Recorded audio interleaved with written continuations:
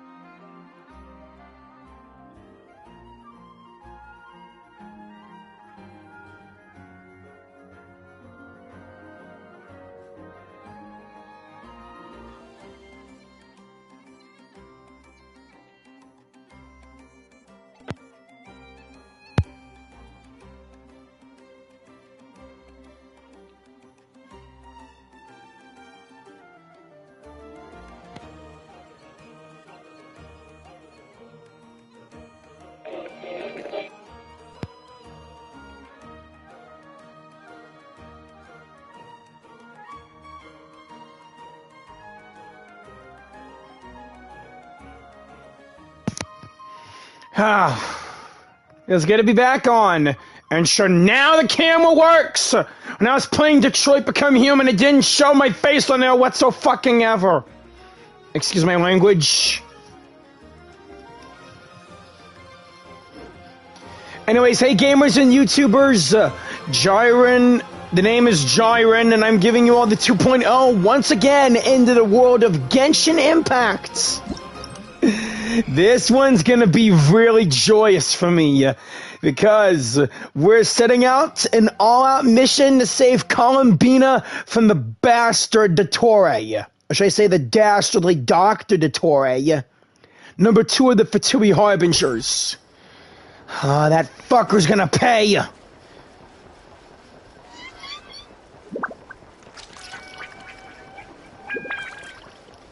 Go to the curatorium, okay? Still hoping maybe next time I can try to get Nefer. But after this, I'll think about seeing if I can get Columbina and a Nefer. But again, Varka is my top priority here. I want Varka! But still, getting all these Nod-Krai characters will be really helpful. Anyways, let's dive on into the game. By the way, I triple crowned a few of my elements. I really want to go all out on Dottore. I can't wait to kill the bastard. I enjoyed defeating him in the Trounce domain. And I can't wait to enjoy snuffing his life.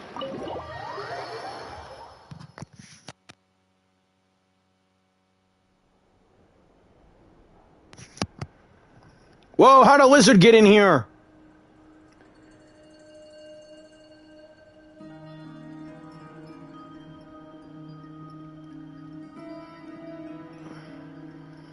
Looks like the game's all here. Hey everyone! Sorry that we're late. Yep, all ready. How about you two? Green and good to go? Hell yeah! The sooner we kill the doctor, the better! Heimat's ready. I'm ready too. Can we go over the agenda again? Great. Let's get rolling then. Great. Well, first things first. Wait. Someone's here. We heard your footsteps. Although... Yeah, I heard footsteps too. You've been here for a while now. I take it you followed the Traveler, but I don't sense any ill intent in you. Come on.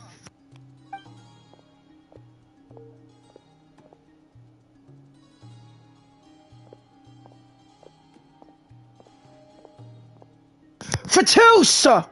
I figured it wouldn't take you long to notice me. What? You're a Fatui member! I come bearing news from my lady, the Knave. So, you're a subordinate of Arlecchino? Dottore went through the motions of returning to Snezhnaya, but it was obviously a facade. However, he has not returned to the Kuvaki Experimental Design Bureau, nor has he made an appearance in Nasha Town. Well, in that case, he'll be in his lab way up north. I always wondered why he applied for his own private pad. He was planning this all along. Tell them that Sandrone and I will go on ahead. If they still intend to pursue this matter, they should meet us at the research center in the northern tip of Nod-Krai. Nice of Columbina's two best friends to think of us. We appreciate the heads up. Our sincere thanks to the Fatui for your aid.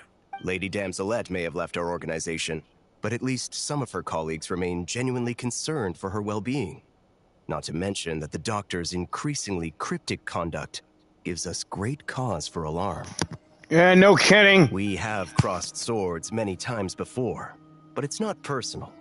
We're just on different sides. We don't lack humanity. Well, some of you guys do, like the Doctor and Signora. And so, as fellow friends of Lady Damselette, it's only right that you should be in the know about this. Thank you. Arlecchino's situational awareness has saved us a lot of trouble. I'll leave the map here with you. If you do decide to head to the research center, please proceed with caution. And remember, at least while you're in Nod-Krai, Lady Arlecchino's subordinates are your comrades if you want them to be. I trust Arlecchino now, so thank you. Still was hesitant of her back in Fontaine, but I'm glad to know that she's a good person. This is very accommodating of you. We can't thank you enough. Just doing my duty. I shall take my leave now. If you need us, you'll find us at the Experimental Design Bureau. See ya. So, the doctors left the Experimental Design Bureau and headed to some research center up north. Yeah, that special research area I tagged on the map when I was checking out the northern tip. Marionette seems to think he's been planning this for a long time. But when did it start? Before he even arrived in Nod-Krai? It seems his loyalty to the Tsaritsa is lip service at most. Behind the scenes, he may even be working against her. Whatever his motives, we know that he's decisive and incredibly ruthless. Facing him unprepared would be a recipe for disaster. Doesn't matter. I'll strike my sword through his heart and kill that fucker! At this stage, it's difficult to predict his next steps. I suggest we split into two groups. We need some people to stay behind and guard Nasha Town. Well, as much as I'd love to help, infiltrating research labs isn't really my area of expertise. But at least take Cool Your Jet's Ducky with you. It should be some help during the battle. Thanks, I know. Having your water power will make things a lot easier. And as for Miss Inefa, I suppose you will stay to protect Miss Aino? Detecting operational logic. Protect Aino. Priority. High. Just in case, Servarka, I think it would be best if you stayed behind as well. You can leave the research center to us. I mean, I would have said the Knight of Berea should probably be out on the front line, but okay, fine. Sorry, Varka. Leave Nasha Town to me. Be careful out there, okay? If things get out of hand, fall back right away. Yehoda will be on hand to assist you. In my absence, she can handle any intel gathering work. You got it, boss. You guys make sure to get back here in one piece, all right? It's a deal, Yehoda. We will. Things are moving fast. We'd better head off soon if we hope to keep pace. This is going to be a very dangerous mission. Paimon, you should stay behind too and help everyone. So, it's infiltrate a secret research facility, or... Yeah, alright. Paimon will help out here instead. Sounds like it's gonna be a pretty intense fight. And I don't want you to get caught up in the middle of it. I don't want you dying. We all have to bring our A-game here. So, anything you need to wrap up before we leave? You mean our S game?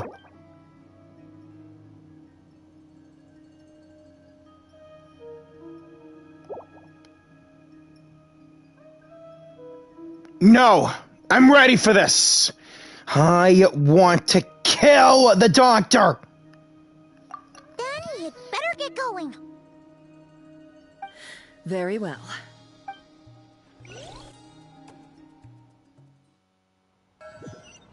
All these broken machines on the ground. Someone got here before us. Could it be Arlecchino and Sandrone? From the looks of those flames, yeah, it's Arlecchino at best.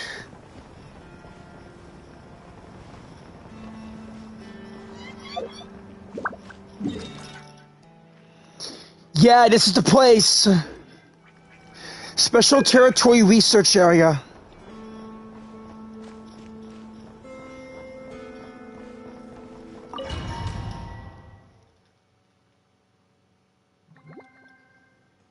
Are we underwater? Oh, come on, how'd I switch powers again? And I'm back with this crap sword. I wanted my PlayStation 1. That looks like Arlecchino's power. Those red lines.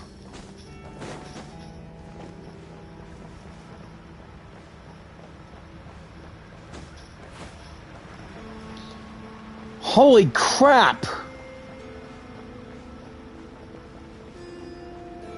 I hope those two are taking a nap and not, you know.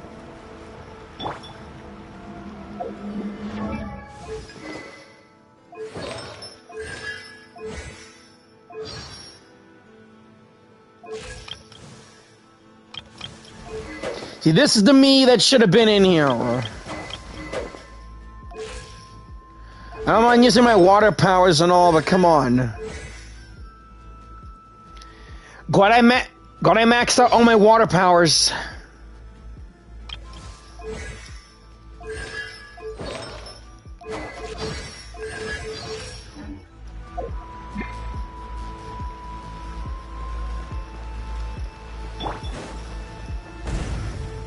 Whoa! That's quite a welcome party.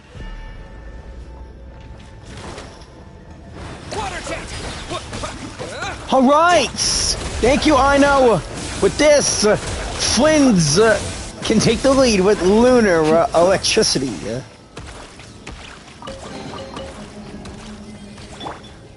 Seriously, Dottore is capturing Rift Hounds too?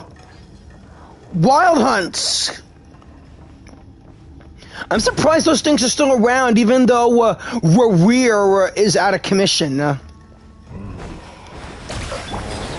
this place. No more lies.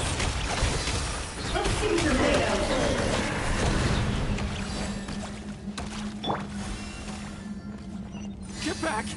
I said get back! Do you hear me? Bishops! Why isn't it working? No! Don't come any closer! Don't! Ah, crap.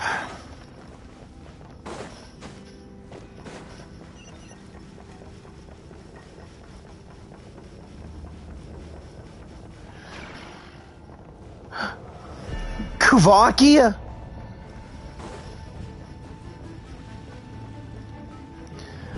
Sorry about this, you two. Water jet! What?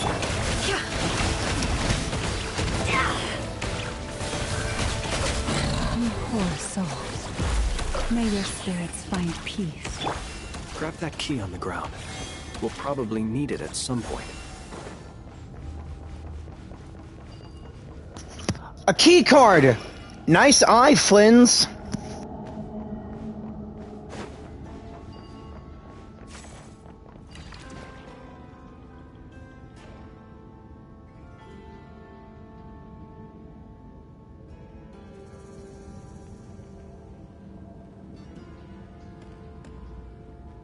Ah, crap, more Wild Hunt ahead. Well, it shouldn't be a problem. Watch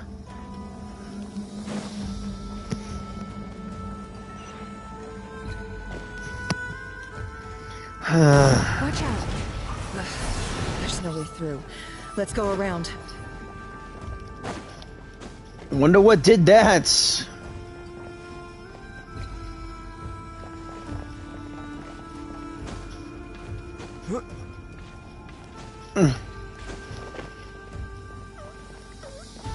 Once again in the air vents.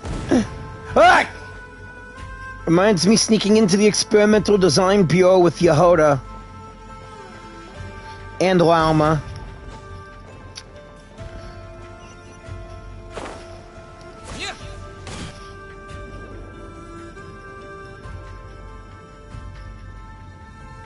What the?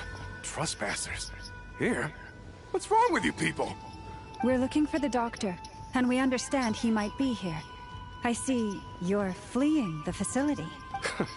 You looking to settle a score with the doctor? Good luck with that. I don't think you have many chances left. Perhaps. But you might have a chance to live if you start talking. 2 other Harbingers had the same idea as you. They're already inside. But what good is it gonna do? The doctor wouldn't do something like this unprepared. Seems to me that you're not too thrilled about being his subordinate.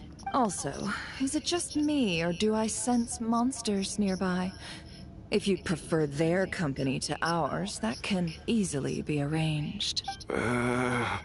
We need to know. We need to know what the doctor is up to. Please, if you know anything at all, tell me. This is about more than us versus the doctor. His actions could have consequences for all of Nod-Krai, and perhaps even your homeland, Snezhnaya.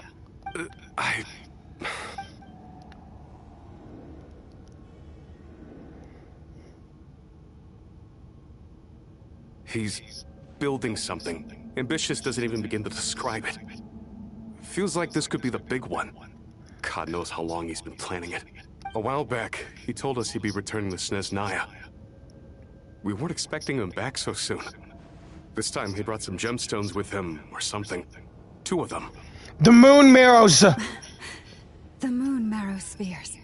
He stole them from their rightful owner, Columbina. Oh, Lady Damselette? Last I heard, she left the Fatui. Before she went, she told us she'd finished what Her Majesty asked of her, and wished to focus on some personal matters. I remember thinking that leaving us might not be the best choice. I mean, I always looked up to the captain the most, and... The captain? Back when this all started, the higher-ups dispatched 3 units to Nod-Krai to execute their plan. They were led by the Doctor, Marionette, and the Damselette, respectively. I was a part of the Damselette's unit to begin with. She never really interacted with us much. In fact, she seemed sort of detached from everything. Not because she was distracted, just felt like she was indifferent to the world around her. Like she had no stake in anything that happened. She always seemed like she was staring off into the distance. Almost as if she didn't see anything worth living for in the present, so she had to look further afield. That's right. She always used to stare up at the sky. Yeah, because she's from the moon, she's not from this world. I really wish she could open those eyes of hers and not wear that blindfold. The doctor used to stand nearby and watch her. Apparently they got along well at first, but somewhere along the way, she grew wary of him. Started avoiding him as much as possible. After she left, everyone in our unit merged with the doctors. He's similarly indifferent to the world, except when it comes to the moons. He seems to have big plans for them. Right now, obtaining the 3 moons is his #1 priority. He even said, if he can only get his hands on 2 of them, he'll create a 3rd one himself. How would he create an artificial moon marrow? Maybe the knowledge he gained from the Hyperborean phantoms has something to do with it. Thank you for cooperating. We appreciate the level of detail. I get the sense that you'd serve under Columbina again if you had the chance. Would that be fair? No, she's no longer a Harbinger. As a member of the Fatui, my loyalty will always belong to the Tsaritsa. I'm only telling you all this because I don't completely trust the Doctor. His actions do not align with the goals that first brought us to Nod-Krai. I understand. I understand. We'll do everything within our power to stop him. The Knaves unit is based at the Kuvaki Experimental Design Bureau. Maybe you could seek refuge with them. Well, now we know what's going on here. Artificial moon marrow.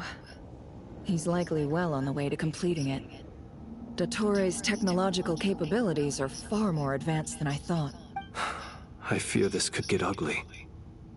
Everyone, prepare yourselves. I'm ready for anything. The Doctor isn't gonna F with me this time. I'm coming for you, Dottore. I'm gonna drive my sword into that heart of yours.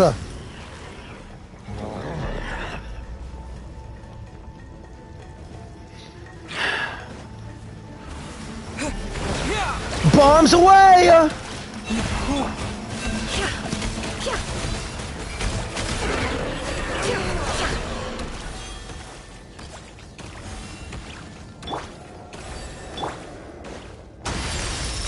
No!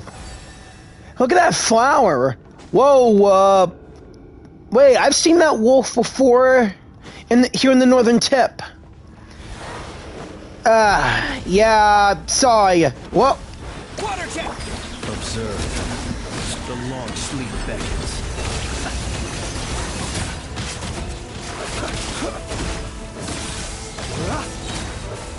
Night falls.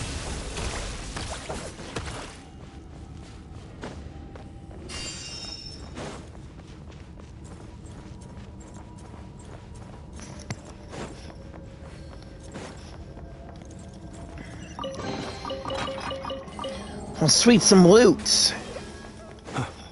Is there any more treasure I'm missing around here? I'm so focused on going after that bastard, I completely ignore the fact that there might be some good treasure that we can steal from him, too. He deserves no mercy at all.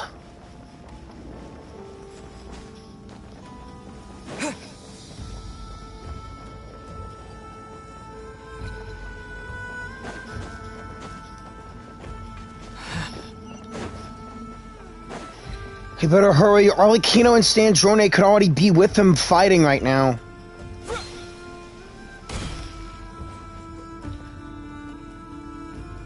There it is.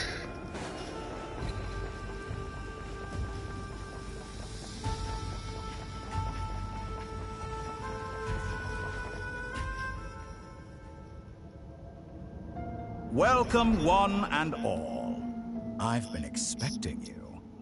I hope my humble research facility is to your liking. No, it ain't. Yeah, we really appreciated fighting our way in through a horde of monsters. The gall. You expect us to believe you've just been patiently waiting for us? Of course I have. Should I be worried about something? Everything seems to be going quite smoothly so far, and you've shown up right on schedule. You think you planned everything from the beginning? Well, you're wrong. First Sandrone and Arlecchino, now you. Ah, quite a surfeit of guests I've had today.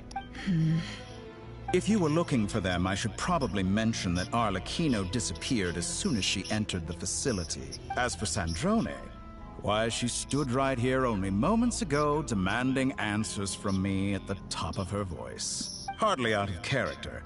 She never was one for basic courtesy, but I have to admit I was a little surprised to see her showing concern for someone besides herself. Does everyone you associate with undergo such a change in temperament? Speaking as a researcher, I have to say, it is not a change for the better. It threatens one's ability to remain objective. Where's Sandrone? Well, since you ask... So you've got your hands on the moon marrow, and now you're claiming godhood.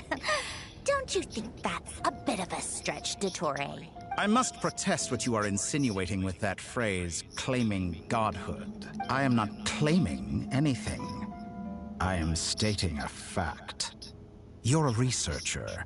I'm sure you appreciate the distinction between the two. Huh? Wait, you really think you're all that? You'll excuse me if I'm not being a polite little lady for you. We're colleagues.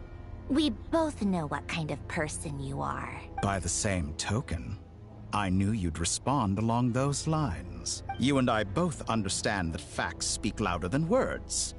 To that end, I've had my people send you a small gift. It should go some way toward helping you understand my present position. What gift? Where have all your troops gone? Who knows?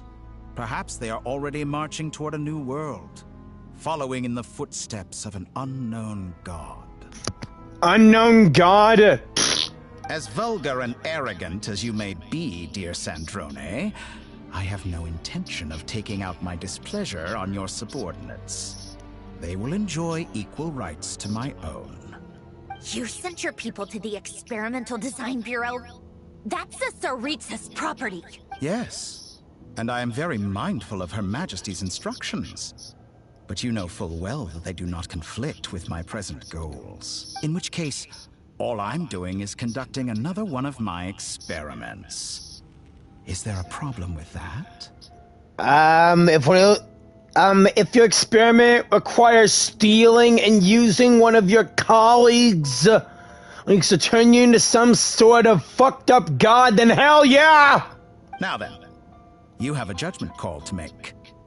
Am I simply lying to stall you? Or is it possible that every word I am saying is the truth?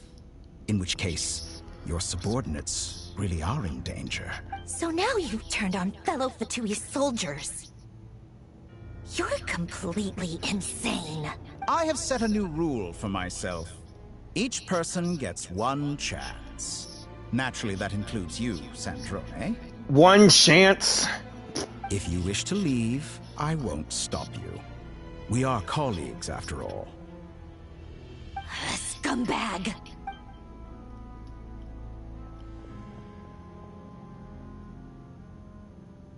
Still, I hadn't counted on Sandrone sparing any thought for the people of this world. Shame. I always found her self-centeredness to be one of her few better qualities.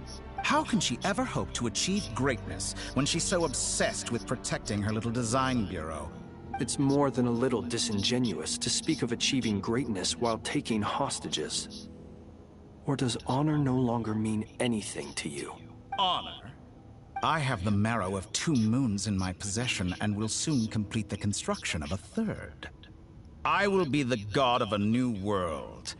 And you speak to me of honor? How charmingly naive. You're not gonna be a god of a new world. You're just some intelligent prick who doesn't even believe in a god, who wants to have the power of a god to rival a god. Those are sacred relics. You do not deserve them. In my view, many in this world do not deserve to be alive. And yet, I mercifully permit them to go on living, do I not? You're a heartless dick. You come to regret your actions. Will I now? Let's see if you can make me. You'll come to regret your actions, you bastard!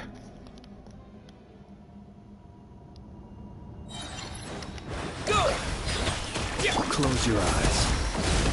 Get lost! To dust. Bombs away! The mystery unravels. It all falls into place. By the Frostmoon of old. Target acquired.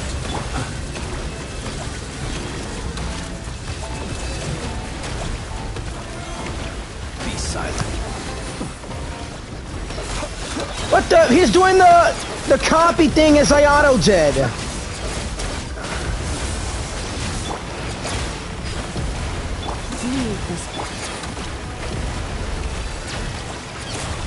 Arlecchino! Thanks for the assistance.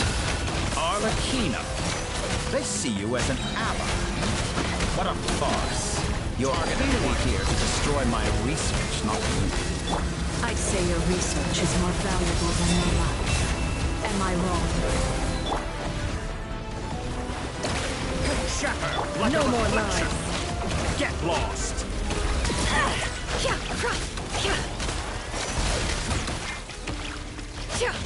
Observe. Beware the creatures of the night. Close your eye.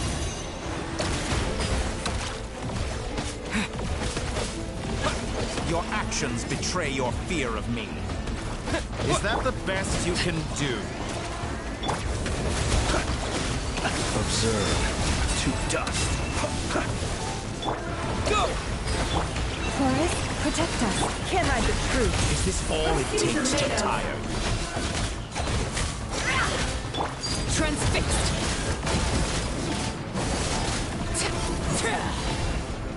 Your actions betray your fear of me. Everlasting as the moon. Be silent. What the heck? Target acquired. Not those lasers again! An exact practice. Gonna need some food. That should have ate when I entered.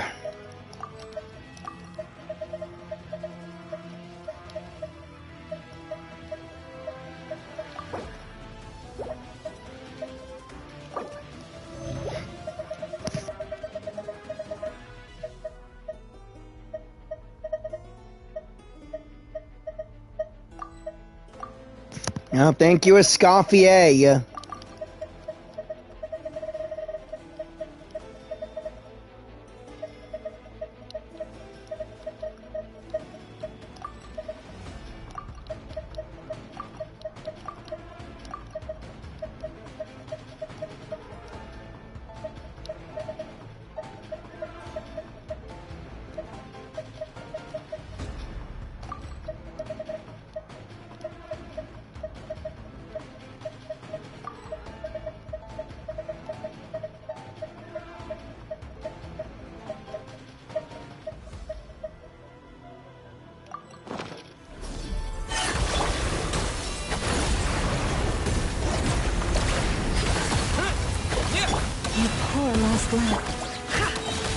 The deception ends here.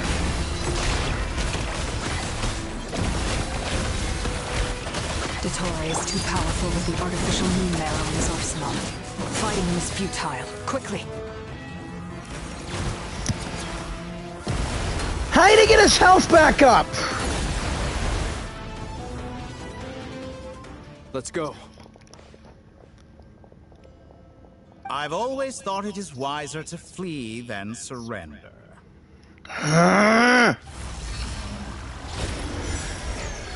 Watch out! What the? What the?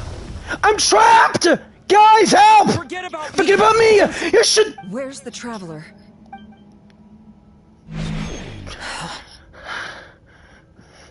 First Columbina, now me. You're just burning me up even more!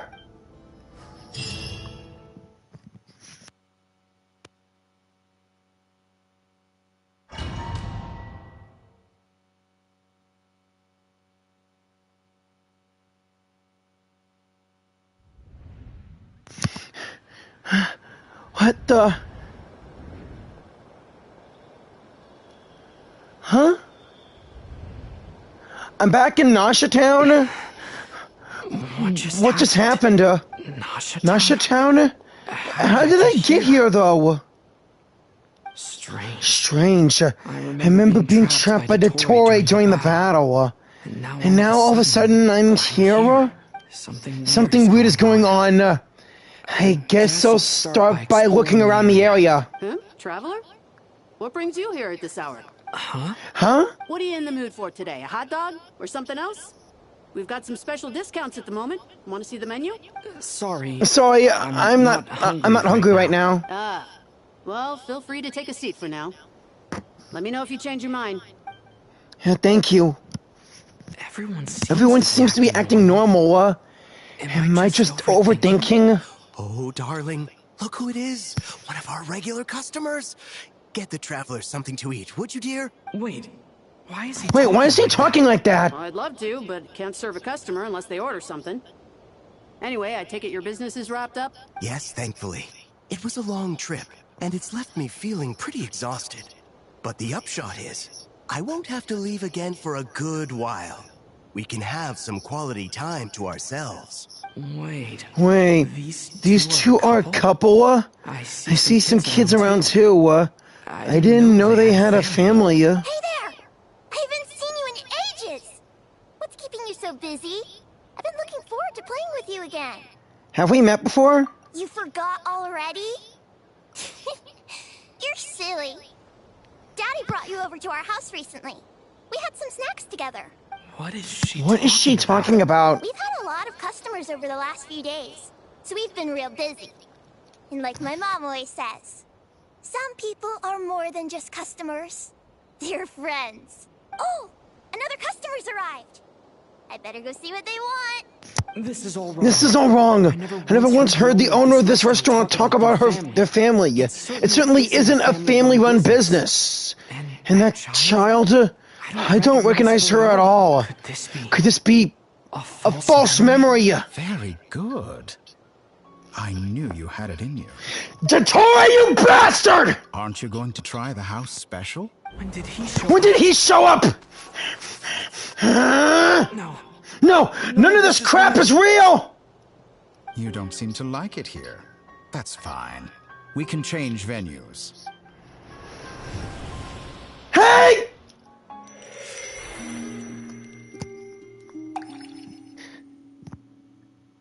Columbina? That's her flower. Columbina! I'm still alive. Where is this place? It took all my strength to open the moon gate, and then I leapt into it.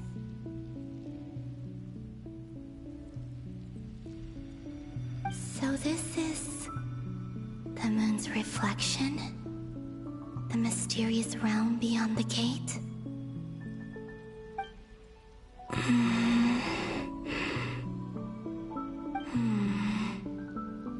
I can't sense anything.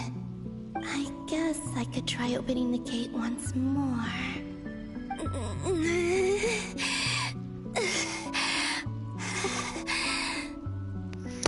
Oh, you're out of power already? No response. Maybe this space can't be opened from inside. If this was the space that killed both Revier and his lover, then why am I unscathed? His lover, I don't... Or... No, I'm not unscathed. Even the air here feels frozen in place. There is nothing here with which I can restore my power. I should conserve my strength and proceed with caution.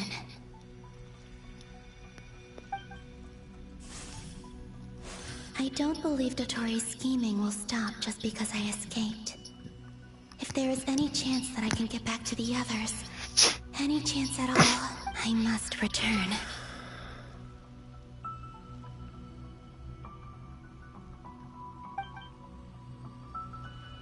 Emptiness. Silence. What is this place? Or maybe the real question is, what is it for? What's this? I was just walking towards that. Response to my power.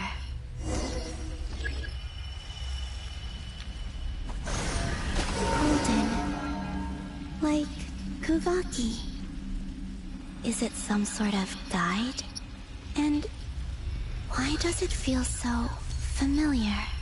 Golden? That's because it's... Follow it. It's my power!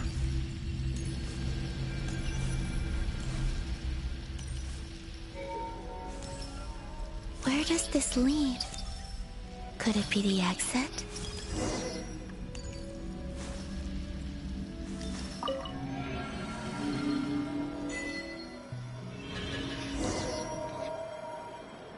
Hey, this is Nasha Town during the festival.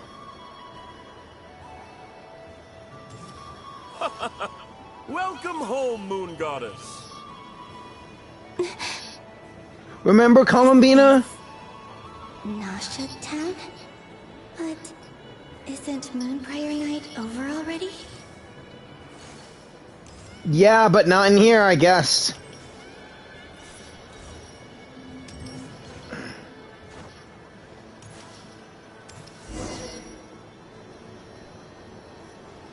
Goodbye for now, Columbina. I hope you have a wonderful night. I will.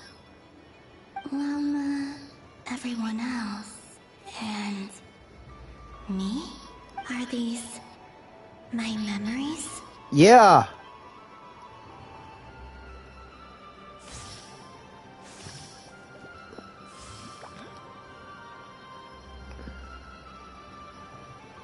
It's that paper frog again, from Simulanka. I can't touch them. It's as if we're separated by some impenetrable power.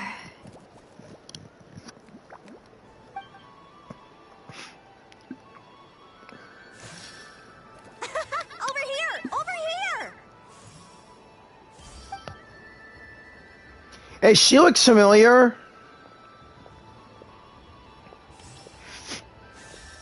Wait, wasn't that girl with the pigtails the same one who... People in these memories pass right through me. Just like when I disappeared. Yeah, that girl with the pigtails... blonde girl with the pigtails. Wasn't she that same girl who I snuck into the design bureau with? If only I had known what would come to pass after that. Even so, I should still take a look around. Just being back here. It gives me the strength to keep going.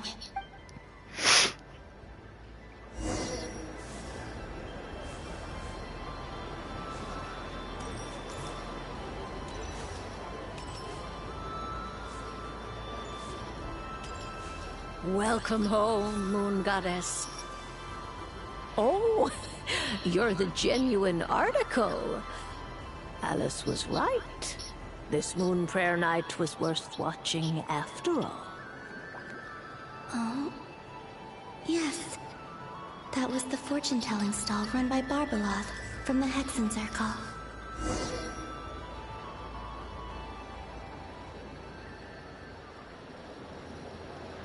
Please, draw the first lunar arcana.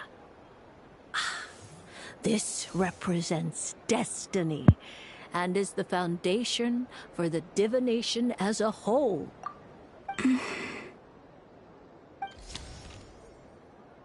My destiny. I believe the card I drew was the moon. Now that I think about it, Barbeloth's divination was absolutely right. It's almost time to draw the last card. The one that represents the future.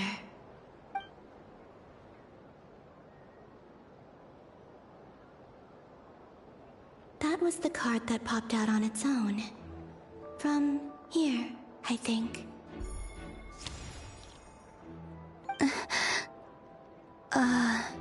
Kuvaki Pulse? What? Fascinating.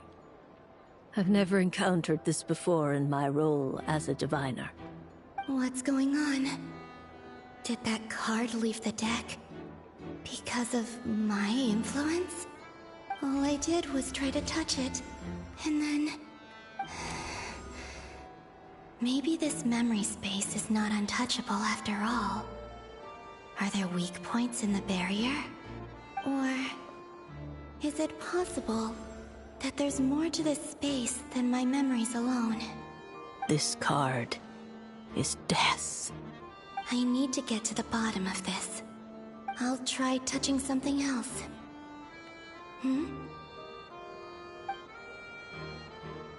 Is this... the wind?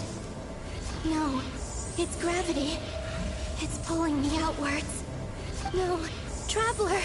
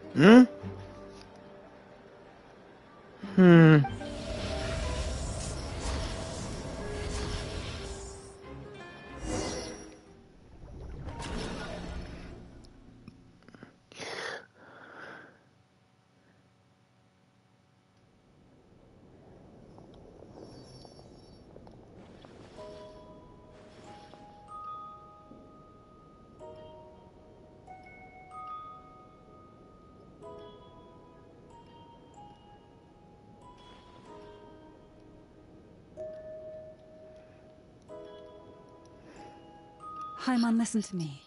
From the bottom of our hearts, we are so sorry. We completely understand how you must feel.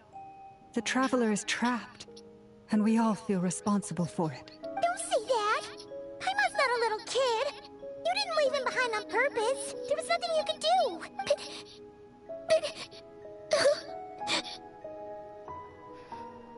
I miss you too, little buddy. He's all alone in there! What if something happens to him? What are we gonna do then? We've barely spent any time apart since we met. Is he gonna die? We must find a way to rescue him.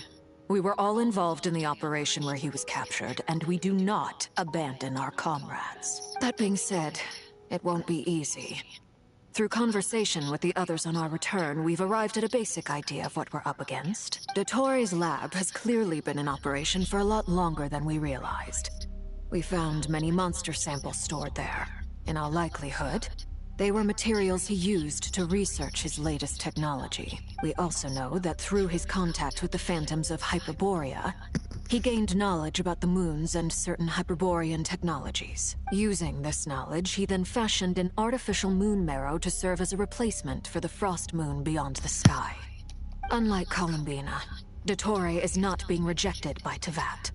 And even with 2 of the 3 moon marrows, his power far exceeds all of ours combined. Once his 3rd moon marrow is complete, Dottore will have completely seized the authority of the 3 moons.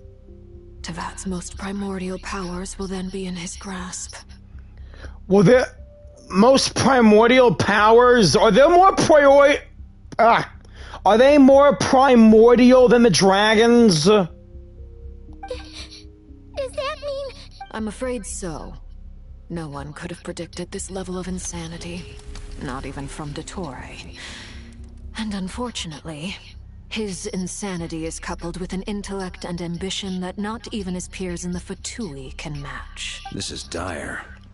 Sounds like the world is done for.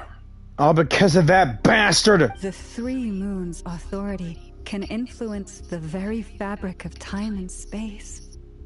I dare not imagine what a monster like him would do with that kind of power.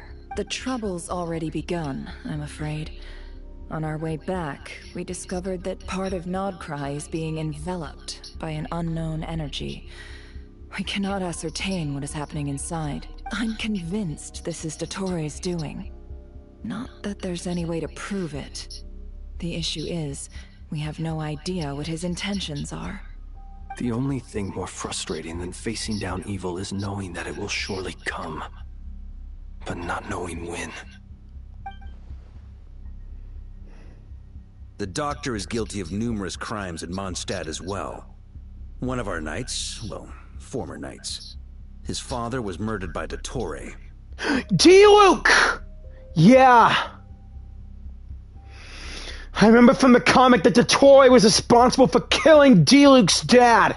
His ideology and methodology are a danger to everything in his path, from individuals to entire nations. He does not feel guilt, even when he acts against his own people. He doesn't see them as his own people, that's why. People like him see everyone else as beneath them. Right. He views other people only in terms of how they can benefit him. That's the basis of all his social connections. So, he's another heartless prick. At least Sandrone is different from him. Granted, he's hardly the only Harbinger to pursue their own interests. We all do. And Her Majesty is gracious enough to permit it. Still, her mercy has its limits. Dottore's actions have gone beyond even what the Fatui could have imagined. Usurping divine authority to become a god. For a servant of the Tsaritsa, that goes beyond being disloyal. It's treason of the highest order. We can't expect him to heed the Tsaritsa's will once he gains the 3 Moons' authority. Even we Harbingers consider him the most self-interested among us. Poor Traveler. Of all the people to get caught by... We have to go save him right now! Please! We gotta find a way! Paimon, I promise you, we are with you all the way. I get how you feel. I do. But it's gonna take more than strong emotions to take down an enemy like Dottore. What we need now is more information. Information on how to kill the bastard! Right. We can't even guarantee he's still at his research center. Before we can think about mounting a rescue operation, we need to confirm the Traveler's location. I'll find a way. You gonna use that again, Nefer? Paimon knows, but she's so scared. If anything happens to the Traveler, he might be the strongest person Paimon knows, but he's still human. He feels pain and bleeds just like anyone else. Ah! Then think things through before you stick your neck out. Unless you want to lose your head. There's no need to come on in and say that. Sandrone. Miss Sandrone, you're okay? Put the stuff over there. And be gentle with it. Am I okay? As you can see, I've had to move my whole livelihood out of the Experimental Design Bureau. It's been swallowed up by Dottore's energy field. If I'd left it any longer, I probably would have gotten stuck there. Ugh, Dottore always goes a little loco when he finds a shiny new toy. Not that he'd ever admit that. But this time, he's gone full psycho.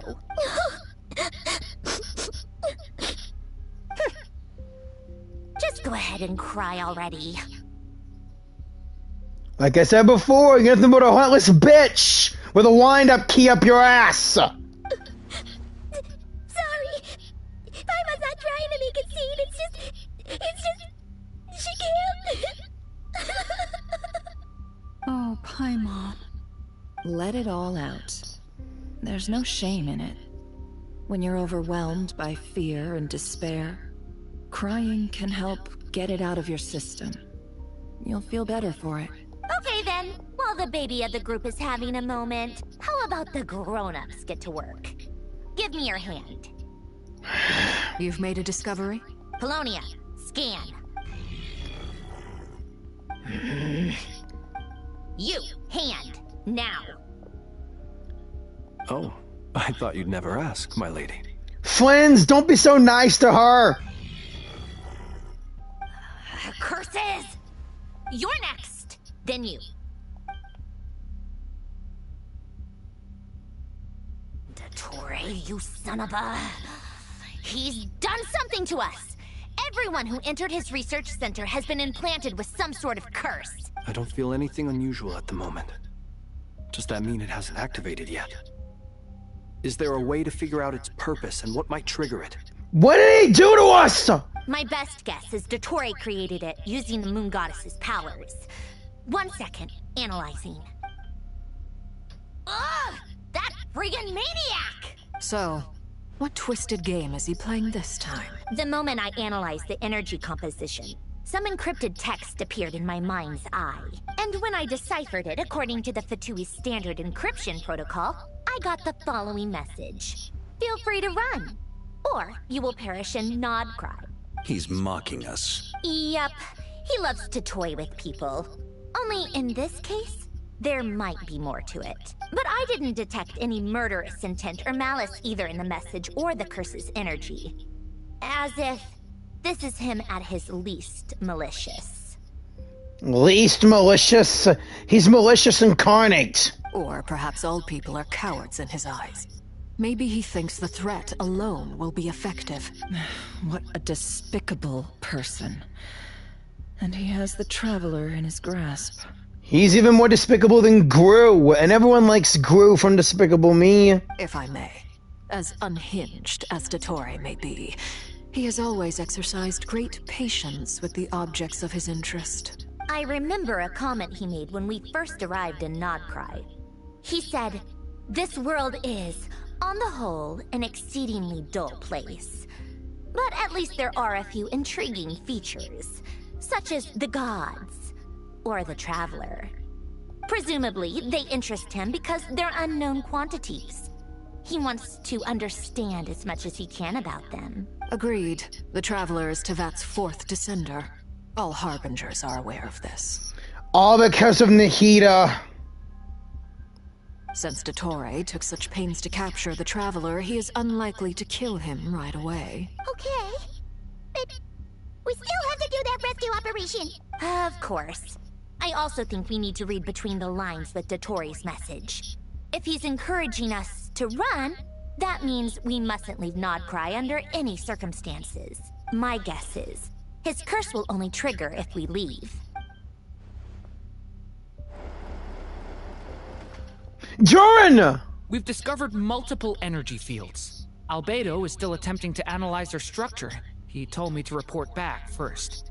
You're still looking like yourself when we first met. What happened to your new look after we dove into your mom's book? Each field is slowly growing, swallowing up more of the surrounding area in the process. And the pace of their expansion has increased since we first examined them. He's probably trying to swallow Nod-Krai whole. His nefarious ambition knows no bounds. If this continues, the whole of Teyvat will be in trouble, not just Nod-Krai. Crap! Dottore's gonna take over the whole continent! Mondstadt, Liyue, Inazuma, Sumeru, Natlan, Fontaine, Nod-Krai, and we haven't even been to Snezhnaya yet, let alone got our ice powers!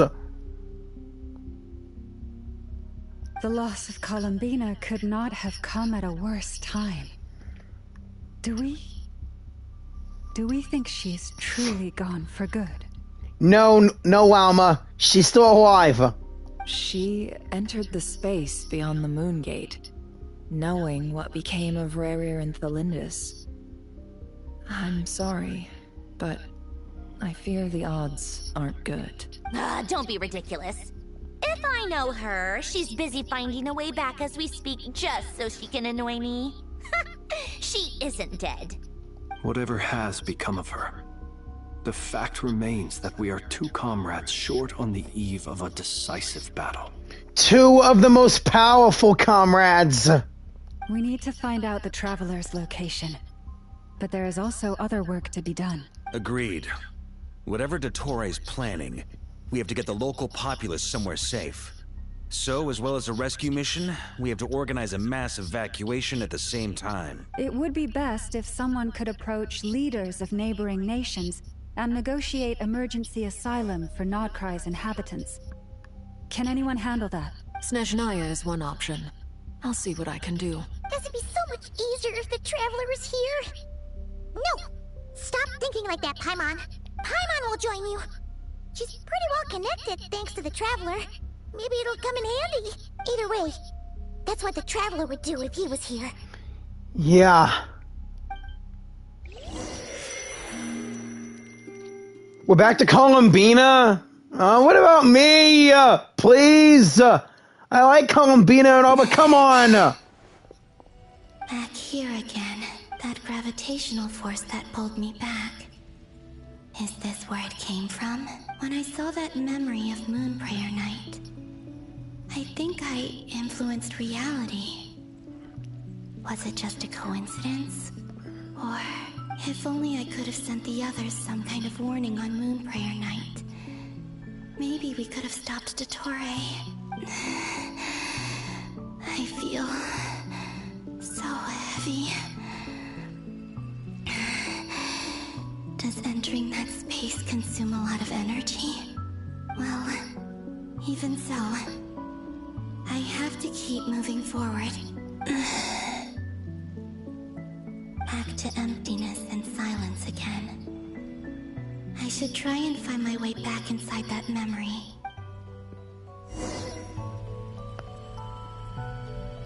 I see it!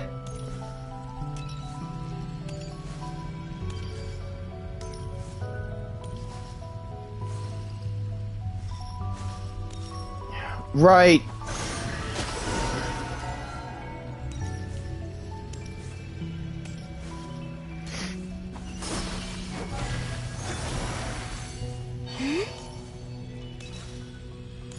The entrance from last time isn't showing up.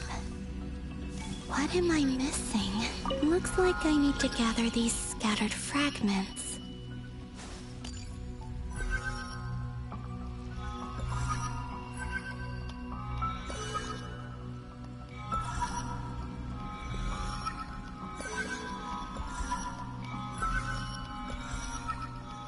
All those golden feathers. It worked.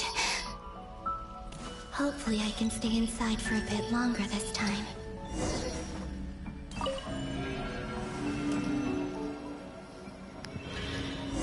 Hey, this is Nasha Town before Moon Prayer Nights. Ad Astra Abyssosk. Welcome to the Adventurers Guild. What? This doesn't look like Moon Prayer Night. And that does not sound like Catherine at all. Extra, extra! Latest issue of the Nasha Express! I don't think I've ever been here. Maybe this space isn't comprised of my memories after all. There aren't any festive decorations around. Is this Nasha Town after Moon Prayer Night ended? Or before, Did Dottore's plan not affect the town? Or is no one aware of what happened because he used the Three Moons' authority? Let me see if I can influence anyone else. So, what do we do next? Wait, that voice. Paimon? The most important thing right now is to find that mage. Like I said, it was before, when you was invisible to the whole world, Columbina. Lauma the Traveler and Mr. Varga are here too.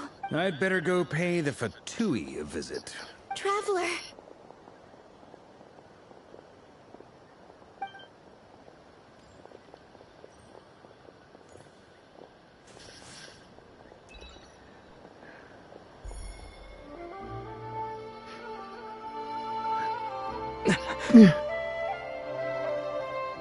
Columbina?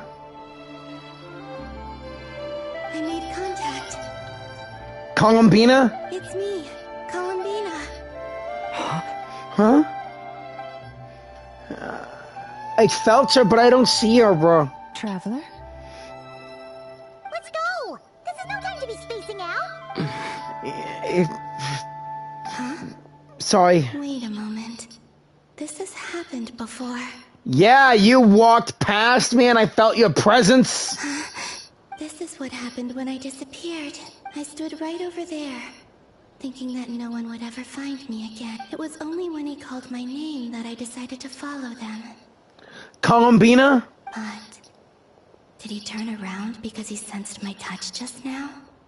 Is it really possible that from in here, I can change the past? If I keep following them, maybe... It's that gravity again.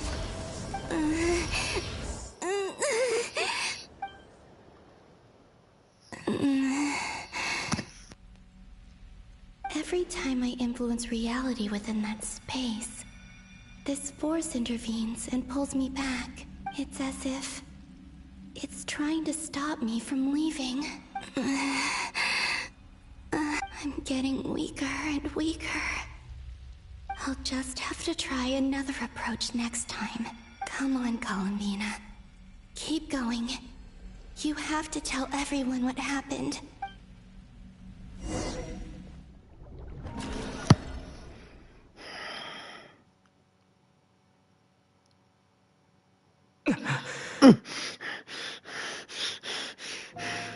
Suddenly I've been plunged into darkness, alone. It feels strange, as if something has grabbed hold of me. Is the Dottore now powerful enough to intervene with space itself? Look at you, standing so still in total silence. I almost didn't recognize you. You bastard! And there's your artificial moon! Hello there, traveler.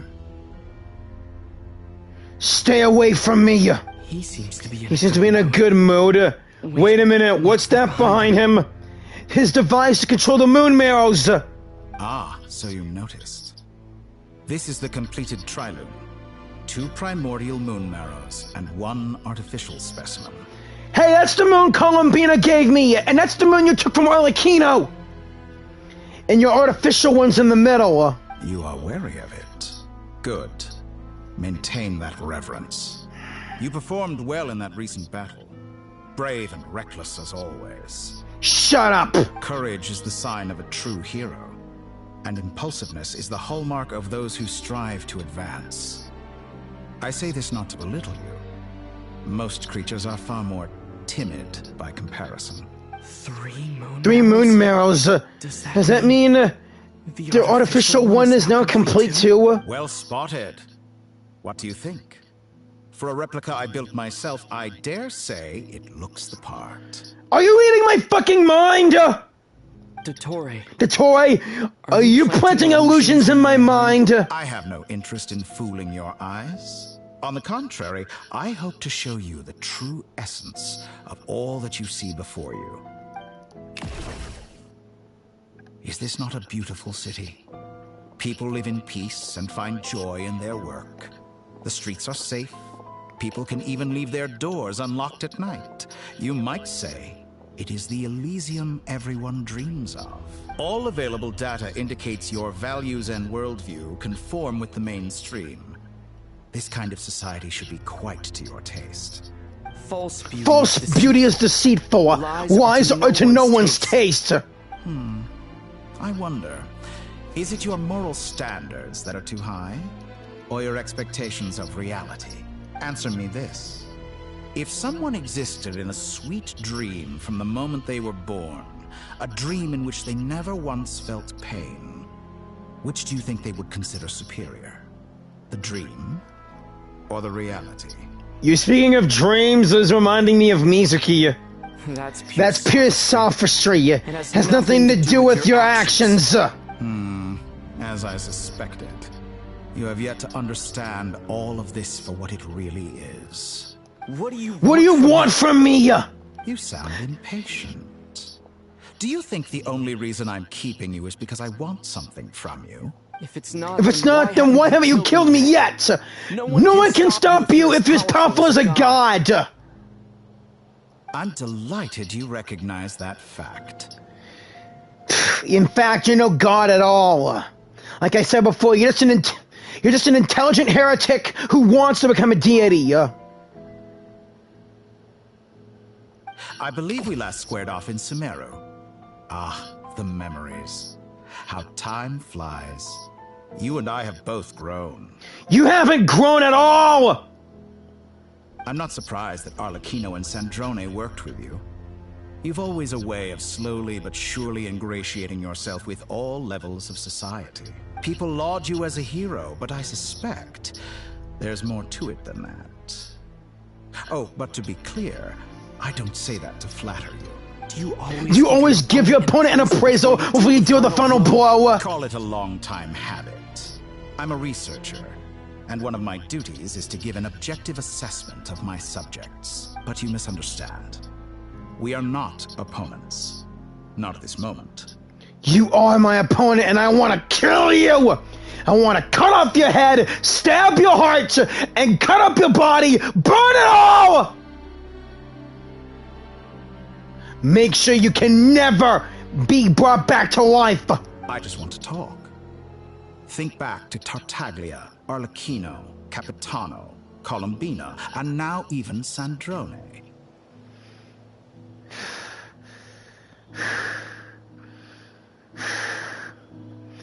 Actually, I like them all except for Sandrone. Get her out of here. You've worked with each of them in the past. I believe you can work with me as well. What makes you so sure of that? Well, why not? Should the good associate only with the good and the bad befriend only the bad?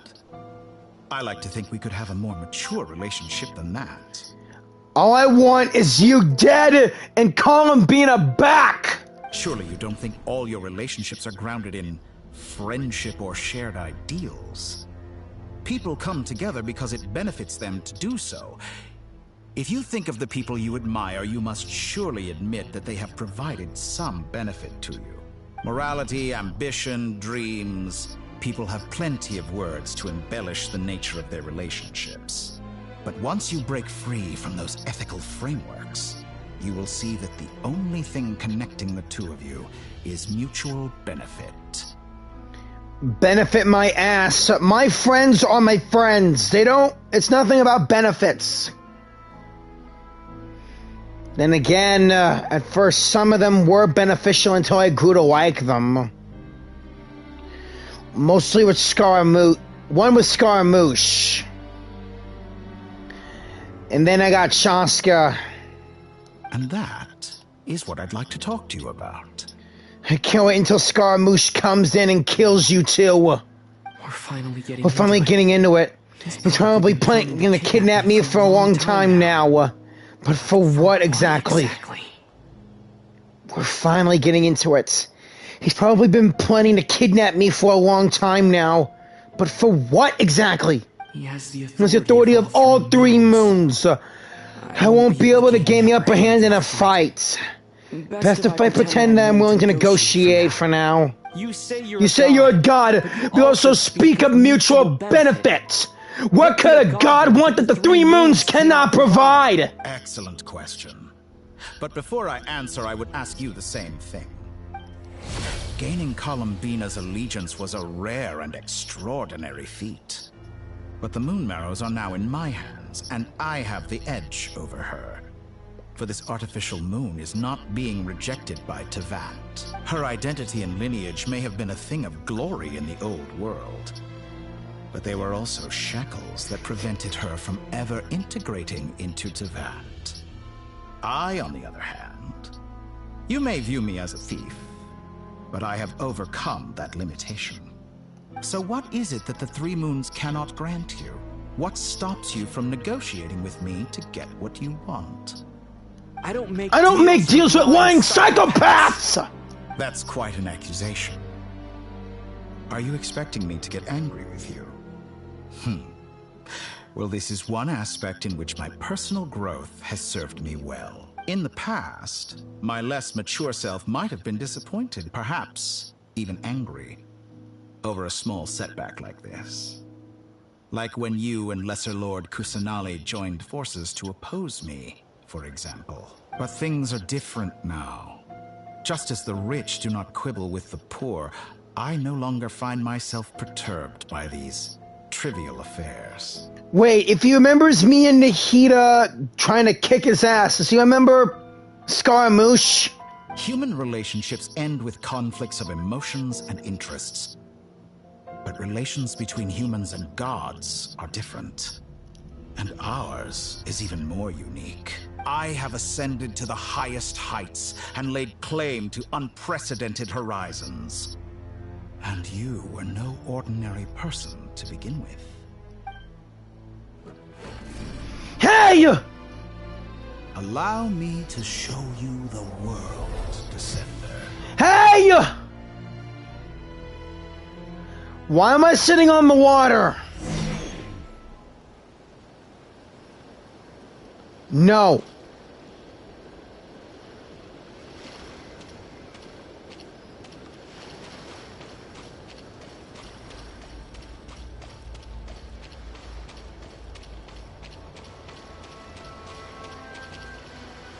I'd rather die than follow him.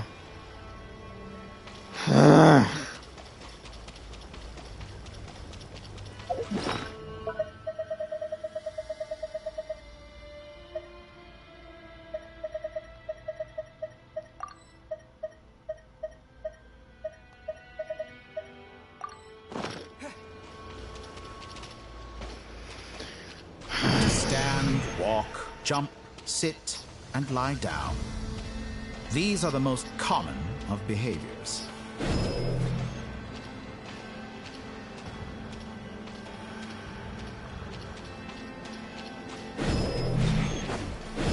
Have you ever wondered why we were born following such laws? Who stipulated that we could not fly instead of walk? Whoa!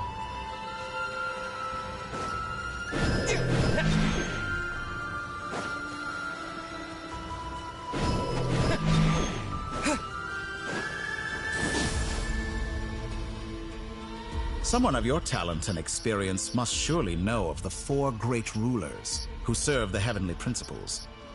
They govern life, death, time, and space. I already know Albedo's mom is one of them. One wounded by a blade will die from blood loss or infection, and one who falls into a lake will drown in agony. The elderly wallow in solitude, and the solitary age faster. Eventually, new life is born, only to embark on the same path of suffering. These 4 divisions anchor the world and shackle those who live in it. But they themselves transcend its boundaries, squandering the power bestowed by the heavens. All who live yearn for equality, but unless the gods prostrate themselves and profess that they are mere servants of the living, equality can never exist. Who makes the rules we must live by? Who has the right to restrict us? The limits of the body can be rejected.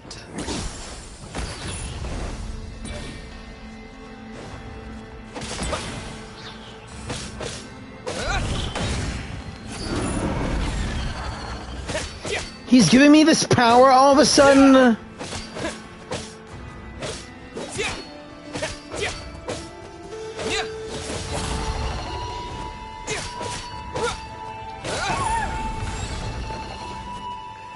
Sorry, and this ain't even my sword. Damn it!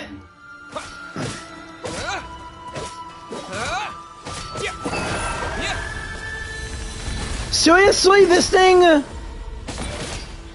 How does it feel to be among those with absolute power?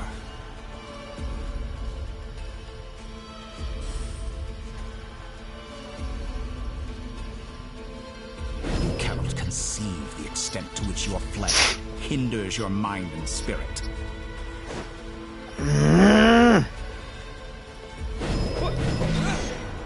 What the? Only by discarding our useless, primitive eyes can we perceive a new world. How narrow-minded we all were in the past. Why should the final answer of the world not be the power that predates those of life, death, time, and space? The power of the Trilune. Fuck your Trilune! I have glimpsed new experimental possibilities. Nature suppressed, authority exiled, souls controlled. Controlling souls? You bastard! You know, I heard recently that a group of critics reviewed countless stories and drew an interesting conclusion. They found that it is more often than not the villains who strive tirelessly to push the boundaries of progress. You're not pushing the boundaries of anything. In fact, long before this, someone voiced a similar idea in an academia editorial. I felt a great affinity with this perspective. I have never been afraid to step up and play the role of the villain.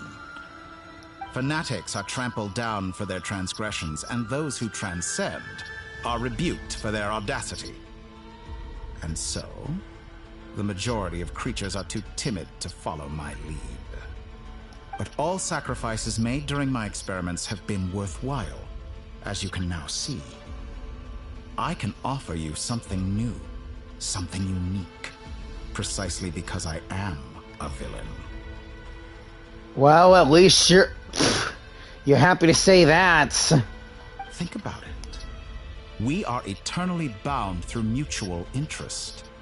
Can you truly say you would never turn to malice if it could give you the life you dream of? After all, what value do perfection and purity really have? They are fragile and feeble things, utterly tedious. I say, better to be governed by a flawed humanity than a gnosis.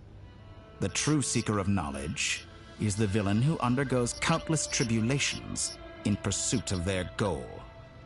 I'm sure many people have told you that you're different. Because I'm a descender? Because I'm a descender? Exactly. Very clever. But what is that going to do with you? I do not conceal my wicked deeds, my selfish desires, or my greed. A true researcher must act as I do if they are to understand and speak of the truth. And yet, A knowledge seeker like myself will inevitably grow tired of studying Teyvat beyond a point. You have traveled to all corners of the world and met many people. Along the way, there have been moments when you were misunderstood or even became a wanted criminal. And all the while, you have spent your days doing some of the most mundane jobs in the world. Because I like to help people. And I haven't traveled to all corners of the world. I've never even been to Sneznaya, let alone see the ruins of Conria. You fight and toil, claim minuscule rewards from my friend Pantalone, then you fight some more, winning some battles and losing others as your search goes on. And this cycle continues, with no end in sight. Your friend Regrator, I have not been getting rewards from your Harbinger. Surely you must sometimes grow weary of being stuck in this same loop day after day. Yes and no. We're completely different. I embrace everything that life throws at me. I am engaged in every step of my journey. How does that make us different? I too embrace what life brings, researching everything that interests me. Think of all the novel things I've managed to create. Like the artificial moon marrow. Don't you see? As unique a specimen as she was, even Columbina is not irreplaceable. Take that back! Take that back! She's gone! Because of your actions! Take that back, damn it! Columbina's gone because of your fucking actions! I didn't say that to anger you. Though admittedly, I don't see what there is to be angry about. Anything Columbina could do for you, I can do better. As if! I know what your ultimate goal is. You wish to walk the path your sister walked, and seek answers from her at the end of that journey, don't you? Someone like you can never understand what it feels like to care about another person the way I care about her! Perhaps not, but that doesn't mean I can't help. I could find your sister right now, bring her before you, and make her give you the answers you seek. Lumina. Don't be so presumptuous. You'll never begin to understand the situation between us, damn it. Oh, no. This is no presumption. I'm only offering what I know is possible with the power of the Triloon. But it seems like you would sooner continue with your journey through this world. Why? Do you truly desire this journey? Or is it simply a necessary process from which you cannot escape? Think of all the time and energy you have spent, everything you've had to endure just to make it this far. Is this really what you want? Or has your hand been forced by the promise of that final answer? Yes, you have made many friends. But do they ever spare a thought for the void in your heart and what it yearns for? What you want is not friends. It is family. But do they know this? I, on the other hand, am far more considerate. Join my experiment, and in return, I will bring your meaningless journey and all its struggles to an end. This is a malicious attempt to manipulate me, but at the same time, he's stating some very human truths. Of course he's right about my predicament. How can I deny it? I've faced ungrateful strangers, never-ending troubles, an endless quest for answers. I want to see her. After everything I've been through, words can't describe how much I miss her. How much I want to be reunited with my sister. Wherever you are right now. Don't you miss me too? Lumina? Do you miss me?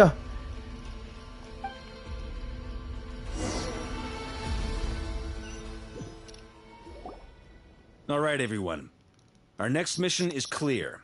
We need to contact all the major organizations, explain the situation to the public, and then begin the evacuation. The residents of Nod-Krai are quite dispersed. The two most populated areas are the Southern Isles and Pyramida. Miss Lauma, I will leave Hisi Island and Nasha Town in your hands. I will liaise with the Fatui and Pyramida. Agreed. We will reach out to Natlan and Snezhnaya. Anyone found north of the Experimental Design Bureau should follow the Fatui to Snezhnaya. As for those dwelling south of that line, I will ask the Voynich Guild to help persuade them to leave. Then I, Mr. Varka, and the Frostmoon Scions will escort them to Natlan. The Voynich Guild has dealings with the Curatorium of Secrets. I will send them a letter vouching for your credibility. Yehoda, you should help Lauma. This is too big of a task for one person. My wish has come true. You're willingly lending me your most capable employee for the day. Well, good for you if all this only takes a day. Of course, if it takes any longer, I'll be charging a fee. Never forget about fucking money. The whole world is at stake here. Boss, wait. Don't I get a say in this? Yeah. Oh, I'm sorry. Something to add, Yehoda? Never. Well, no one's more important to me than you, boss. And remember how Lauma healed your eye after that big battle? I think that's worth at least 2 or 3 days' work for the Frostmoon Scions. Are you completely incapable of acting in your own self-interest? Or do you simply devalue your own labor? Are you sure you don't want to come with us? Who will see to our other work if we're all busy evacuating residents? Sandrone insists that Columbina is still alive, and we have a traveler to rescue. There's much to be done. But boss, I'm just worried that... Well, Nefer, I'll link up with you once my tasks are complete. What makes you think I'd need you to do that? I'll need it. And considering the way you approach certain matters, I think you'll be better off with me present. That's quite enough. Just focus on your work first. I bet we're in for an uphill battle here. But we can help out too. Inefa and I are gonna help Nasha Town's residents carry their stuff. Loading schedule. Store essential local research data and technology samples, then escort the people to Natlan. Understood. I will execute this to the best of my abilities. Great stuff. Thank you, ladies. I've contacted the Lightkeepers. A colleague of mine will join us shortly. I will persuade them to conduct a thorough search of the region to ensure that no civilians get left behind. As for me, I guess I'll be making an early return to Sumeru. I think it's important that someone informs the Dendro Archon of what's going on in Nod-Krai. Thank you, Dory. Telling Nahida about what Dottore is up to will be a big, fat help. Roger that. Someone should inform Mondstadt, too. Mr. Jyran, can I trust you to handle that? I think you fly faster than any of us can run. As an added incentive, get there fast enough and I'll see about getting your gliding exam waived. Really? Ha! Mission accepted, sir. I intend to stay behind and help Miss Sandrone with her research. She has some alchemy-related questions that she'd like me to explore. She recognizes your expertise, then. I wish you a fruitful collaboration. Well, Albedo is the son of an alchemy master from Conria, who's also one of the 5 sinners of Conria, a member of the Hexen Circle, and now one of the 4 Shades. Thank you. In truth, I was surprised to hear her express an interest in subject matter outside of machines. I believe she has been investigating some Fontanian technology recently. She made a point of bringing the relevant materials with her when she left the Experimental Design Bureau. She's sorting through everything in her room as we speak. I should mention that we have one other friend who isn't present. He hasn't made his position in all of this clear. But if we know anything about him, he's likely investigating on his own. Paimon's been very quiet today. But I know how close she and the Traveler are with the Natlanese. She should come with us to the border. Okay. Paimon will do her best. Make sure to heed Sandrone's warning. Many of us have been cursed by Dottore. As such, under no circumstances should anyone cross national borders. Remain within Nod-Krai. That aside, personally, I have faith in Columbina. Things look grim, sure, but who knows how it'll play out. Same goes for rescuing the Traveler. Both of them are important allies and friends. We'll be counting on you to gather intel on them, Miss Nefer. Oh, wonderful. You're all here. Nicole! That voice again. Nicole? Hey, and where's Alice? Whoa, that was loud. And it came out of nowhere. So mysterious. Sorry, this is the only way I can speak to you all right now. Please accept my apology. Anyway, time is short. I'll cut to the chase. We're still facing quite a catastrophe here at the world's borders. Alice has roped in every Hexen Circle member she can get a hold of. Except for me. She told me I had to come and help you all out as a matter of urgency. I quote, "You love talking, don't you? Well, now it's finally your time to shine. Take these. Make sure the whole party gets one each. You'll be in charge of making sure everyone stays connected." Huh? Is this a Dodo communication device? Scanning. Unknown device. Analyzing.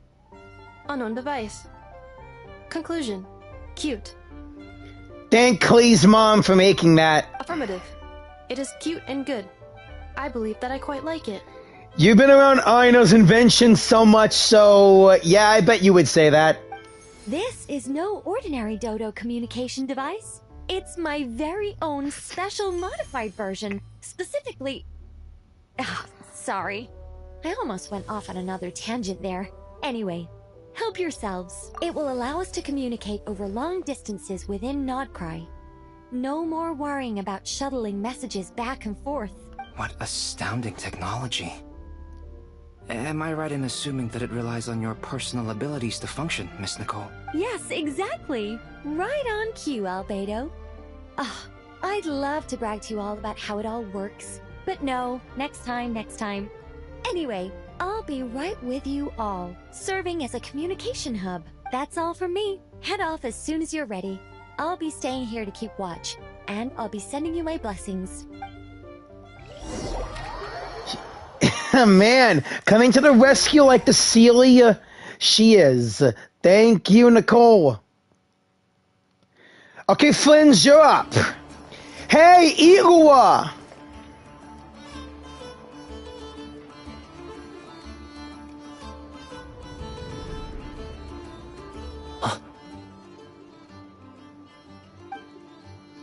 Sir Flint. Perfect timing. I just arrived myself. You are most considerate, Master Ilua. But in fact, I know you have been sitting here for quite some time. If you saw me, why didn't you say something? I was curious to see how long you could sit still for. Also, shouldn't you have managed to sense me approaching? That would be a first. You always seem to appear out of thin air without making a peep. Also, how many times do I have to tell you not to address me as Master? I don't qualify. I beg to differ. Why should a young man so well versed in social graces as yourself not be worthy of that title? Please, Lord Flint's... Sir Flint's. I'm begging you, don't flatter me into complacency like you do with everyone else. You understand me better than most. My newest acquaintances tell me I love complimenting others. What do you think? I think they don't understand why you do it. You just love puffing people up till they're a big, happy ball of hot air that floats away into the sky. In all sincerity, I can only hope that they bring good tidings when they come back down to Earth. Is the situation that bad? We just held a strategy meeting. Let me fill you in.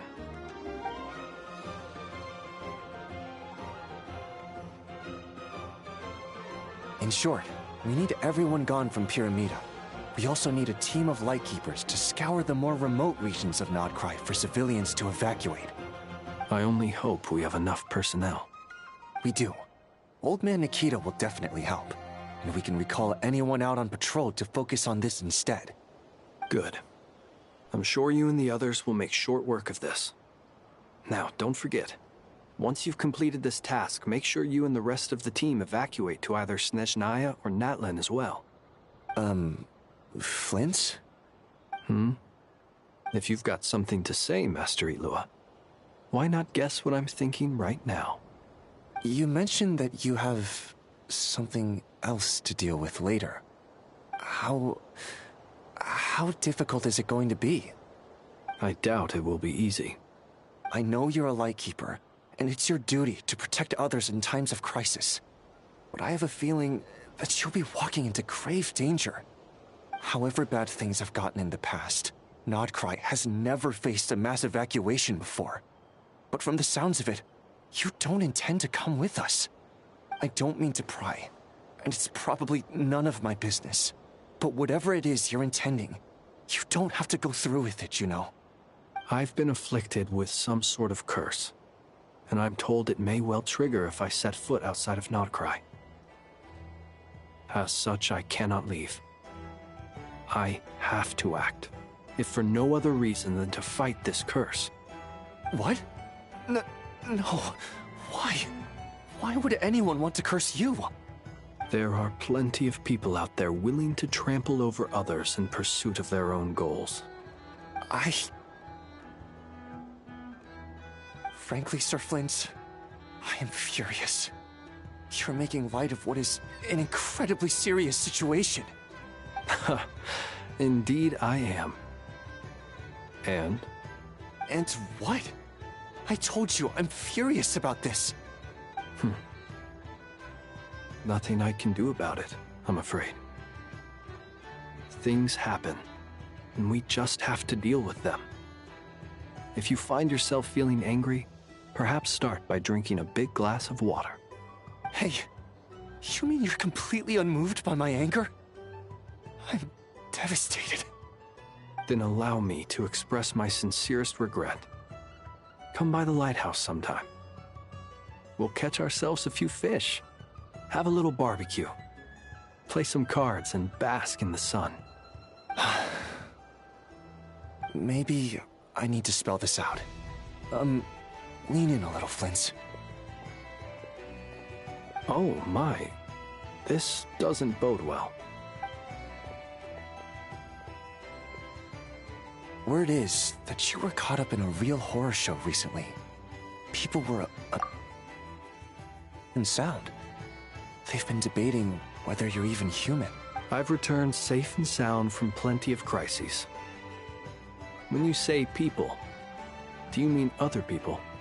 Or do you just mean you? Fine. I'll be frank. You're not human, are you? Correct. Flynn's is a fae. Heavens. Now that's a horrifying thought. You know what? Forget it. We'll revisit this once it's all over.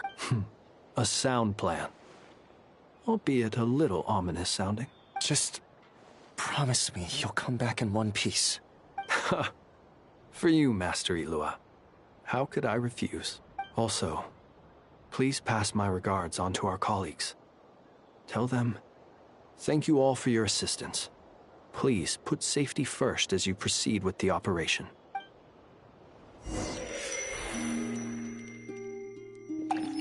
And we're back with Columbina.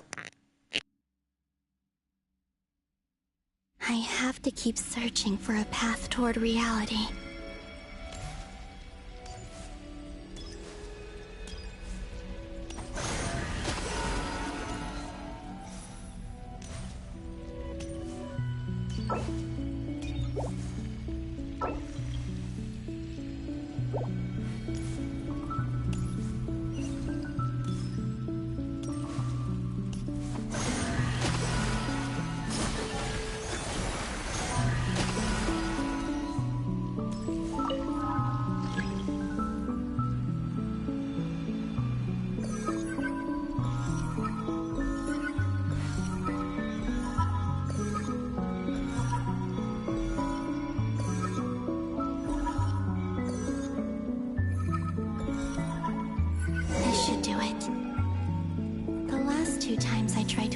Reality in this space.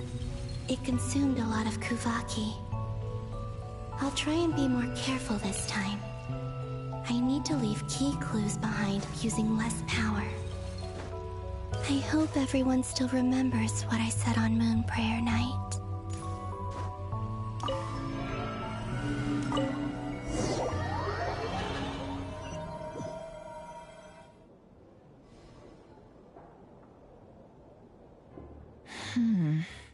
Nothing here either.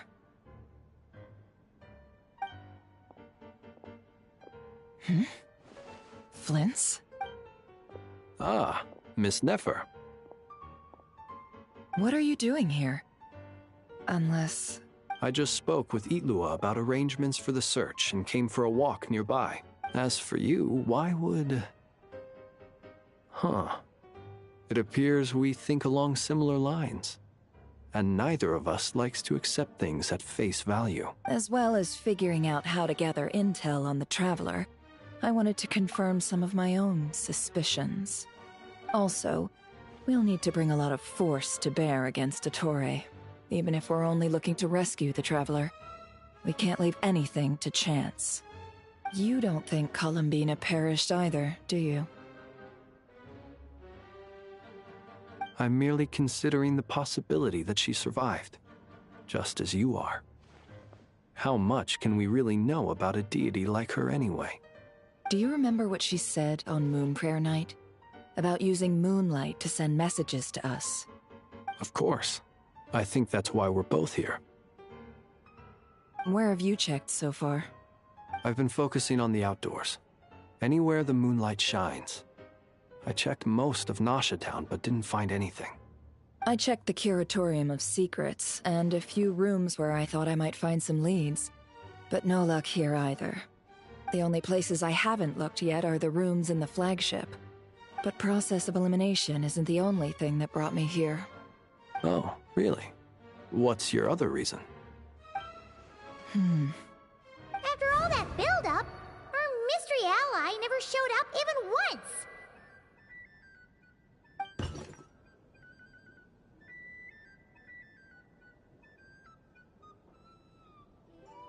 Huh?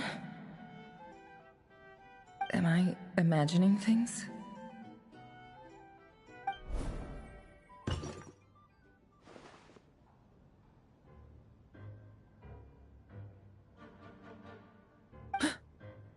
Come on, let's see what's going on. Oh no. I knocked over a vase as soon as I came in. It must have been caused by a Kuvaki fluctuation when I entered the space. Although, it seems like I'm not about to be pulled away this time. It looks like as long as I'm careful with my actions, it doesn't count as influencing reality. Anyway, is this the flagship? The Traveler mentioned that's where he was staying. I only went into the lobby last time, so I've never actually been here before. How does this space work? If nothing else, I can now be sure that it is not simply memory. He mentioned where his room was. I think it's... this one.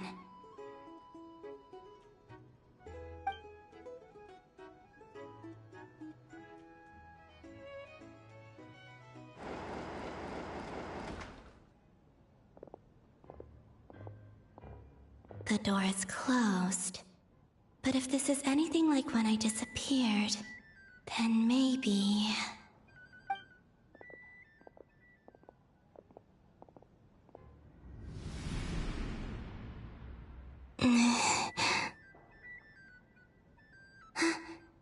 I'm in. He and Paimon aren't here at the moment. I hope he's okay. I wonder what happened to him after that battle with Dottore. Best not to dwell on that for now. I need to try and leave them some clues.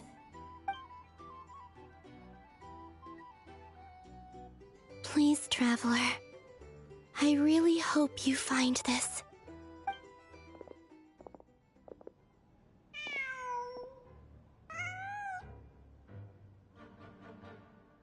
Huh. Just a cat. Nothing else here strikes me as noteworthy. Didn't you stay here for a couple of nights once? Before Rerir showed himself, yes. It's also where the Traveler and I first met. Did you notice anything unusual during your stay? I remember thinking how much noisier the flagship is at night compared to the graveyard. Other than that, no. The Traveler and Paimon were most congenial neighbors. This is where they've been staying, yes? Over here? That's right. I wouldn't usually condone breaking and entering, but we can make it up to them later. Focus now. I have to write a message on the wall using Kuvaki, just like I said on Moon Prayer Night. Simply open your windows on nights when the moon shines bright, and the moonlight will naturally flow towards the words I have written. Here goes. I'll need to carefully control my strength.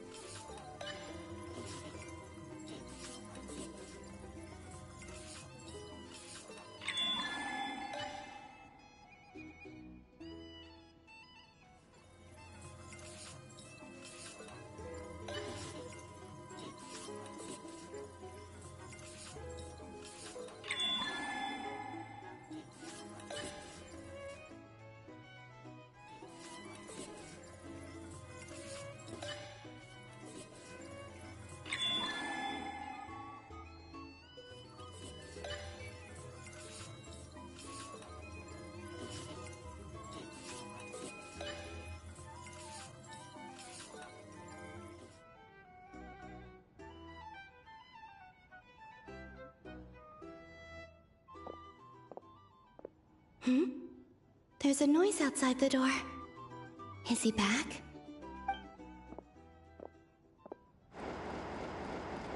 Please, you have to see these words.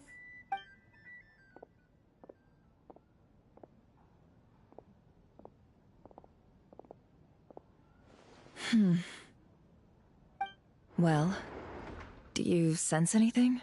Unfortunately, no. And this place was our last chance. Not necessarily. We've only looked in Nasha Town so far. Miss Columbina said she would leave messages at her friends' dwellings. It's still worth checking where Miss Lauma lives and where I live. Let's try and make some time to look into those then. Wait. What are you waiting for? Paimon might have overeaten slightly.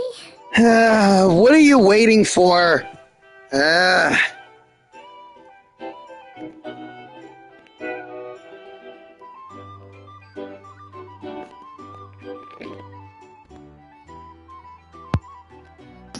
Guess it's best to keep my mic at the ready. What's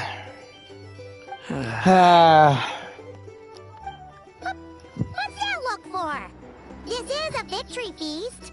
It's normal to eat a little more than usual. The Traveler in Paimon. It's really you. But why are they talking about a victory feast? Huh. You worried Paimon sick while you were out there fighting Rerir. So this is your chance to make it up to her. Wait. So this is the night after the battle against Rerir. How did I end up here? That's quite a long time ago now. Wait.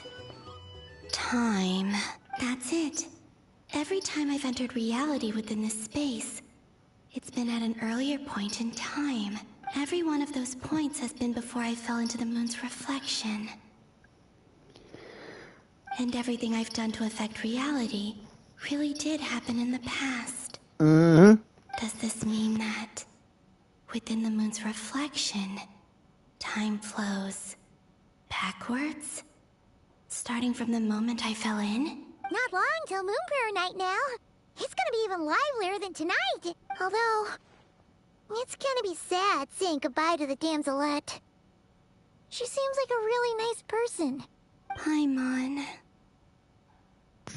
No, I can't. Even if I make contact, they probably won't understand what's going on. And in any case, I'll likely get pulled away again if I do. Instead, I have to find a way to get them to notice what I've written using the moonlight. Wait. Even I hadn't thought of doing that before Moon Prayer Night. They'd never conceive of that possibility. Is there truly no other way? Don't lose heart. We'll find a way somehow. Don't lose heart, so we'll find a way somehow. Huh? Oh, you say that, but the Frost Moon is beyond the fall sky. If we wanted to go visit her, how would we make it through to the other side? We might not have all the answers now, but I'm sure we'll find a way one day, right? Yes, someone's gotta be the optimist. That's me. I'm always hoping for the brighter things in life. The present. The future. That's right. There are still things I can do. What's your plan? Flint's, when you were staying next door, did you ever open the window? No. The rooms here are dark and damp. And there's such a buildup of dust on the windows that the moonlight can't even get in. I didn't think it was worth the trouble. The moonlight? I think I see where you're going. One moment. I'll see if the owner is available. Don't bother. Time is of the essence. You do know if you break it, Nefer, you have to pay for the repairs. Time.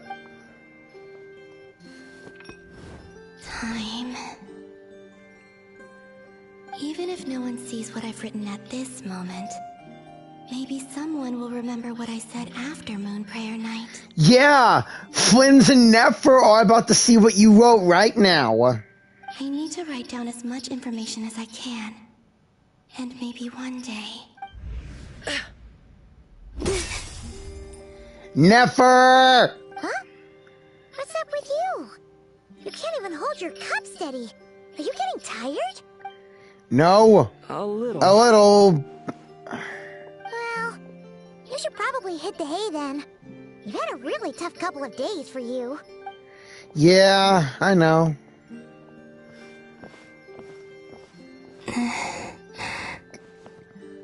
You truly have. You helped defeat Rerir, helped me reclaim my name, and you helped the others organize Moon Prayer Night. Wherever you are right now, I'm sure you're still fighting against the injustices of fate. This is all I can leave for them. How I wish I could stay here, but it's time for me to go. I hope to see you again in the next time. You will, and that's a promise. And if the opportunity presents itself, I will surely return to your side. Huh. Columbina. She's alive. Not only that, but she's left us an entire wall's worth of clues. She even wrote down what would happen on Moon Prayer Night. It's just a shame we found it too late. I am here. Time in this place flows backwards. I am constantly moving forward. It sounds like she's found a way to influence the past using Kuvaki, but her future is our past. So, these words have been here ever since we defeated the Ray Hero Solnari. We just never discovered them. Which came first, the chicken or the egg? Oh! You ever mull over questions like that? Only when I'm in a good mood, and at leisure. Well, I never do. Oh, shut up. Everything that has happened already belongs to the realm of fact. As a business person, and especially an intel broker, what I do is extrapolate from those facts to try and read the future. An admirable philosophy. It's a means of survival. Let's go. We have a wall's worth of clues to share with the others.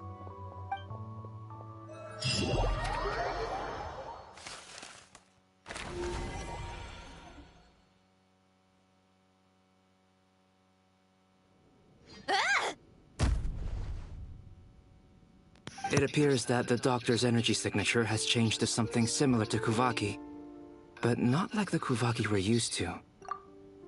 So it's not like the regular Kuvaki that's been used in Nod-Krai? He made an enhanced version of it? Nod-Krai's Kuvaki devices will only have a limited effect on it. I can see why you've chosen to place your hopes in alchemy instead. Also, I must say these books are rather profound. My subordinates just shipped them from Fontaine. So Some of them are from the Narcissenkreuz Ordo.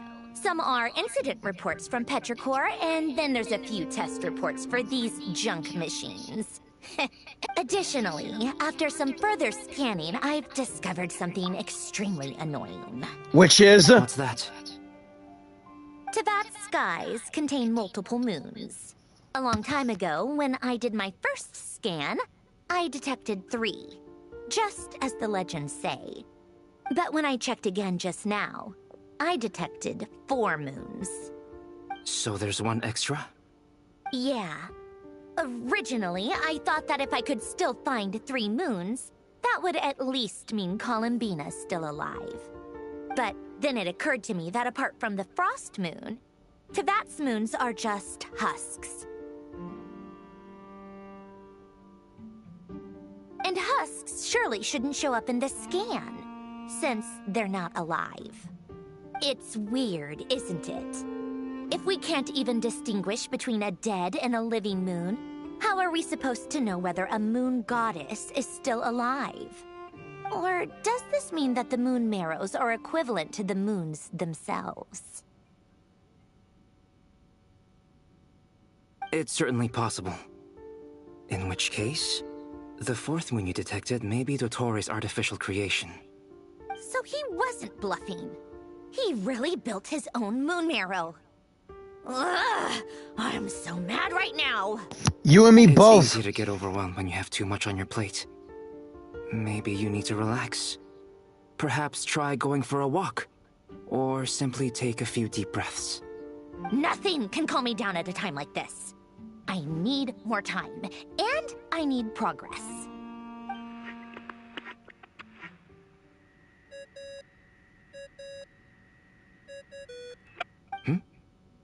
It's Mr. Flynn's.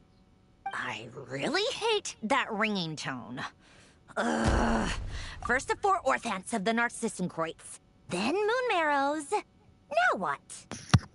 Will you shut up? Oh, sorry if we're disturbing you.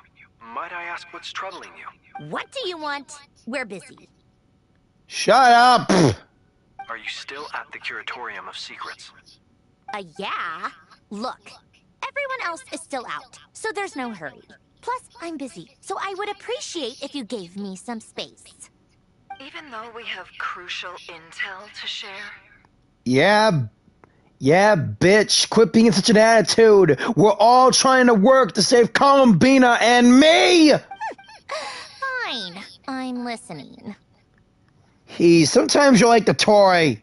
Do you intend to share it via the Dodo communication device? Ordinarily, it's a unique situation. Oops. I think it's best that we discuss it in person. See you at the Curatorium.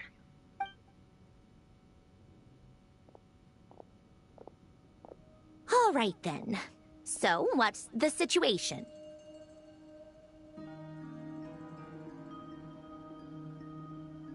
The rest of the team is still out working on their missions and evacuations, but we've decided to fill you in on the most crucial information first.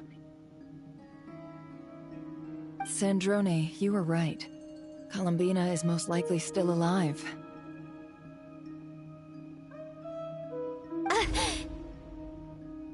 That's the best news we've received in a while. By a long way.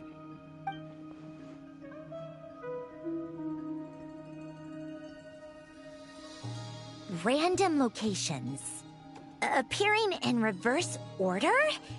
Are you serious? So not dying isn't enough for the moon goddess, huh? She has to show off too. Anyway, does this mean we can deduce her condition from the moon marrows? Miss Sandrone, there's nothing wrong with simply admitting that you're happy to hear the good news. I'm not. And she's the least of our problems. We're facing a huge crisis. Can't you show that you have a heart and be happy that Columbina's alive? At least you showed some heart during the moon prayer night. If she can't control the flow of time in there, she's just gonna keep moving backwards. Different points in time won't intersect, and she'll never find a way out. Let's say life begins with a drop of water. When did time begin? The moment this planet came into being? No, that's not right. Her final destination would be the moment at which the space she is in was created. But it doesn't seem like we can influence that space from the outside world. So how can we help her? Also, if she's alive, Rerir and Thelindis might be too. But as far as we know, neither of them have come back out. That space may not have an exit at all. I'm afraid I must concur with Miss Nefer in this. Can't exactly argue with that. Let's leave it there for now. I've taken notes on everything you said. Will it help with your research? I doubt it's gonna help with breaking Dottore's energy fields. But who knows when it might come in handy. Better to have it all written down than try to remember everything when I need it. Alright, I need to get back to my research. Mr. Albedo has made a lot of suggestions that will require my undivided attention. Sure, I'll stay here. I have things to work on.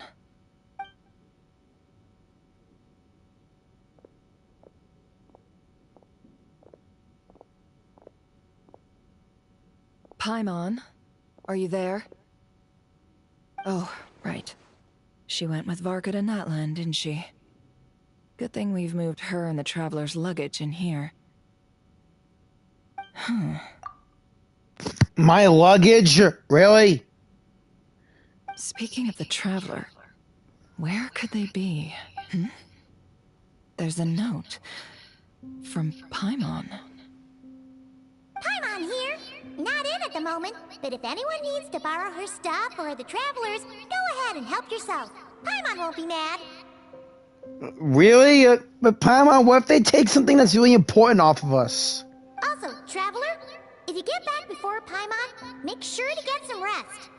Paimon misses you a lot, but put your health first, alright? How sweet. Well, since you offered, Paimon, don't mind if I do. This is the Traveler and Paimon's luggage. All the items they use day to day are here. It's well organized. I wonder which of them is responsible for that. What do we have here? The camera captured a special moment that can only occur between people who are close to one another. You can really sense how the photographer feels about their subject. I wonder why this picture was placed outside. Is it because Paimon recently looked at it?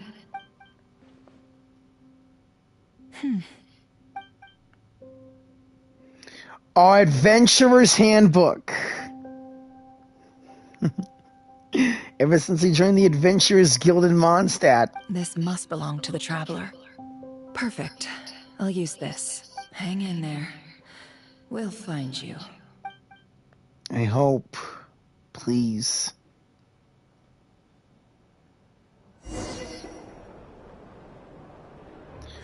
I'm playing as her robot! Search keyword world formula and bring me all relevant books.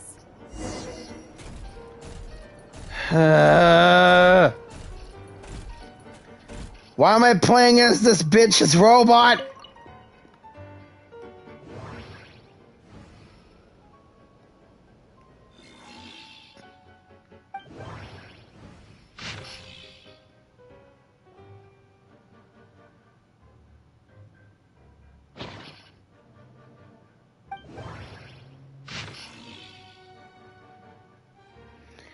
Wait, these books are from the Ordo, from Fontaine. World Formula. There it is.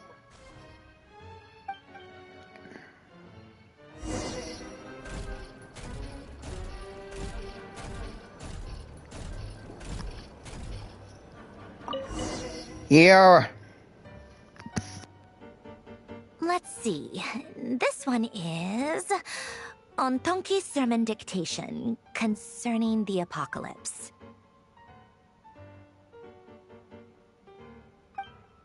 I believe that the correct term for this is Fortuna, This was an ancient Romorian technology, a wisdom unparalleled. I never imagined that Romorian ideas would be so similar to the diagram I have named, the World Formula. This is strong evidence that human civilization should gradually shed possibilities as it continues to explore and evolve. The end of humankind may well be upon us right now. The sparks of civilization shall run out, unless we consider introducing variables from outside the system. Variables? Surely that can only mean one thing. Descenders? Dottore likely captured the Traveler because of his descender status. But the Three Moons' authority comes from the world itself. Why would Dottore need anything beyond that? Where does this variable factor in? The world formula calculates the fate of an entire world. Introducing a variable would therefore give us...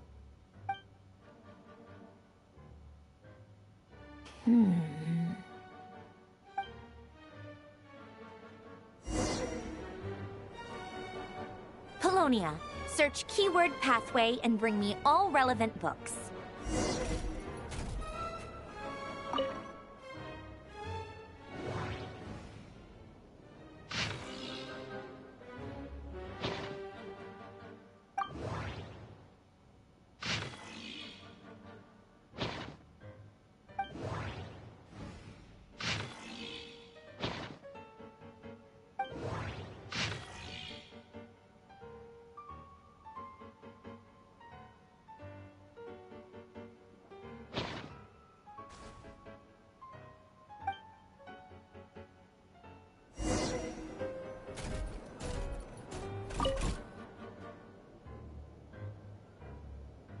Otonki Sermon Dictation. Explications on the Chemical Marriage. These titles are pretty esoteric. Observe and compute the pathway displayed in the guidance diagram. Deconstructing and reversing its effects could generate potential ideas. So, it's one of Renee's draft lectures. Deconstructing the pathway. I suppose that could lead to a breakthrough.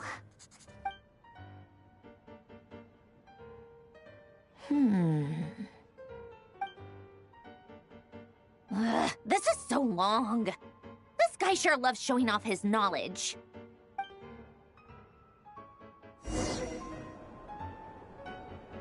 Polonia, search keyword tree model and bring me all relevant books.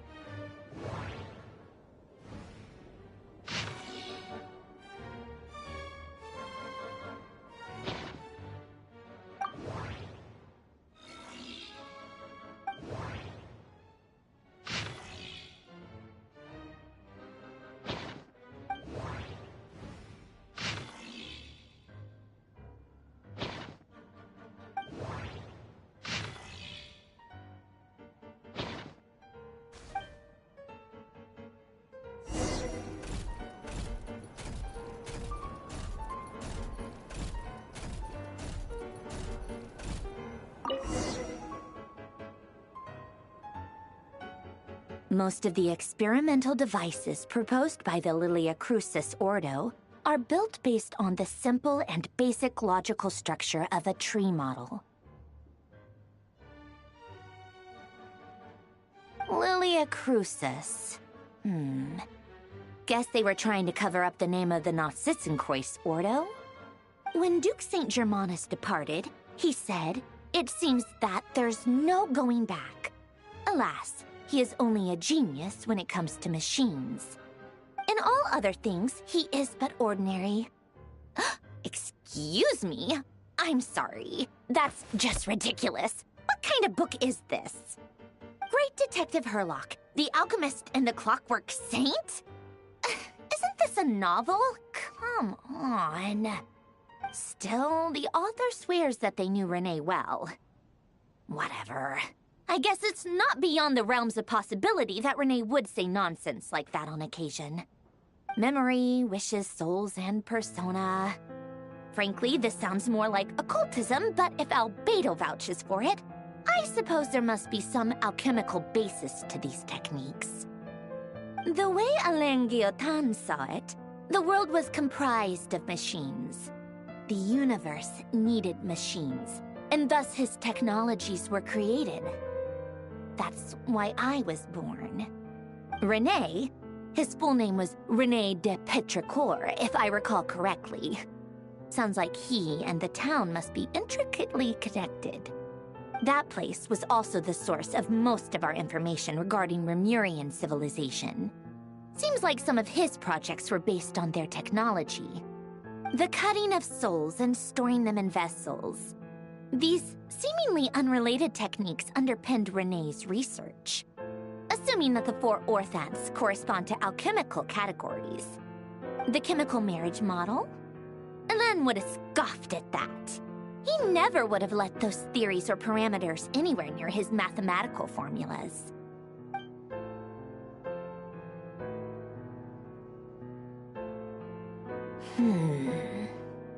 What was Alain's view on René? I know he mentioned the name, albeit very rarely. Oh, now I remember. Alain's old notes are here too. They mentioned René once. René seemed most out of sorts when he spoke to me. A lack of sweet foods has dulled his mind, I should think. Either way, his words are not to be believed. Yep, that sounds like Alain. My subordinates actually did a half-decent job digging out all these materials. Makes a change. Good for them. Some of Alain's old files are completely consistent with these records. He must have gotten them from the Tower of Gestalt. I never knew he got his hands on René's records that early. Heh, he may have kept them, but he never even attempted to use them. Didn't believe a word they said. Come to think of it, René's world formula was filled with calculations of constants. That shows he believed that the fate of the world to be predetermined. As for Alain... it's been too long. I forget what he said. What would he have said? A guy like him, fervent believer in machines, but not headstrong enough. The world can be changed. It is worth persevering. Yes, that's how he used to think at least. He created that procedure to save this world. Yet the scale of the world's fate proved too enormous. The result was beyond his ability to calculate. He died having never seen the outcome. And there I was, left behind in the ashes of his dreams. Did you really never take a close look at René's research? Or did you read it, but deem his philosophy incompatible with your model? The very thought of trying to incorporate his ideas probably made you feel sick to the stomach. Well, don't worry, because there's a whole new category of lunatic in town. Next to Dottore, every other madman looks sane. You once asked me what I wished for. Should have asked him instead. He's the one pining for things you'd sooner die than witness.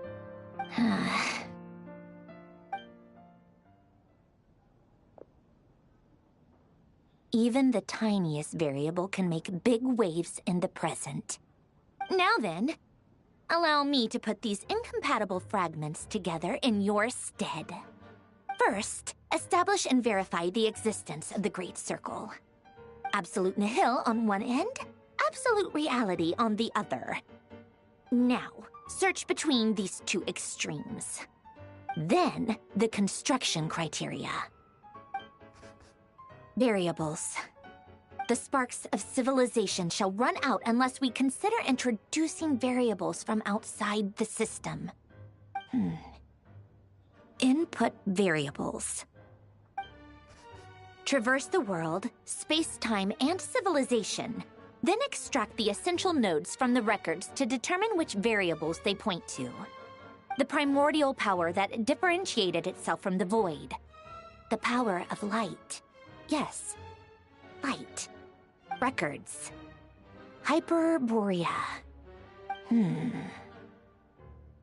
This is horrendously complicated.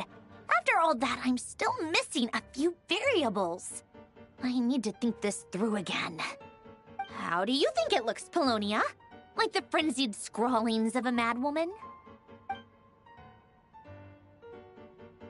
Fine, keep it to yourself. It's not like you can talk anyway. I'll assume you gave it a passing grade. I jest. But true madness does often start with trying to save the world. What would Arlecchino and Columbina think if they saw this incomprehensible hen scratch?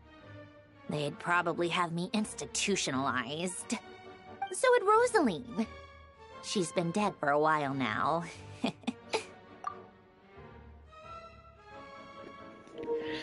Dead? Wait, Rosaline is Signora? Right, I remember. When she turned into that fire butterfly, witch, that she went by that name. Yeah, I'm really happy that Signora is dead. When I close my eyes and think back, I can still see her face. And that enormous dress she used to wear. Such a bizarre choice. What possessed her? Oh, and the clack-clack of those heels used to drive me insane. No one's asking me, obviously, but I hope you all know that I never wanted to save the world. I'm not crazy. I don't have delusional ambitions, and that's a clinical fact. The world needs a solution, but I don't need the world's validation. It's the world begging me for answers, not the other way around.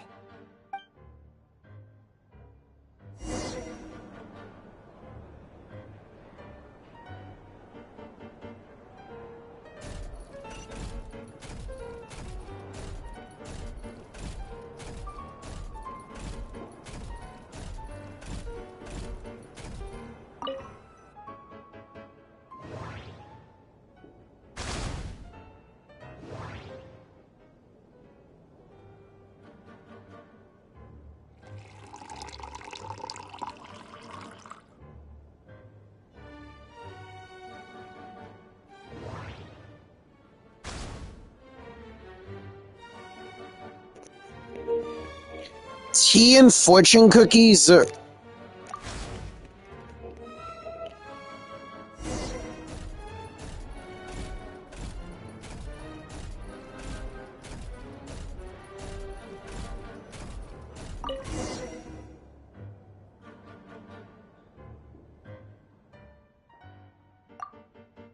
Oh, cookies to go with the tea. Let's see. They must be from that person who brought those documents. I see they're from Hotel de Boer. Something's written on the box. We are proud to present this homage to the Fortress of Meropede's fun-filled mill collection system. Fortune cookies. Have a lucky start to your day. Sounds like a dumb gimmick to me. Be early to bed and early to rise. Get plenty of sun and drink plenty of water. Then things will surely go well for you. What? Are you kidding me? Somehow I doubt that an early night and a glass of water is magically gonna save a world on the brink of existential peril.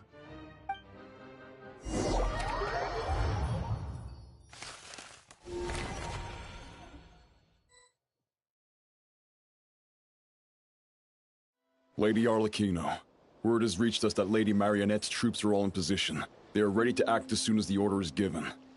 Excellent. The only thing is, they are fewer in number than we expected. It looks like many of them must have lost their lives at the hand of the monsters released by the Doctor. Can't be helped. Allow them to join our ranks, and keep in contact. As you wish.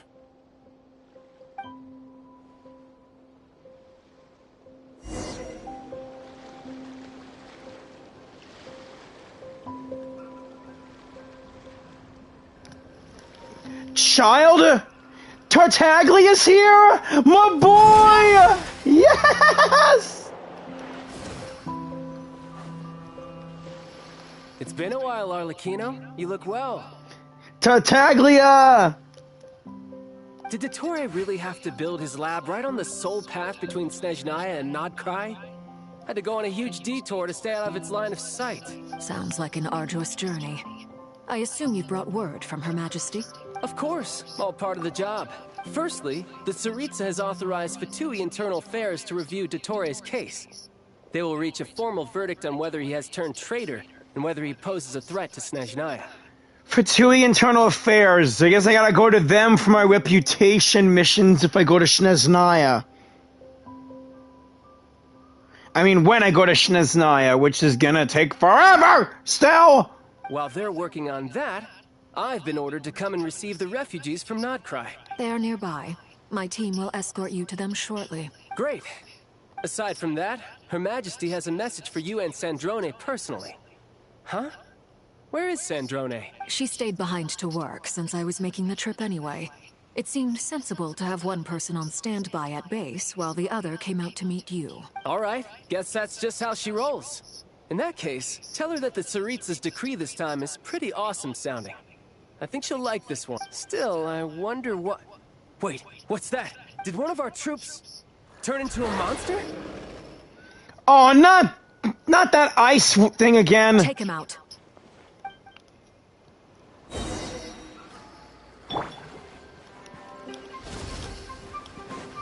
Yeah, Riptide. Yeah.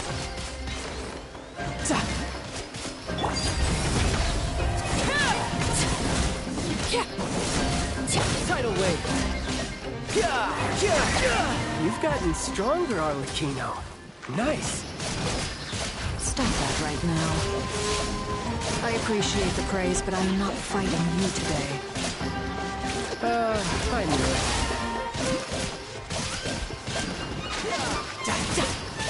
So rather prefer the fight as my #1 comrade. Let your guard down. Come on, Tartaglia!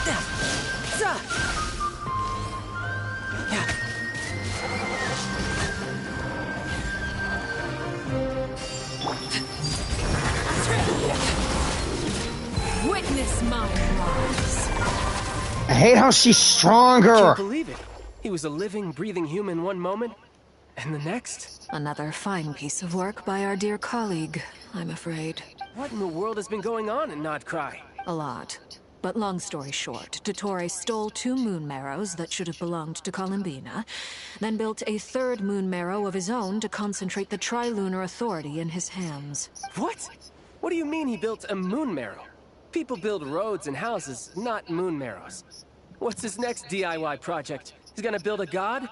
Dude, that was 3 updates ago in Sumeru! Come on! And you already forgotten about the guy anyway, but Scaramouche elected to be that god! You could stand to be less surprised.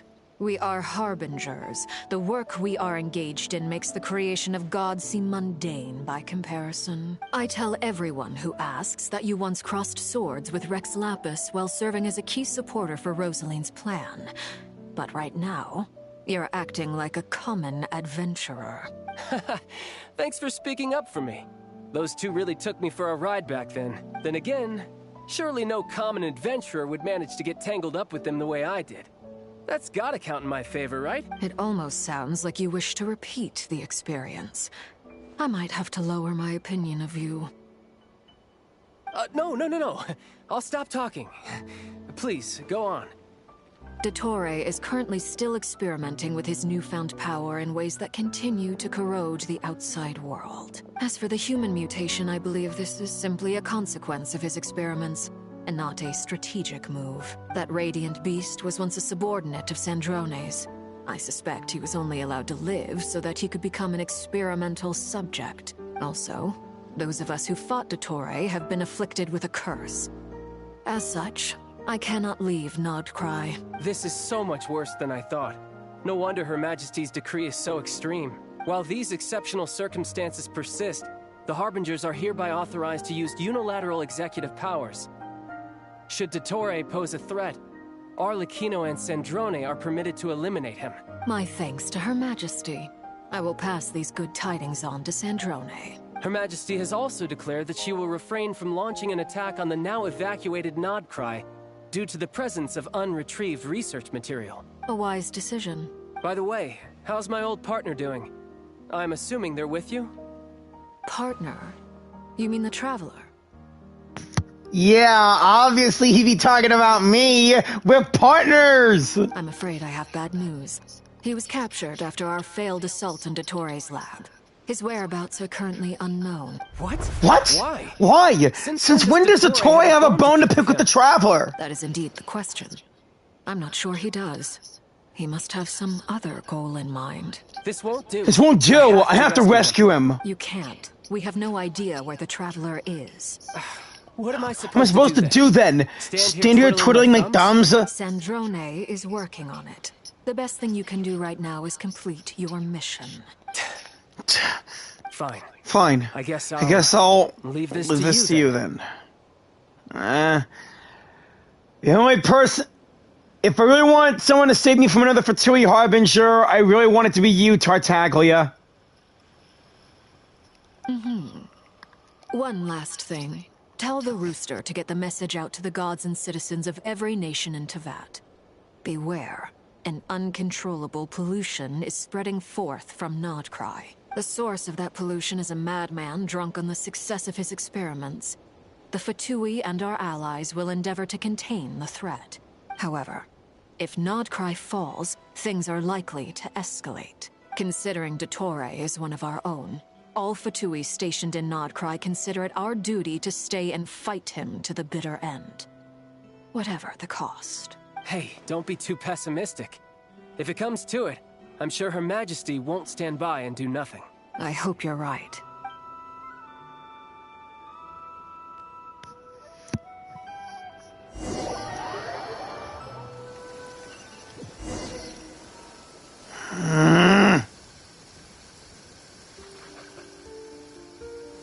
You're right on time. Thanks. Hey, do you think I'll get that gliding exam exemption? I made sure I was on my best behavior in Mondstadt. I landed well outside the city and walked in through the gates. I'll help you apply, don't worry. For now, let's see what we have here. What are the Doctor's energy fields even made from? The usual attract and repel principles that govern Kuvaki don't seem to apply to them. They are very mysterious. But ultimately, they appear to be comprised of energies from the three realms. Thanks to research by Master in the Hexen Circle, we know that Teyvat's 7 elements are derived from the more primordial power of the Light Realm, which is antagonistic with the power of the Void Realm. Since you have the power of the Dragon Durin within you, I'm sure you can already tell that this energy field contains no abyssal energy. That's true. It's not abyssal energy, it's something pure, wild, and untamed. How can an energy be pure, wild, and untamed at the exact same time? It's ridiculous. I've been thinking about something. Do you still remember the device that Dory supplied from the Academia when you and Miss Columbina fought Rarier? That was one of the most marvelous feats of ingenuity I've ever seen. The design, the craftsmanship, the material selection. I couldn't fault any of it, not to mention the operating principles. Surely the most ingenious feature of all. Dory didn't go into detail on how it functions, but I have a working theory. What theory do you have?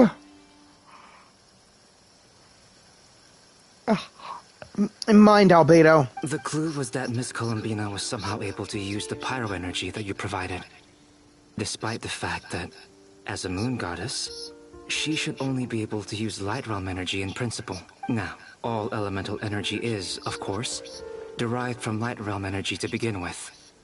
Hence, I suspect that the device works by restoring elemental energy to its original state. This presumes a theoretical model of the 7 elements akin to that of light refracted through a prism. Perhaps it is no mere analogy. Maybe there is indeed a prism in this model. I almost wonder if the idea for the device was conceived based on direct observations of said prism. It would explain how such an ironclad design concept was achieved. It is at once a masterwork of engineering And a groundbreaking application of the Academia's latest elemental theories. I wonder who is behind on that device. I suspect only Lesser Lord Kusanali herself could have devised such an ambitious technology. Yeah, that being Nahida, one of my favorites of the female Archons. But back to the energy field before us. If this is pure light realm energy, its relation to elemental energy is one of integration versus division. Or you could say that the former contains the latter. Could this mean that elemental energy can dilute the power of the light realm? Should we give it a try? We should.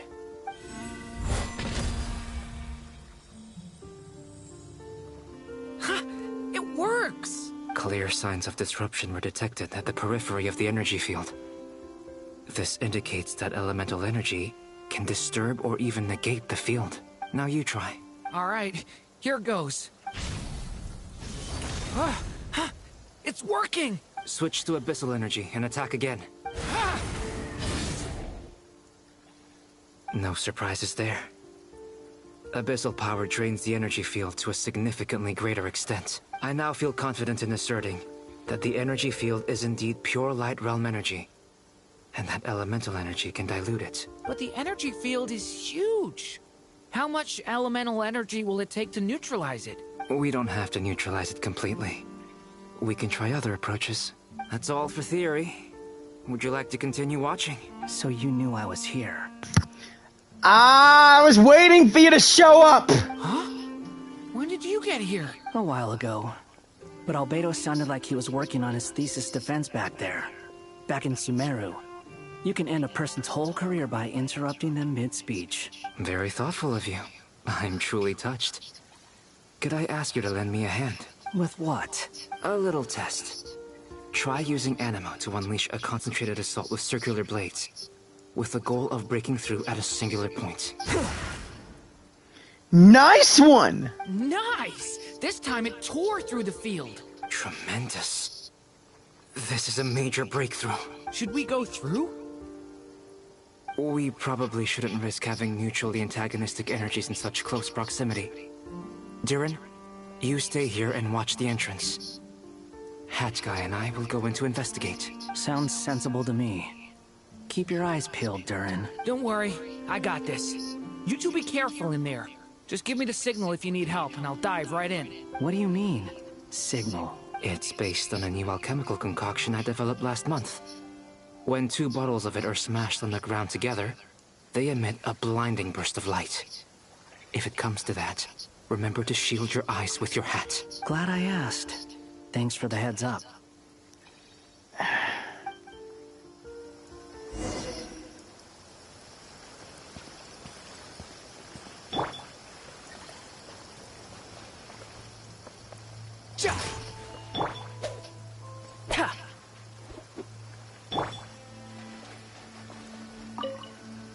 Like I thought. Beyond a certain distance, we can't see the opening where we came in. Maybe that's to prevent people from escaping. Sounds like Dottore's style to me. Swallow Fury! Not much has changed. Things are basically the same here as they were before the energy field appeared.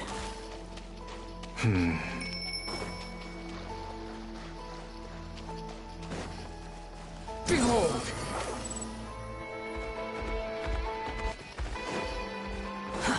Too slow.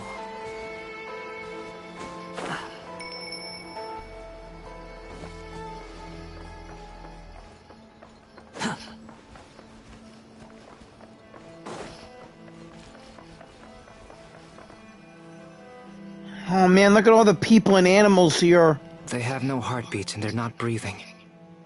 We can only assume they're dead. But there are no visible wounds. Also, there's an animal squatting next to each body. It's watching us. That's not an animal's gaze.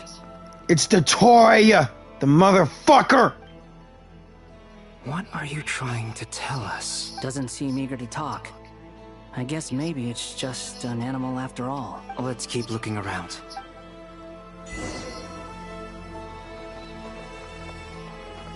Utopia my ass! Slow.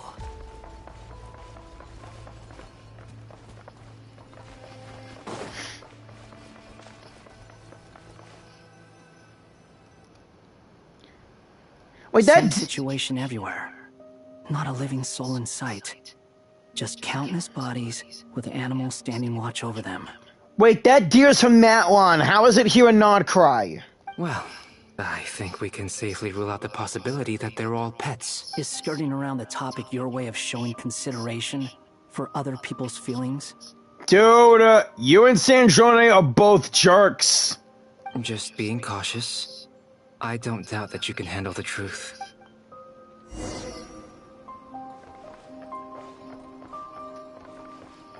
Squall Fury!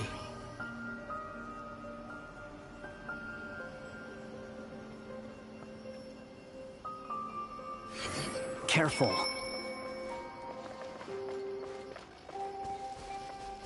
Please. Help us. Please. Over there. I hear a voice.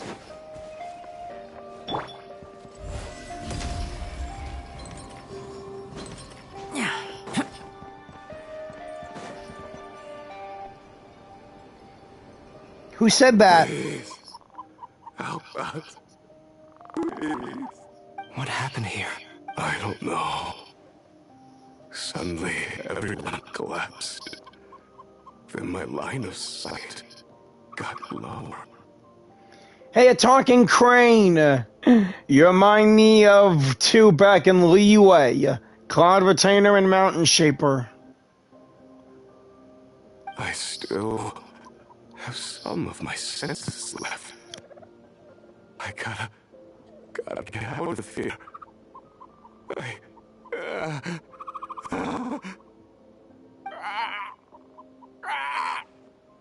It looks like there's a huge experiment going on inside this energy field. Duh. Maybe each energy field is its own giant experiment. Vile. He's swapping human minds with those of animals. Even without the other circumstances, this would be an extremely radical experiment. Swapping human minds with animals? Those people may have lost their sense of selves, but they are not fully animals either. If they were, they would have left. But instead, their instincts are driving them to remain by their dead bodies. We should go. No sense in sticking around here longer than we need to. Agreed.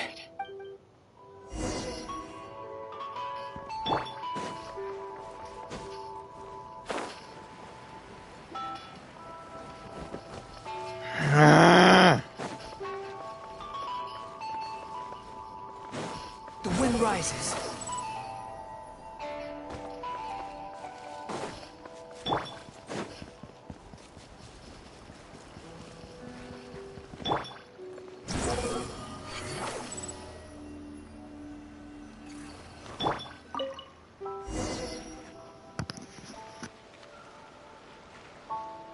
Ah, you're back! Everything okay? We saw some things that take a strong stomach. Otherwise, we're fine. We should share our findings with the others.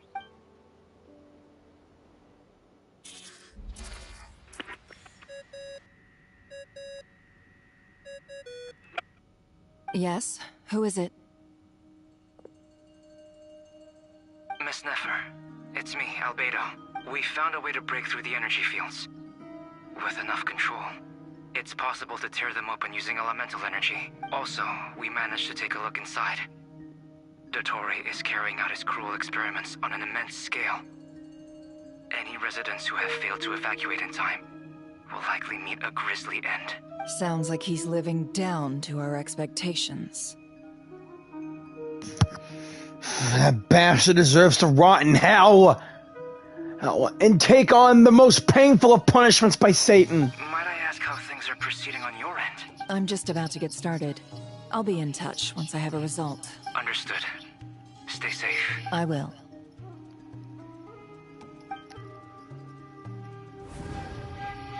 Well, Nefer, I'll link up with you once my tasks are complete.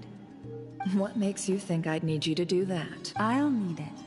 And considering the way you approach certain matters, I think you'll be better off with me present.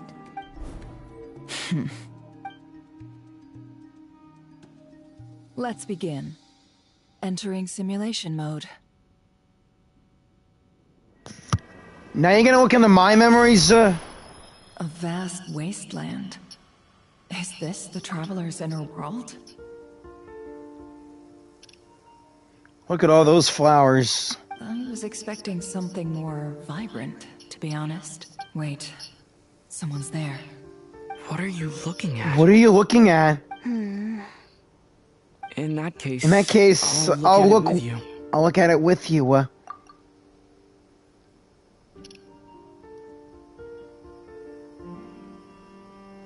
I want to know. I want to know all about everything you've seen and experienced. Is there somewhere I should return to? Or should I stay here and be the hero everyone says I am? I don't dislike my current life, roaming the land, fighting battles, accomplishing missions, earning a living, looking after Paimon, yeah. It's not so bad. I guess the only thing that's missing is that you're not here with me. This is the conscious layer, which contains a person's true feelings. It is filled with both longing and kindness. I suppose anyone who lives long enough ends up wishing for someone who can't be there. Maybe it's the only way we can feel truly alive. Time to delve a little deeper. Nefer.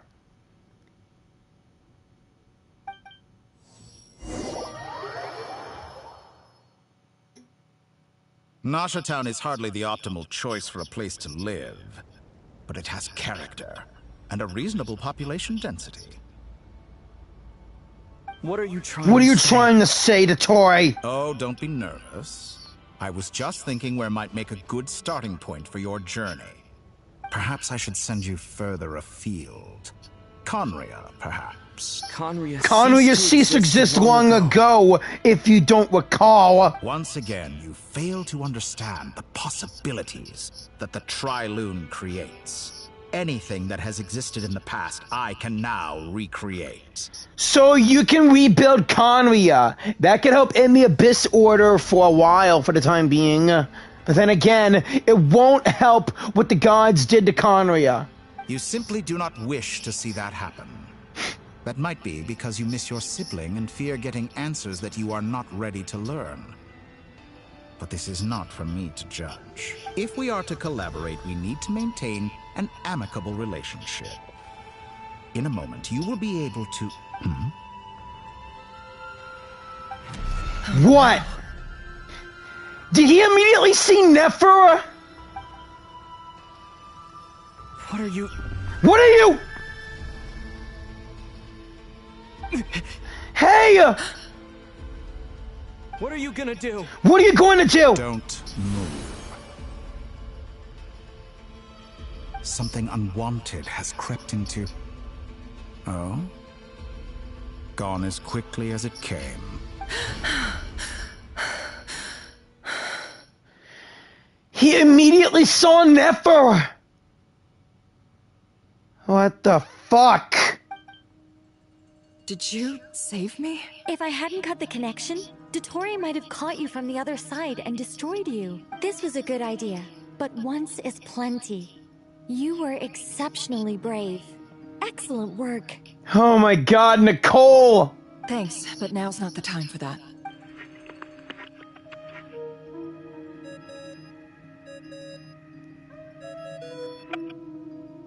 Albedo speaking. I think I know where he is.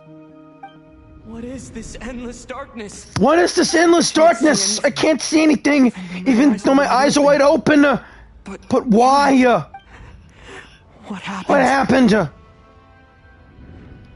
Dottore, what did you do to me?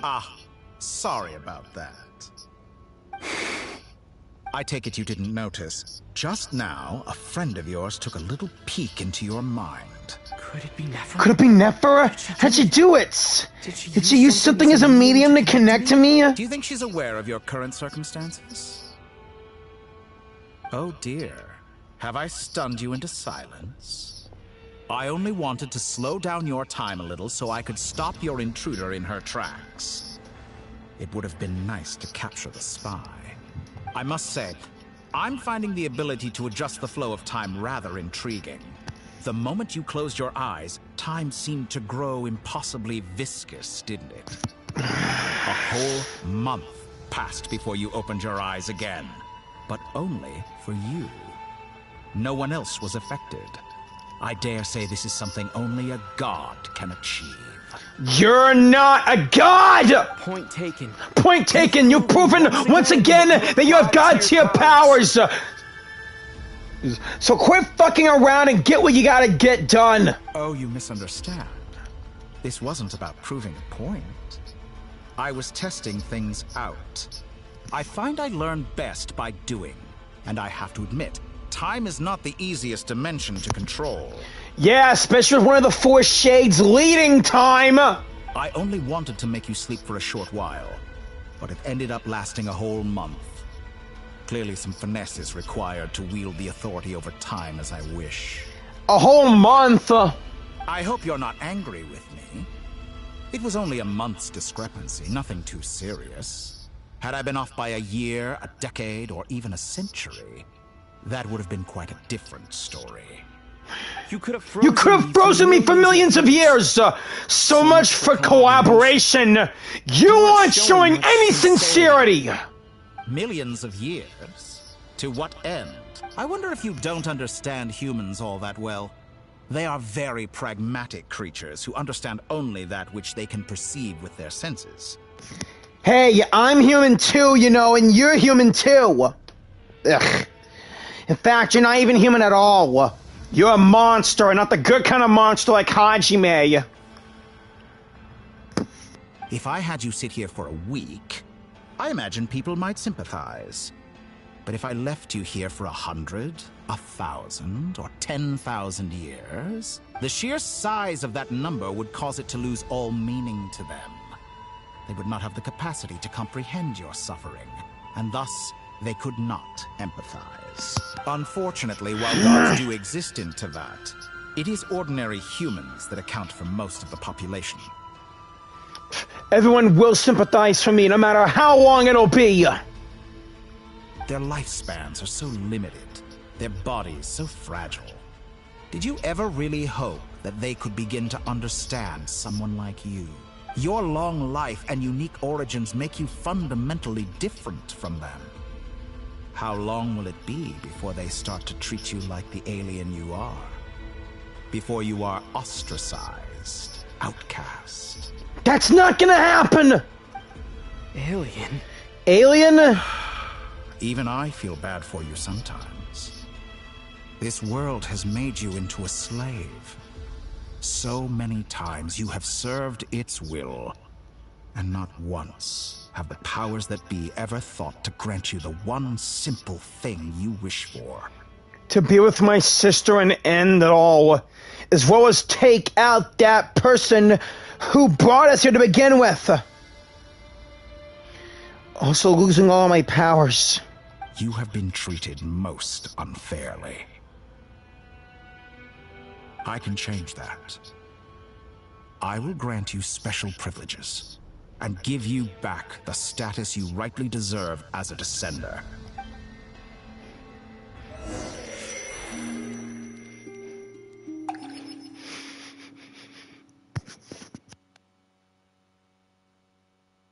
I've entered the past 3 times at this point, but I still have so many questions. For instance, beyond each point being further back in time than the last, what determines the specific locations at which I can make entry? So far, the common thread linking all 3 scenarios is that the Traveler has been present, but it's more than that. I know I sensed something familiar around him. What was it? I'll keep this question in mind as I carry on.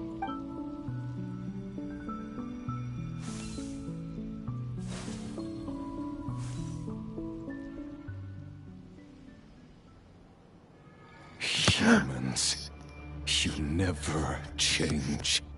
Always trying to use powers you neither comprehend nor control. The same goes for you, dummy! You can't use powers that you can't comprehend nor control. This looks like Star Sand Shoal. Was this before Rerir regained his physical form? You've messed with the cannon again, huh? Sorry, but this round's not gonna go your way. The cannon. That's right. I was at Silver Moon Hall and I sensed an abnormal Kuvaki fluctuation coming from Nasha Town. And right after that, came an ominous power emanating from Star Sand Shoal. My body was once torn into countless pieces and hurled into the swirling chaos of time itself. But even so, my life and will were not extinguished. I wonder if I could try to prevent his resurrection. But how would I do it? What can I do, here and now? Traveler! Behind you! Look at that light! Oh crap! It's the cannon! No, I won't make it in time.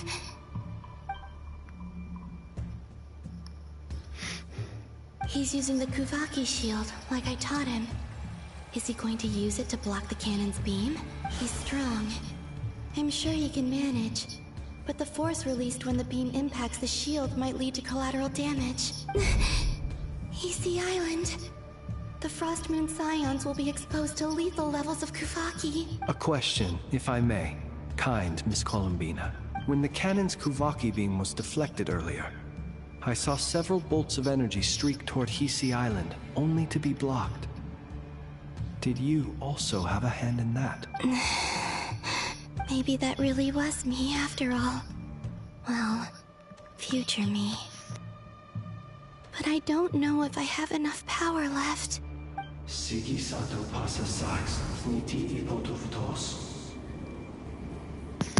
Oh, that was in Fey language. Let all mortal flesh keep silent before the lights. There's no time.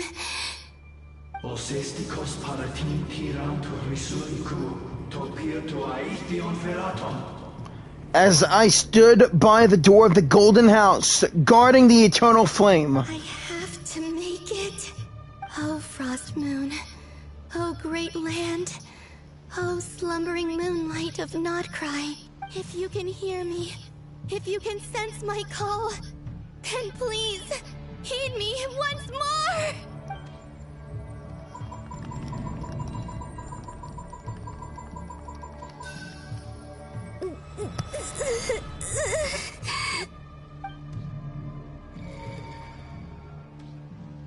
Did it work?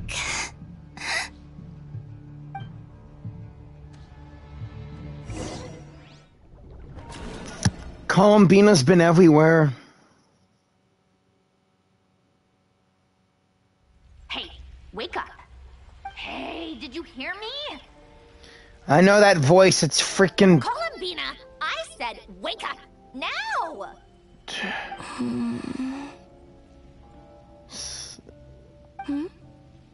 Oh, good morning, Sandrone.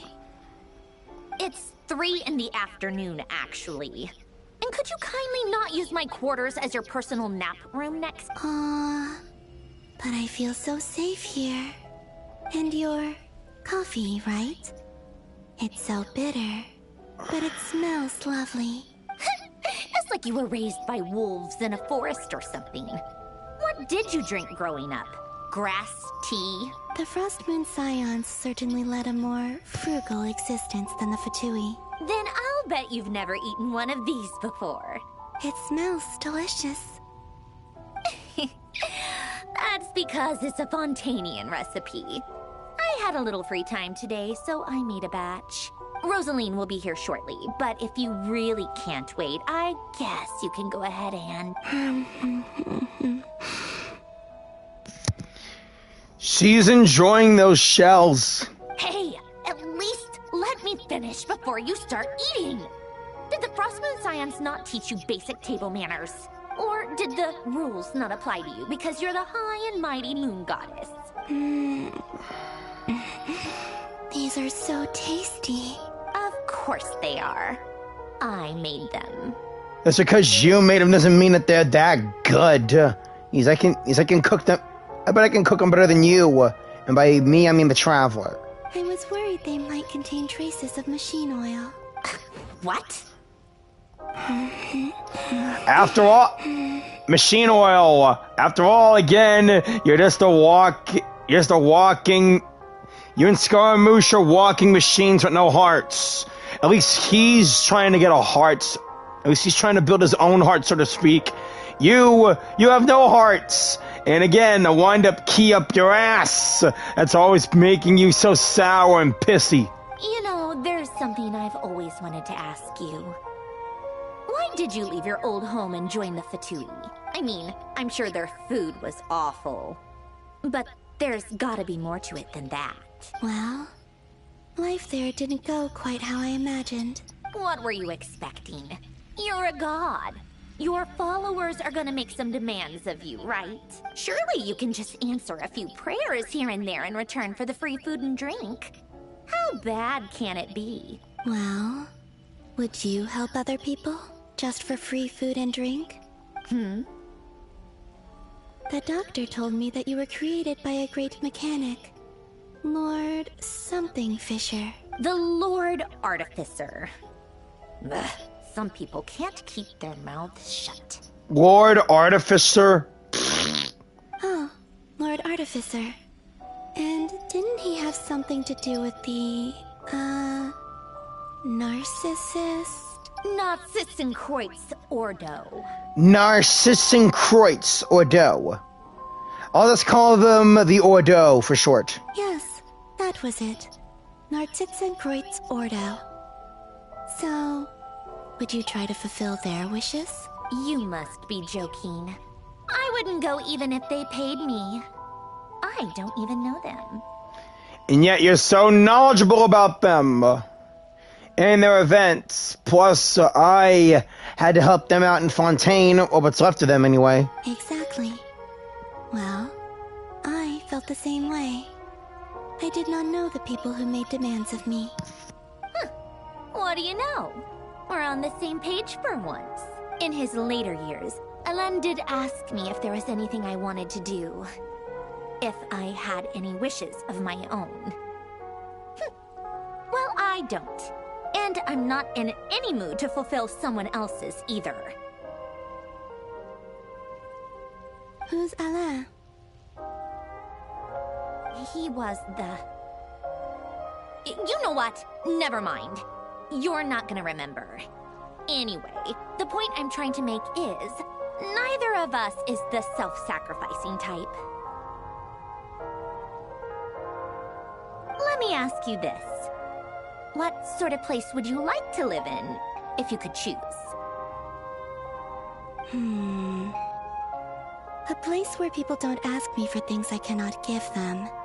Where they don't worship me, or fear me, but just want to chat with me like a normal person. I'd also like the freedom to come and go as I please. And ideally, it would be somewhere with the smell of coffee and snacks. Not to burst your bubble, but no such place exists in the world. Now, take your snacks and scram. Total bitch.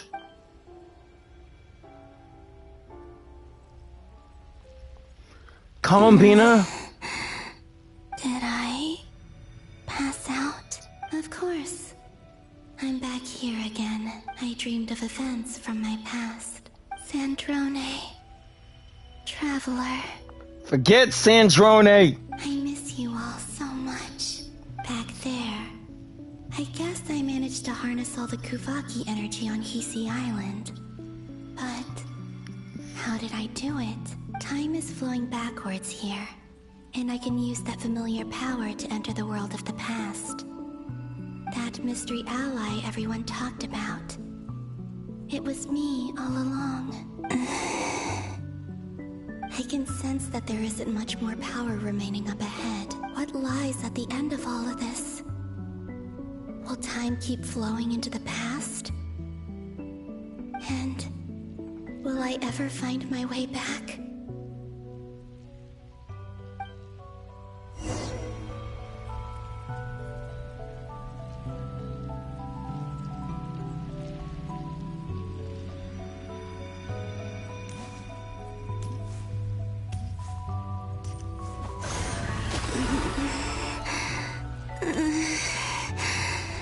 It's getting harder and harder to use my power.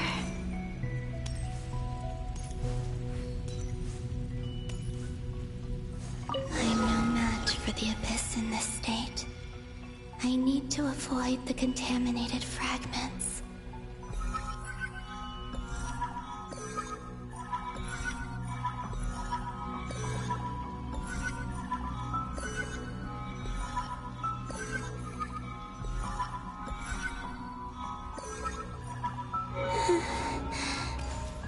Time to go. I wonder where I'll find myself this time.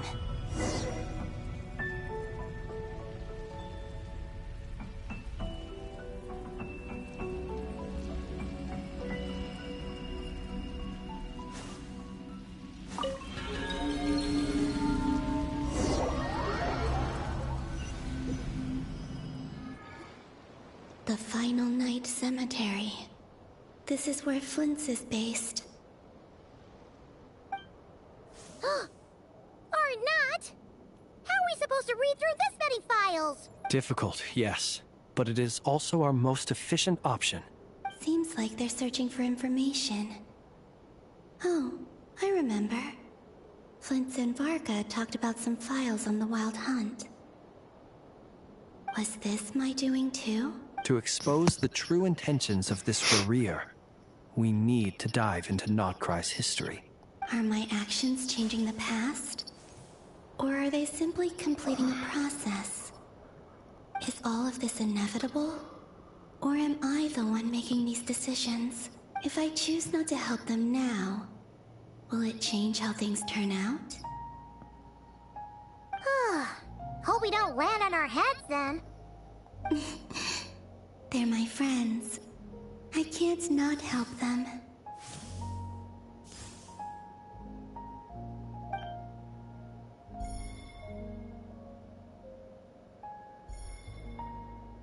Ghost! And the other one was... here. Hey! Another file's moving!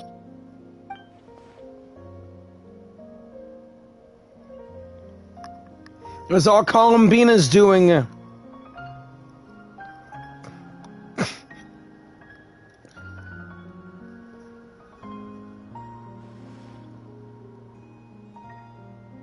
That should do it.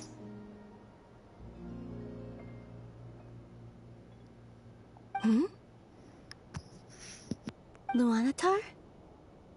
You can sense my presence? Wait!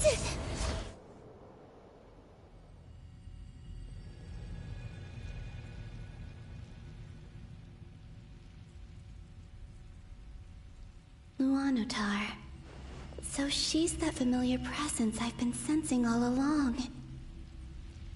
She's always been by the Traveler's side. That explains why the Traveler has been there each time I've entered the past. But why Luanatar? Is it because she has a connection to me as the Moon Goddess's familiar? If so, why not any other Kuhenki? That's...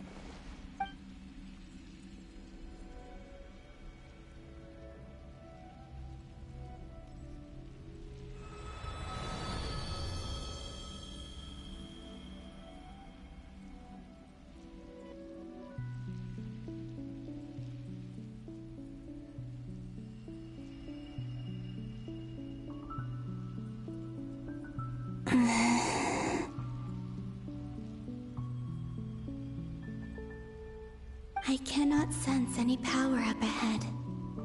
Just a void, stretching out into infinity. This is likely my final chance to enter the past. It's now or never. I have to find a way back.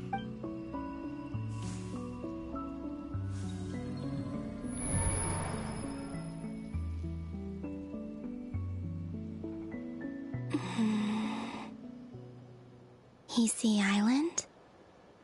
How far back in time is this? Where's Luanatar? I can't sense her presence this time. Oh, this is when we first got to Nod-Krai. Anatha and Aino reunited like that sure was heartwarming. Yeah. It really was. Traveler, Paimon. Again, this is when we first got to Nod-Krai. No. Stay calm. I don't have much power left to change things. I don't even have that much time left here. Think, Columbina. How do I find a way back? A way back... to where? Do I go back to Moonprayer Night? Or to the future that followed? And if I return in my current state, what will become of me then? Dottore's actions that day proved that he'd been planning that for a long time. He had already seized the power of 2 moon marrows before capturing me. Even if I manage to get back, how can I fight against him when he wields the Tri-Lune Authority? I can't. If I go back like this, I'll be playing right into his hands. I have to find some way of rivaling the power he has usurped. Wait. Time flowing backwards. The Tri-Lune Authority. Does that mean... I think I know what the final destination of this lunar reflection might be. I know what I must do. Speaking of homes, we must already be close to where the Frost Moon Scions live. The vibe here feels different. Just like the scenery. But how do I communicate my plan to my friends? Should I write it down here? No. Someone else will see it. I need something with a close connection to me. Something I can use as a medium to tell them what's happened to me in here. Now it makes sense.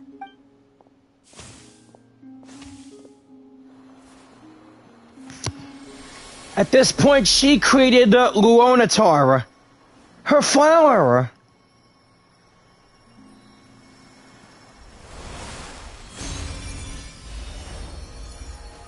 Huh? Whoa!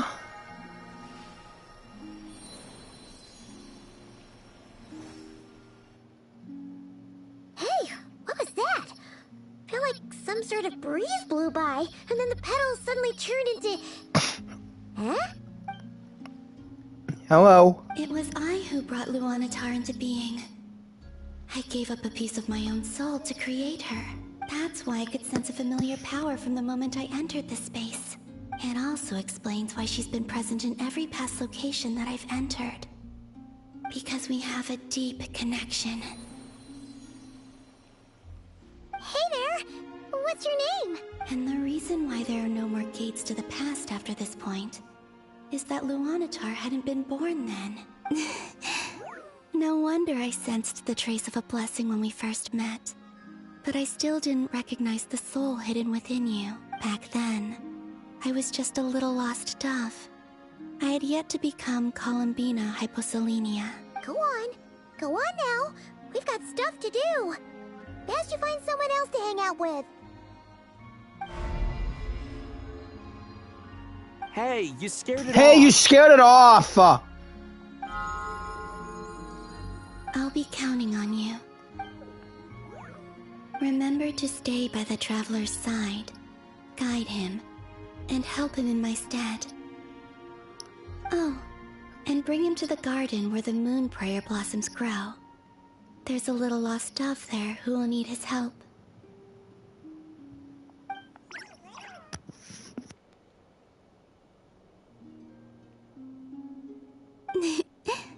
Go on.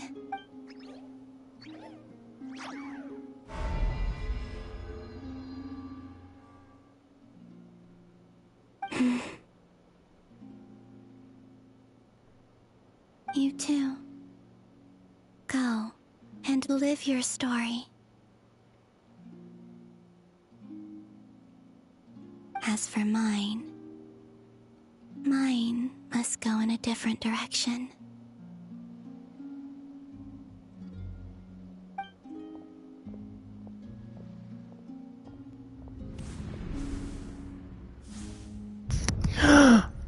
No way.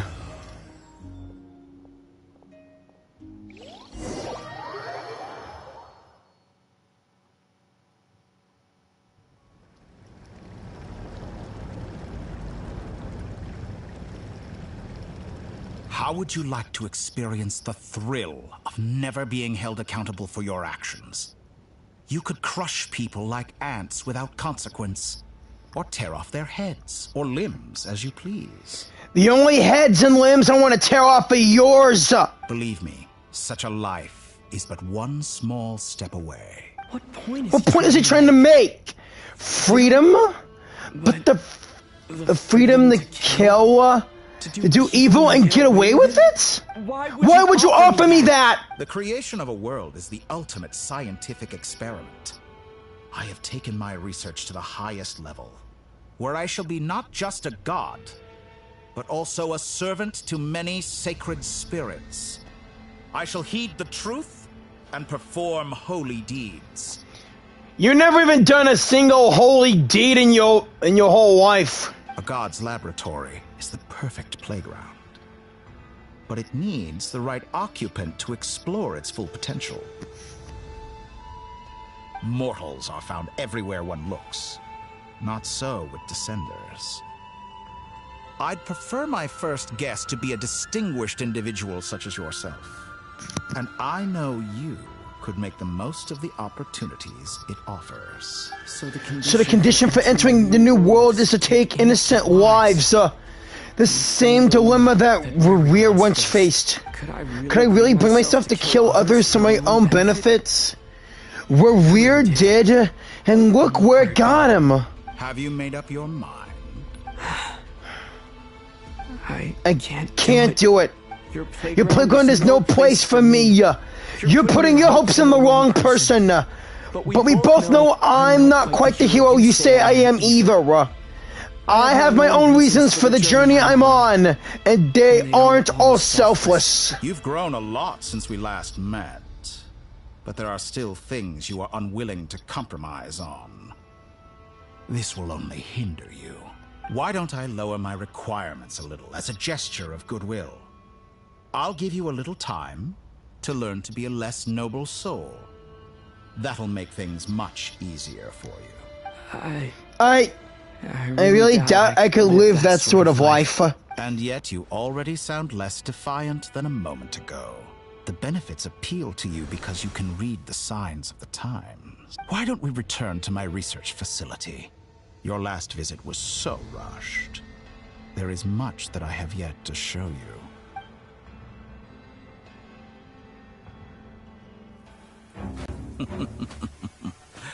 Now to that question, Heroes don't attack from behind! Guess I'm no hero. This is most disappointing. I've been wanting to kill you! No!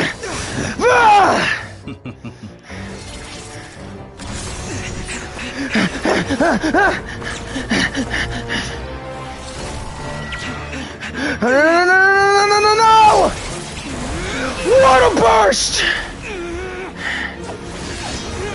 Fire and animal combo! Wind blade! Fire style! Electric! No! Now then.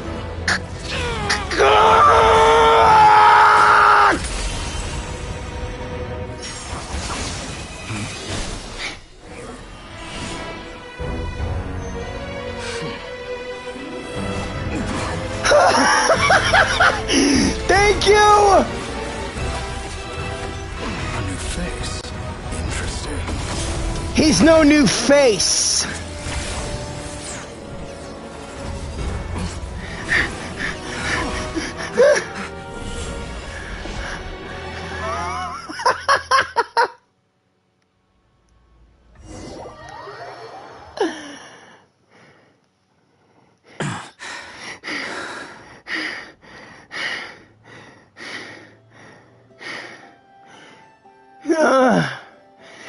Scaramouche, I mean, Rio, how did you get here, bro? You're still gonna call me Hat Guy after that, huh? You came all this way just to save me, huh? I didn't see anyone else in there who needed saving. Thank you so much. Oh, crap, you're injured. It's nothing. I'll be fine. Why are you looking at me like that? Is it that shocking that I'd come to your rescue? I'm more shocked that you caught the doctor off guard. I owed you a favor back in Sumeru. Now we're even. Yeah, you're right. I saved you and now you saved me. Distracting Dottore was tough. I won't lie. He's not gonna fall for the same trick twice. That was my one shot. I'd hoped to use it to take him out. Ugh. I never wanted to obliterate someone more than I do right now. Dottore doesn't recognize me, but his segments were originally made based on an analysis of my operational principles. I expect it's only a matter of time before he figures out what I am. So Dottore doesn't recognize Rio. Because he deleted himself from Irminsul. So Dottore doesn't recognize the Wanderer too, all because he deleted himself from Irminsul. Did he really miss his only chance to get revenge by saving me? Why the long face? Hey, I'm not blaming you, okay? And I'm not complaining either. Rescuing you and killing Dottore are equally important goals. You're right. Everyone would be pretty stuck without you. It's best you live to fight another day. How are you holding up? Are you all right? Hat Guy said to put safety first, so we agreed to run as far away as we could after leaving the energy field, and only meet up once it was safe. You don't look injured. It seems that Dottore didn't do anything to you. Yeah, I'm okay, you guys, thanks. All he did was, like, pin me down to the ground with some sort of gravity. Alright. Rescue operation complete. Let's head back. Yeah, I bet Paimon is worried about me. There's a lot more work to be done before this is over.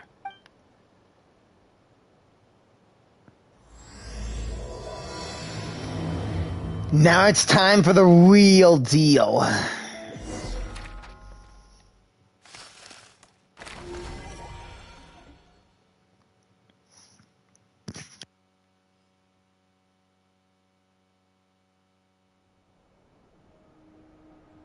Understood. I will bear the Tsaritsa's decree in mind. I don't see what's so awesome about it, though. Does he really think everyone else is as immature as him? I'm not stooping to Tartaglia's level. Yeah, I really want to call her the C word right now. But I'm not gonna. I'm no Dr. Psycho.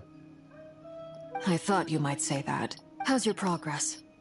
Quite promising, actually. That alchemist Albedo gave me a few ideas. Remember how I asked you to look up some files for me? That stuff on the Nachtschitzenkreuz Institute. Rene de Petrichor and Jakob Ingold. Elangilton despised Rene's theories and methods, but he never managed to come up with better alternatives either. So I adopted some of Rene's ideas. I thought Alain was like a father to you. He and Rene were mortal enemies, were they not? And? What would you say if Linny and his friends one day learned something useful from someone you utterly detested? I would applaud them for it. That would mean that they have surpassed me. For all we know, Alain Giltan might have thought the same thing. Not that it matters, though. He's dead, and I'm alive. So it's my call to make. Once you die, it doesn't matter how great you were in life. Only the living get to decide what happens next. Hey, come on out. They're back. Huh?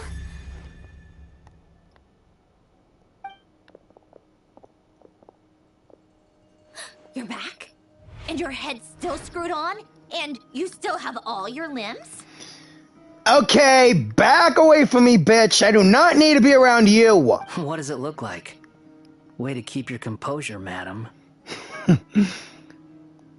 Excuse you. I am perfectly composed.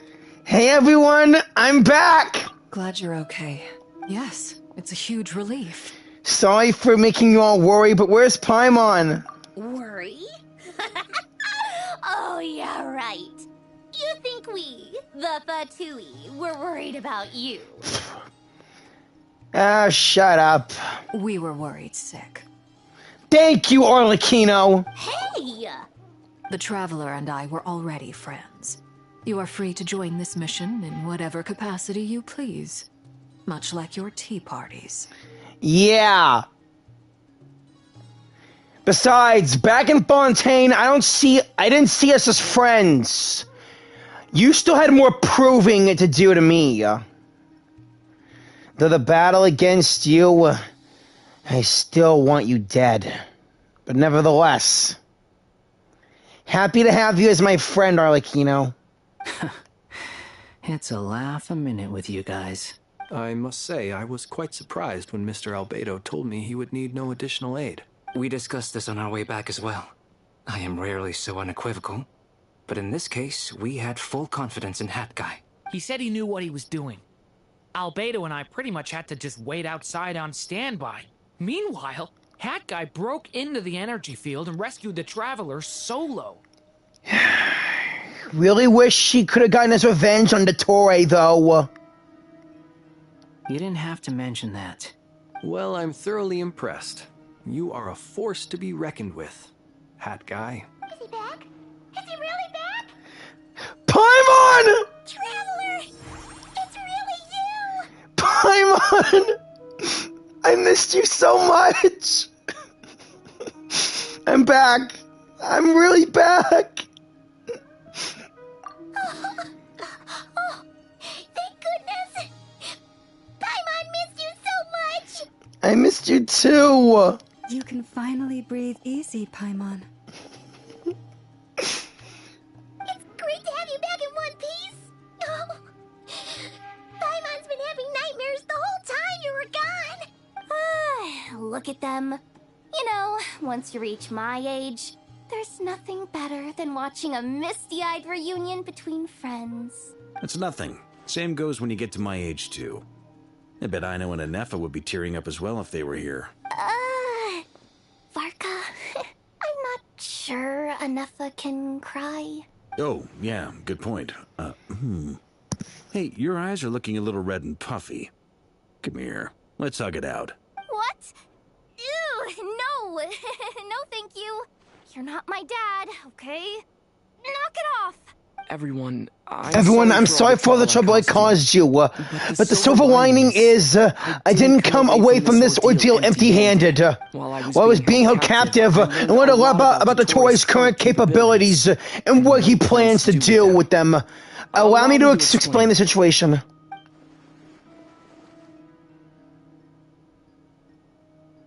The three moon goddesses were even more powerful than we imagined. No wonder Dottore believes himself to be equal to the gods. Maybe even superior. Utter blasphemy. While everyone was gone, Nefer and I made an interesting discovery. And I believe Miss Sandrone has something to share too. Ma'am, perhaps you could do the honors? Called it. Getting rid of a pesky troublemaker like her is like trying to clean up after a crumbly cake. It always comes back to haunt you. Columbina's alive! I knew she wouldn't give up. Our next step is to find a way to bring her back. A place where time flows backwards, with no destination in sight. Surely it must have been created for a specific purpose. But I fear the answers are buried deep in Teyvat's history, held by great powers beyond our reach. It sounds like she's on a specific path through time, just traveling in the opposite direction to us. The question is, where does that path lead? Or will it keep going to infinity? We considered that question as well. Strictly speaking, time is not infinite. Indeed not. Every road has an end. Nicole, where'd you come from? Nicole! You sure loved quietly sneaking in mid-conversation. I do, in fact. It's something I've always done at our mages' tea parties. Quiet, mysterious, and persuasive. Look, I like you, but don't make me hate you, please. You wonder what lies at the end of her road. Well, just as the world has a beginning and an end, so too does time. And so, the end of the road is the moment that Teyvat was born. But where Miss Columbina will end up along this road, that depends on where this particular river of reverse time began. What about the original moons and the moon goddesses? Do they have a beginning too? All things do. In the beginning, no moons adorned the sky. It was the Dragon King Nibelung who raised the 3 moons into the heavens, and thus were the moon goddesses born. Really, the Dragon King, a king of dragons brought 3 moons into this world? Like I said before, there's no way could the 3 moons have more primordial power than the dragons?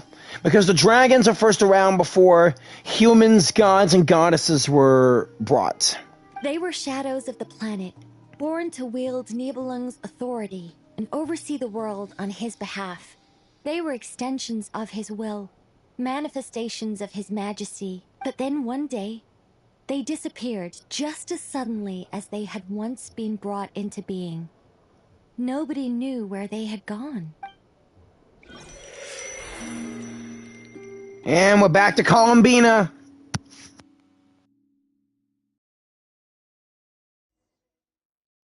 Like I thought. No more paths back to reality have emerged since. But how can I be sure that I'm going the right way without scenes from reality to keep me on track? I can't even be sure of how long I've been walking for. The further I travel, the less stable this space becomes. There are even moments where I can sense something that feels like abyssal energy. They can just materialize out of thin air. I have to keep my wits about me. Okay, it's starting to look a little like Skirk's personal domain. Wait, am I gonna run into Revere in here again? The Wild Hunt! It's Revere!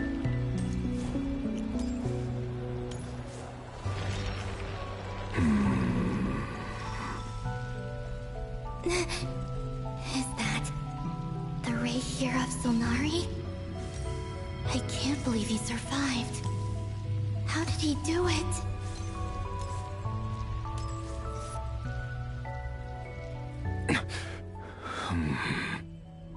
You are the moon goddess. But how? Please, there's no need. I'm not interested in fighting anymore. I find that a little difficult to believe. Yeah. Honestly, so do I.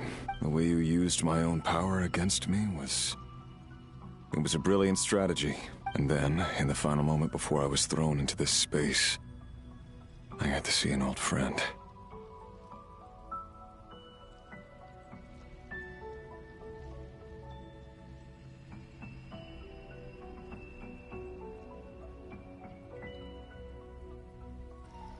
Yeah, it was Dainsleif, I know. Mr. Dainsleif. Right. It was so long ago now. But we were friends once. When I first got here, I was filled with hatred, remorse, and rage. How I cursed and devoured. I tore everything here apart. I was consumed by the desire to leave this place and have my vengeance. But to no avail. This is a place with no exit.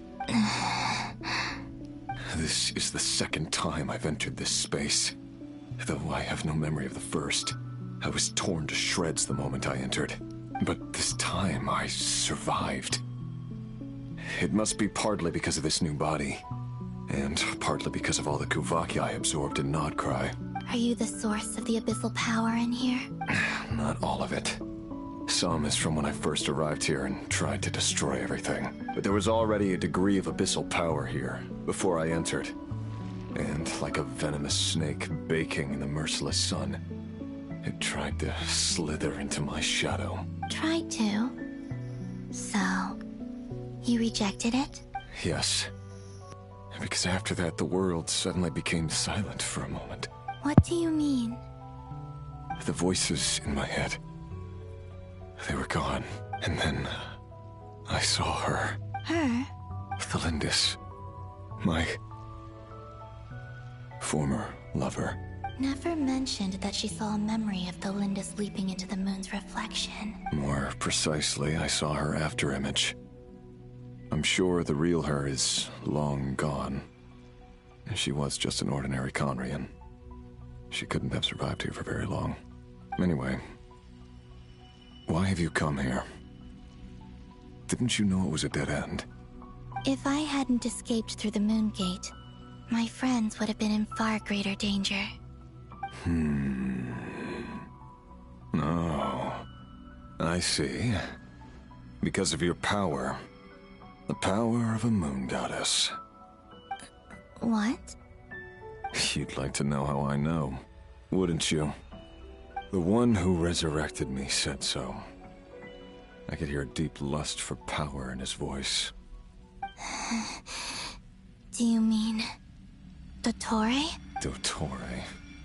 So that's what he's called. He'd been collecting fragments of my body for a long time. Also that he could resurrect me at the moment of his choosing. I had no interest in his research. But being as corroded by the abyss as I was, we were aligned as far as hunting the moons and recovering my strength were concerned. So that's why the Wild Hunt suddenly became so active in Nod-Krai. When I left the Fatui in my weakened state, Dottore must have felt that his time had come. So the Wild Hunt and where we're showing up, it was all Dottore from the beginning? He turned Nod-Krai into his own experimental playground. Oh, now I won't hesitate to tear off the heads and limbs of that fucker! That cur! Moon Goddess, could I ask a favor of you? What? I know this is a lot to ask, especially from someone who tried to kill you. If you refuse, I won't fight it. But this is the only thing I desire now. Nothing else matters. What do you want? I'd like you to take a message to Thelindis for me. Thelindis?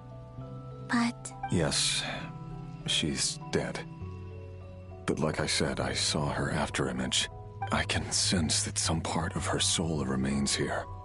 Far, far ahead. Why don't you go and speak to her yourself? I can't. I don't know why, but I can't move freely in this space as you can. All I can see is a glimpse of her, walking away. Just like the moment when I last saw her in life. In return, I will clear these abyssal obstacles for you. No, not in return. I'll clear them for you. Whether you want to help me or not. It feels like something I ought to do.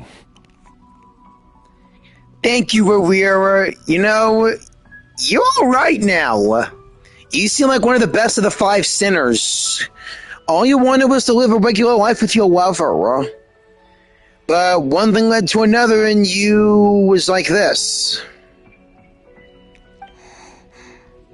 Why? Yeah. Why, indeed. I've been asking myself that question a lot recently. Why did I do the things I did? I'm tired of it all. Tired of the person I became. People used me. And then I turned around and started using others. I hurt a lot of people. I think I grew tired of it long ago. But I wouldn't admit it to myself. And ultimately, that's how I ended up here. What do you wish to tell her? all of it. My past. My mistakes. Everything that happened after we were separated. Is it okay if I give her the abridged version? Yeah, I'm sure there's plenty you can skip over. Just tell her the important parts. Whatever you think that means. Like the part where you relentlessly tried to kill us? It's up to you. Love demands honesty. But my relationship with Thelindis was built on lies. We hid too much from each other. But after living my whole life in the shadows, I don't want to hide anything anymore. I will do my best.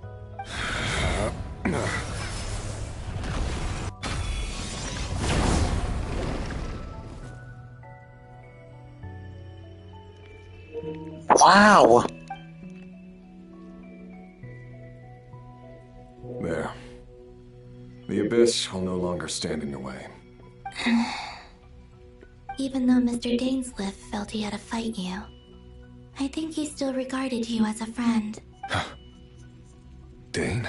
He said that you betrayed him, but he also felt great remorse at never having understood what you were truly going through. Why tell me this? Because if he'd known that someone could take a message to you, I believe that's what he would have said. Thank you. It means a lot. I know this will sound strange coming from me, but don't die, Moon Goddess. I can tell that you're determined to get out of here. Thanks, Revere.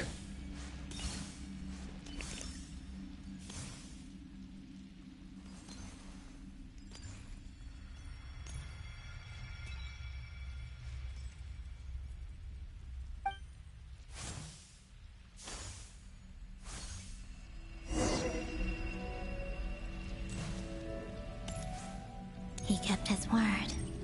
The Abyss is no longer obstructing my path.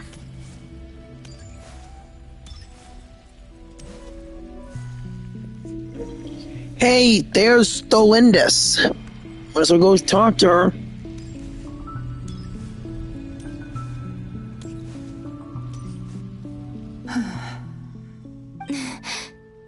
Is that Thelindis? She wasn't far off at all. And yet, they can never meet. Hello, Miss Thelindis.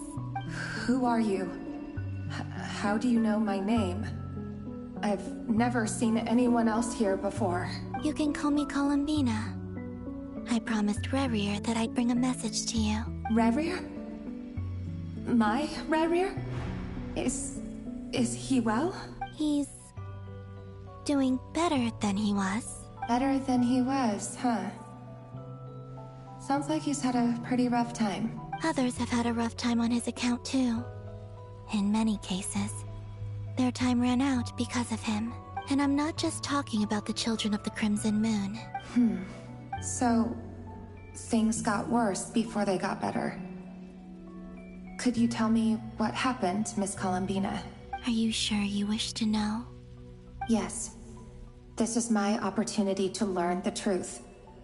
No matter how hard it is to hear, I have to know. I admire your courage. However, time is short. I cannot stay here for long.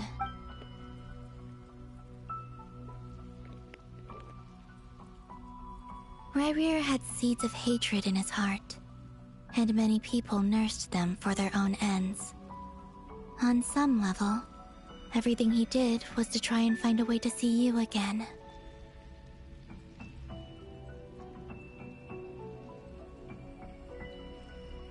But in the end, he came to regret his mistakes. He wanted to apologize for hiding his past from you. Beyond that, he did not say specifically what it was he wished to convey to you.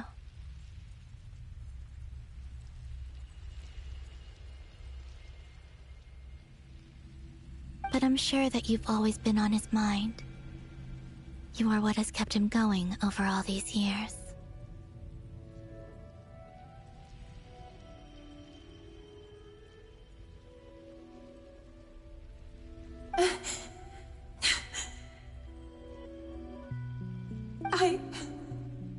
I'm sorry, Miss Columbina.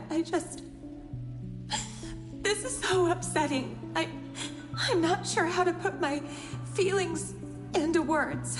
It's all right. I understand. Well, that's everything from me. So, I guess I'll be... Oh, wait. One moment. Time flows backwards here. The road ahead only leads further and further into the past. I know. I intend to reach the end of that road.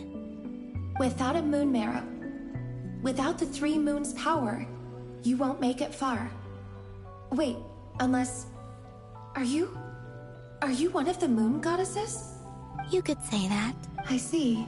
I often think to myself, if life is like a train ride, why haven't I reached the terminus? Where am I even going?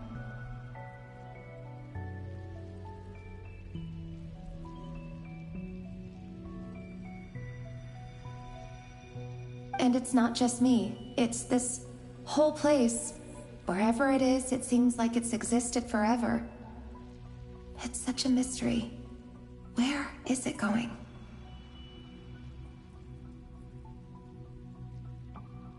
I must seem so ridiculous.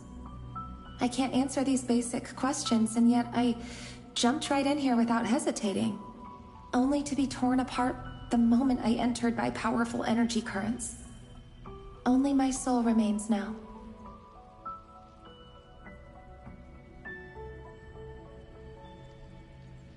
Thinking back, I was suddenly overcome with fear and terror in that moment.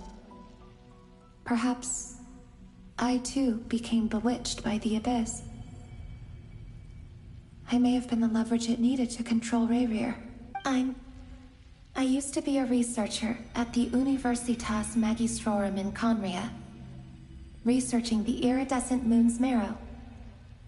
Eventually, I came to the conclusion that time in here flows in reverse.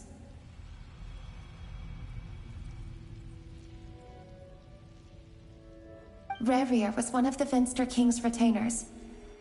With me, he was in an impossible position. It plagued him constantly. I wanted to help him escape his lot in life. I wanted him to be happy, so I thought I'd use this place to return to the past.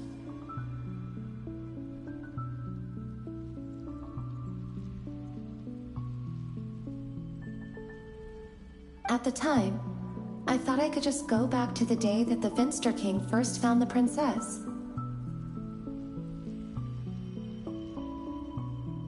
It was only after meeting the princess that the Finster King started going too far with his research into the Abyss.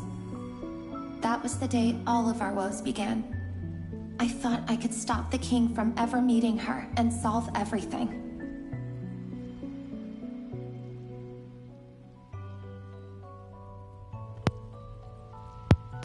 The princess! The Lindis is talking about Lumine! I couldn't kill the Finster King himself, so I had to find another way to save Rayrir. That's why I wanted to go back, to kill the person who had brought new possibilities to our realm. Lumine? I'm sure it was a futile endeavor, but the Abyss probably enhances the basest human desires.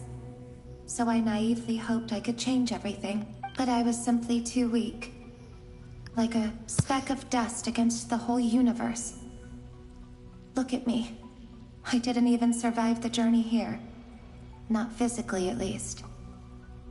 I know I'm never getting out of here. But you're different. You can make it, and I want to help you. I owe you that much. How do you plan to help me? Have you noticed the golden energy that exists here? Based on my past research and my observations since coming here, I believe they carry you forward faster. I can share what I've learned, and help you understand the pattern in which this energy appears. I think you just might... Now, I know you will be able to change the past. Also, I've been speculating about where this phase ends. The documentation was scanned, but from what I know of the legends about the moons, the oldest ones seem to begin with Nibelung, king of dragonkind. I have no way of verifying any of it by this point, but if it's true, you might be able to reach that era if you keep walking. Understood. Thank you, Miss Thelindis. I'm the one who should be thanking you. If you hadn't entered this realm of everlasting death, what use would my deductions be? Thanks to you, they have some meaning.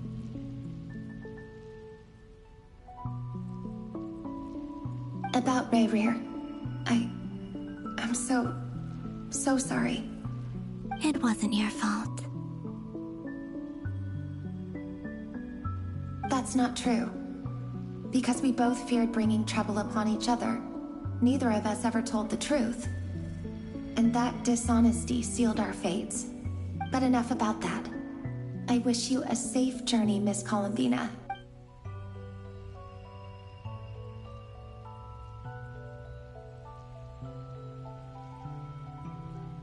And may the outside world never have to experience pain like this again. Rayrir, you're there, aren't you? I cannot see you, because you exist in the future. I expect we'll be trapped in this prison of space-time for all eternity. But please, gaze upon the past, and then sit for a while.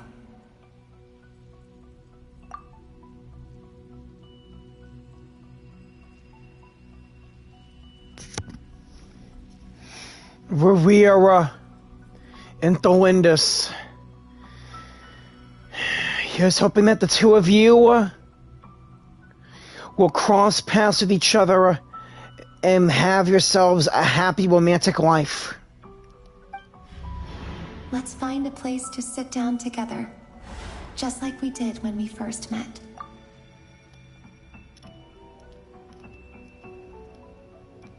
They're beautiful together, aren't they?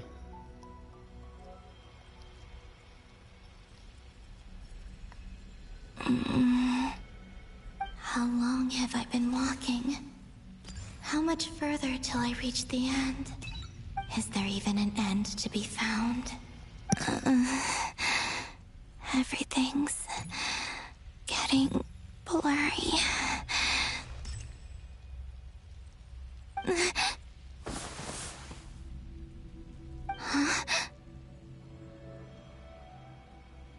Who?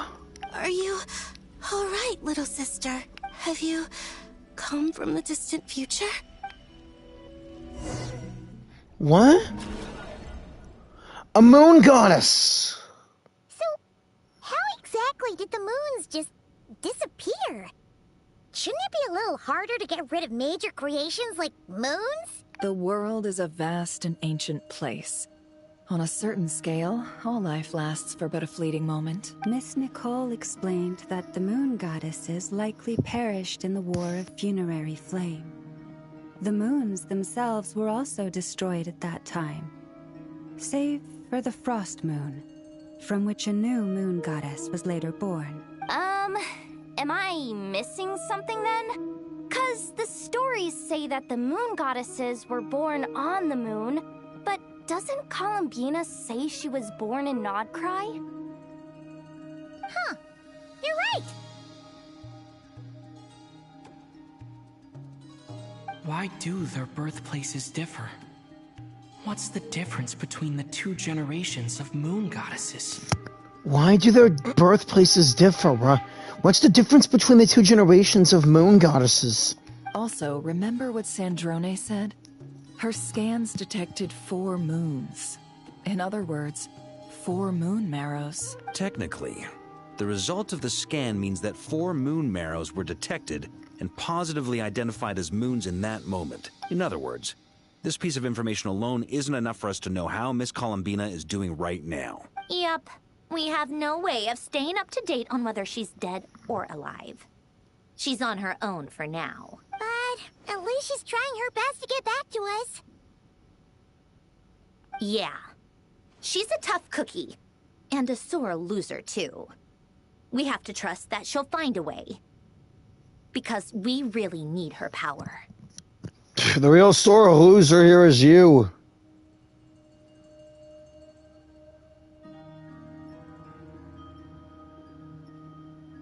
As much as it pains me to say it, we've got no chance of beating Dottore in a straight-up fight. He's much too powerful. It wouldn't even be close.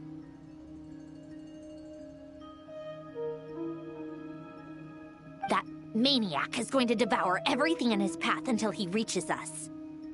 We need to find someone or something that can stop him before he does anything worse. I'll be frank. Our only hope of defeating this false god is with a real moon goddess on our side.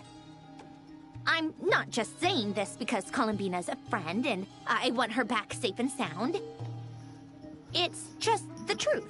You do want her back, so shut up. And I know that even she was no match for him when he attacked, but I don't have a better solution. We're not giving up on saving her, whether she can defeat Dottore or not. Right. Don't worry, Miss Sandrone. We're all aligned on saving Columbina. No one's trying to argue that we can only justify saving our friend because it will help save the world. This is about multitasking. We want to save both. So, she's more than just a moon goddess to you guys? Absolutely. Duh! She's part of the gang! And you are too, you know. Yeah, so either you start acting like a friend and not a mechanical, heartless old hag with a wind-up key up her ass, or else you're out. Columbina's a friend. A true friend. Heck, I'll even consider her family. Yes, I know. You don't need to labor the point. I knew that the moment I came running over with my documents that I was part of the in-group. I mean, if Arlecchino can fit in, I certainly can. Actually, you're not fitting in at all because you won't speak your freaking mind.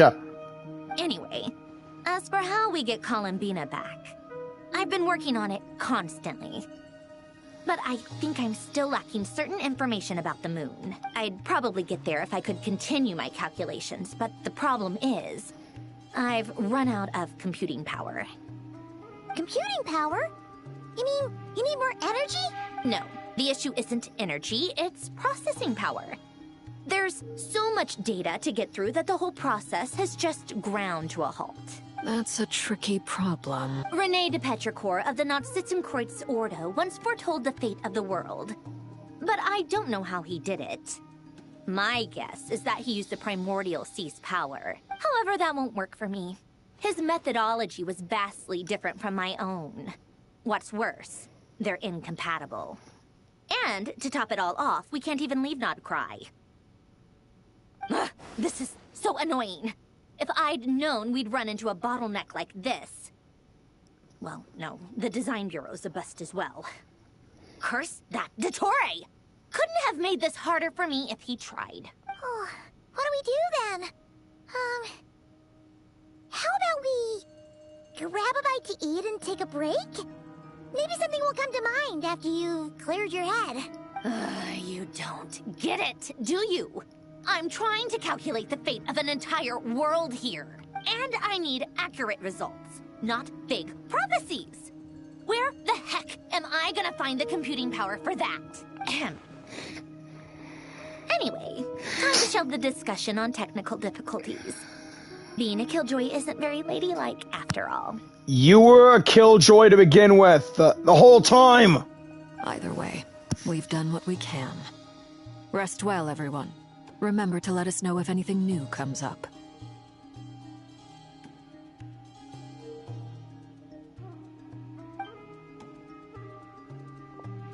Hat guy? Is he hinting that we should talk outside? Hat guy? Is he hinting that we should go talk outside? Let's go somewhere a little more private. I'm with you.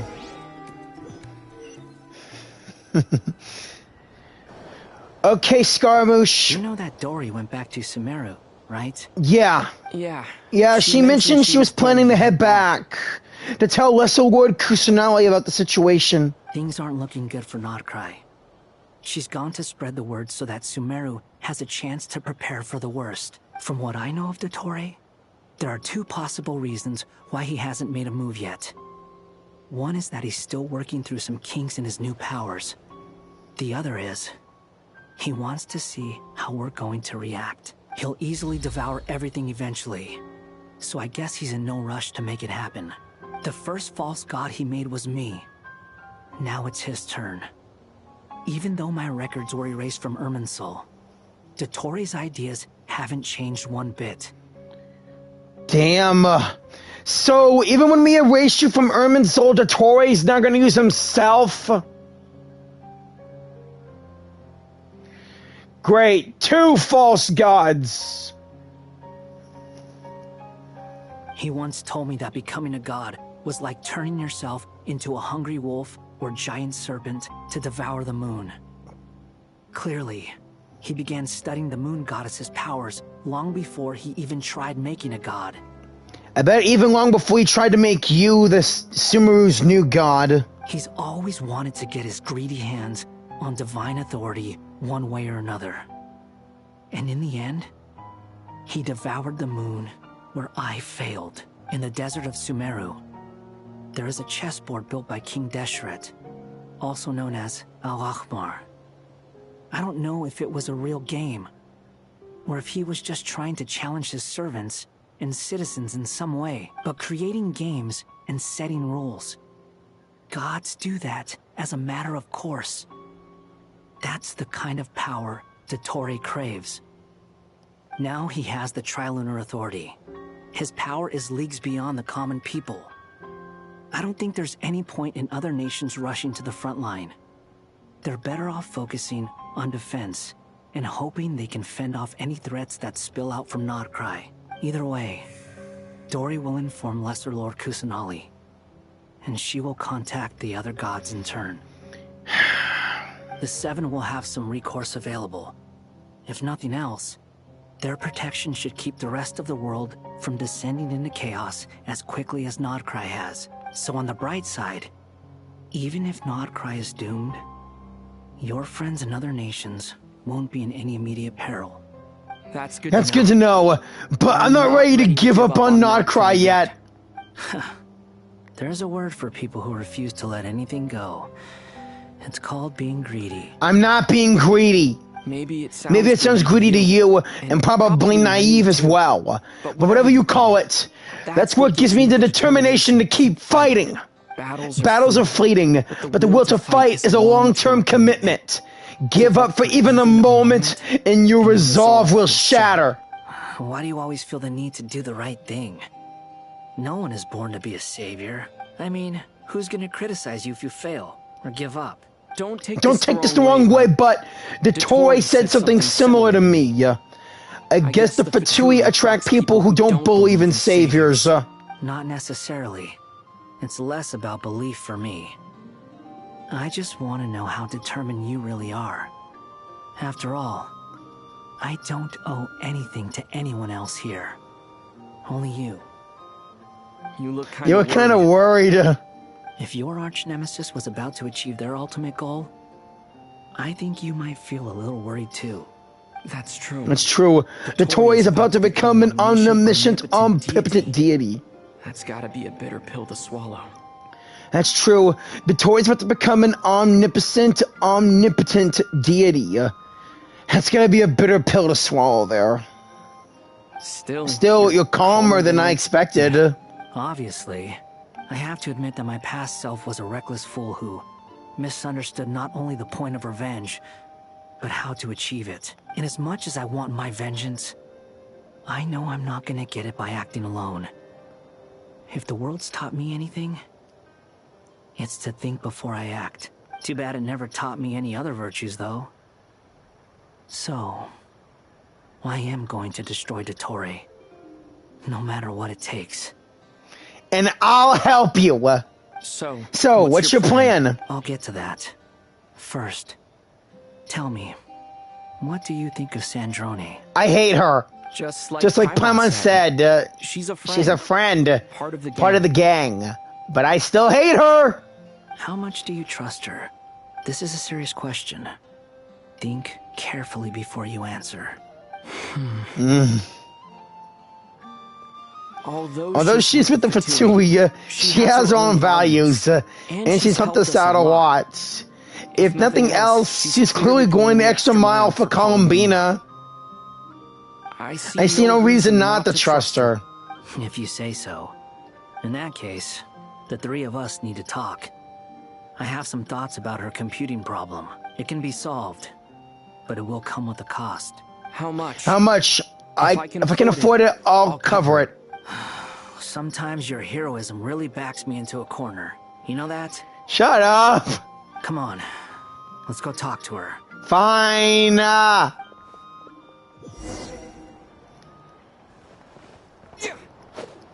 Finally, I'm back to being me!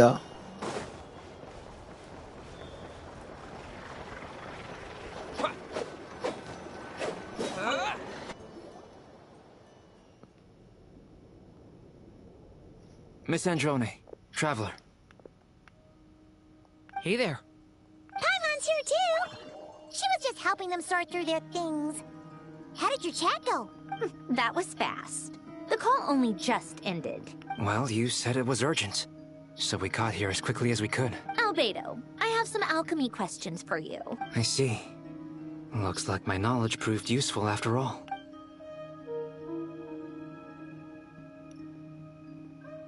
If I might ask, what is the end goal for the modified formula you'll be using? I needed to predict the future of the entire world. But I've run into some teething issues since trying to implement Renee's theory of the 4 Orthians. I see. I'll have a look at it. Still, computing power is the real issue here. How do you plan to solve it? About that... it's been sorted.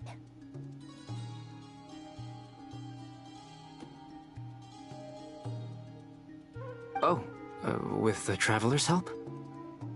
You overestimate me, Albedo. Actually, you're not wrong.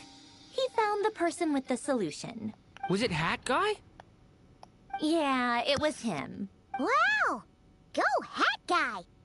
Seems like all that time studying at the academia is paying off big time. But where is he? Wasn't he the one who asked Albedo and I to come here? Come with me.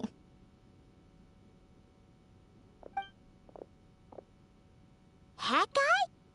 What's happened to him? Hat Guy! Can you hear us? No response. I guess he's in hibernation. Hat Guy mentioned that he was a puppet. It seems that his functions are currently shut down. I presume this has something to do with the solution to your computing problem. That's right. He and the Traveler came to see me. Wait, what? You have a solution? Would you calm down?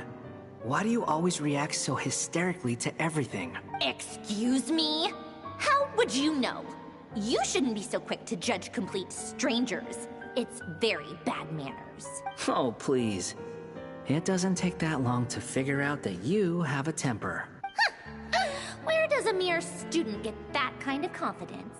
I've actually published more papers than you. Not that status counts for much. Even Paimon's applied for academia admission. Huh? Are you serious? See? This is why I can't be bothered to explain myself.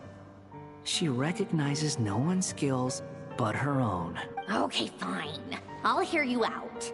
So, tell me, how do you propose to solve my computing power problem? This world itself is constantly processing all kinds of information. If it's the world's future you're trying to calculate, you need a processing device that's designed to cope with that volume. Easier said than done. Only Irminsul can handle that kind of... Wait, is that what you're suggesting? But surely we can't just... plug my formula directly into the ley lines. You should be able to tell that I'm not human, right? Yeah, I noticed. The technology, though, seems pretty ancient. Very different from Fontaine's. It's a completely different system. Conrian, to be precise. I'm what they would have called a puppet. Puppets need an energy source and processing power. The artisans who built them sought out the materials most suited for that purpose. You? Do you mean... The Traveler and I have talked it over. He's willing to vouch for you. So, I'll allow you to borrow my core for your calculations. It was built using wood from a silver white tree, which makes it a small part of Irminsul. Conrian technology and Irminsul wood. Who in the world could have built you? Are you sure about this? A puppet without its core will cease functioning completely. And if it's left in that state for too long, it might not recover. You could die if you do this. You do realize that, don't you? I can put 2 and 2 together, yes. No need to rub it in. I won't lie to you. This has never been done before. I cannot guarantee your safety. Doesn't matter. I'm prepared for the worst. Did you two actually talk this through? Is he... Are we really considering this? Yes, we discussed it. The bottom line is, he trusts me, and I trust you. Yes, we discussed it. The bottom line is, he trusts me, and... hate to say this, but I trust you. Let's give it a shot, shall we?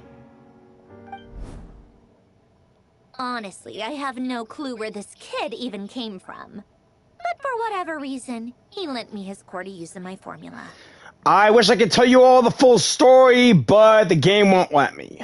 I'm very close to finishing my calculations now, and the core is currently in use. So I'm sorry, but I can only show you a sketch right now. This is what the core looks like. Holy crap. A silver white branch. It certainly matches the legends told about Irminsul. Is Hat Guy gonna be okay? Yeah, I mean, here's hoping he'll be alive. I know he was your first friend, Durin. He's not gonna die, right?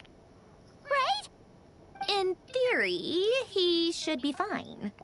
As long as we put his core back in time. Beyond that, all I can say is that I'll try my best to avoid risk and make sure the core doesn't sustain any damage. I think I know why you called us here now.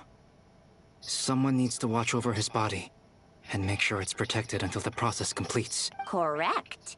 He said that the only ones he trusts here are you two, and the Traveler. And the Traveler will have other work to do. Look after Rio for me. He will have our undivided attention. Aww, Hat Guy. On a more positive note, things are progressing steadily on my end. I'll call everyone in for a meeting once the results are out.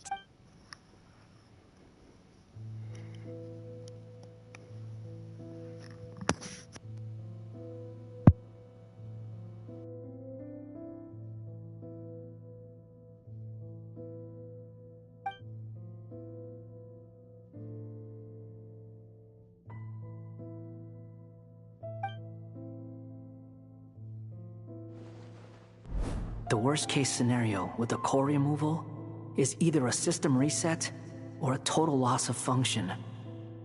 But I'm not afraid. A quiet death should have been my fate long ago. A core is completely different from a heart. It's like another vital organ entirely. I never believed it could be a true replacement for what I sought. But in the end, it turns out the core was more useful to me. Pretty funny when you think about it. It's like the punchline of my entire life. Do you think there's any difference between a puppet and a human? If not, then this would just be another samsara. I have already experienced both a past life and a next life. Part of me wonders whether I'm only capable of making this decision because I've become a real human. What's with that expression? Isn't this a good thing? Sandrone will succeed, won't she? She has to. She will. We all have to persevere until this is over. She will. We all have to persevere until this is over. That's right. And I'll protect you all until a moment of victory arrives.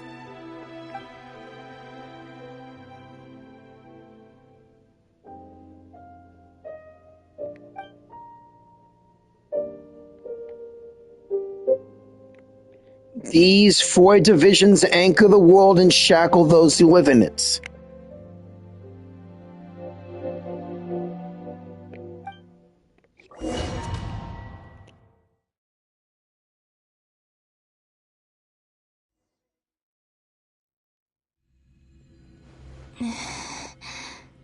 Who are you?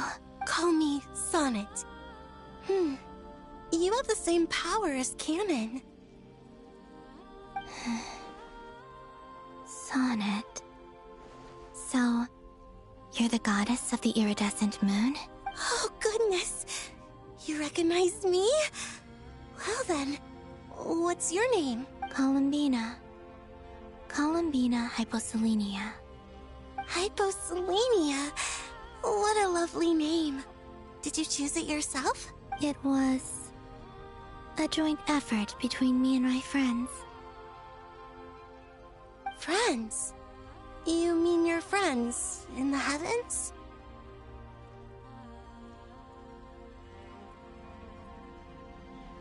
Huh? Oh, sorry. You must be exhausted. I apologize. Hang in there. Let me introduce you to my older sisters. Do you mean the other 2 moon goddesses? Arya and Canon? Wow, you sure know a lot. Hey, does that mean that our story goes on into the future?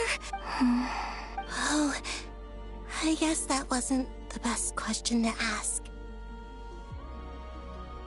It's alright. We were prepared for that possibility. You could say we were too prepared. I can't even remember how long my sisters and I have been here by this point. When did you get here? How long has it been? I can't say for sure, but it feels like it's been forever. I see. Are you feeling alright? You look a little unwell. I can hold out a while longer. We don't have far to go. The place where my sisters and I are based is just up ahead. Don't worry, they're both really nice. I'll introduce you.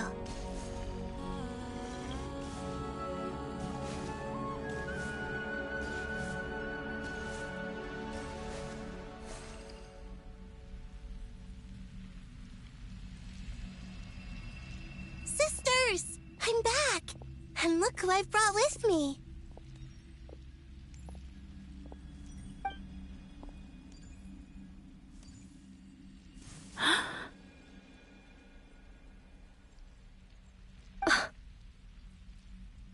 It's our lovely little sister, born in the far future. The pleasure is all mine.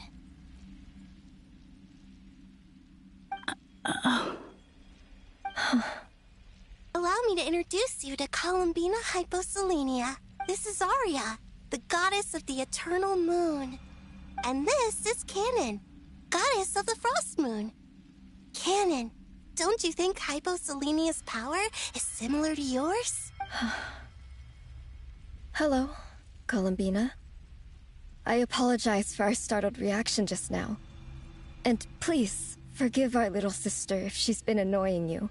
She tends to talk a lot. It's fine. You seem shy. Don't worry, Columbina Hyposelenia. No one can hurt you here. Could you tell me where here is? Please. I must know.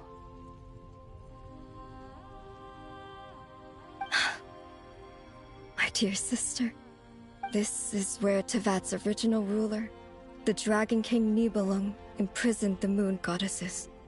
What? You're scaring her, Canon. No, I'm fine. Please, continue. Nibelung, our original master, created us in the distant past to maintain Teyvat. But he left this world and traveled into the dark universe beyond, to explore worlds vaster still. Day and night, we fulfilled our duty in the heavens, until the day that the first Descender arrived. The great ruler of the firmament. The heavenly principles. Is that what later generations call them? I see. But we did not reject them at first, nor did they seem to harbor ill intent towards this world. We coexisted in peace. They were like a guest in our home. Slowly, however, we came to realize that our guest had a growing desire to change and dominate the world. And you didn't stop it? No. There was an order to the rules they set up that Nibelung never taught us. We wanted to know if this order would bode good or ill for Teyvat.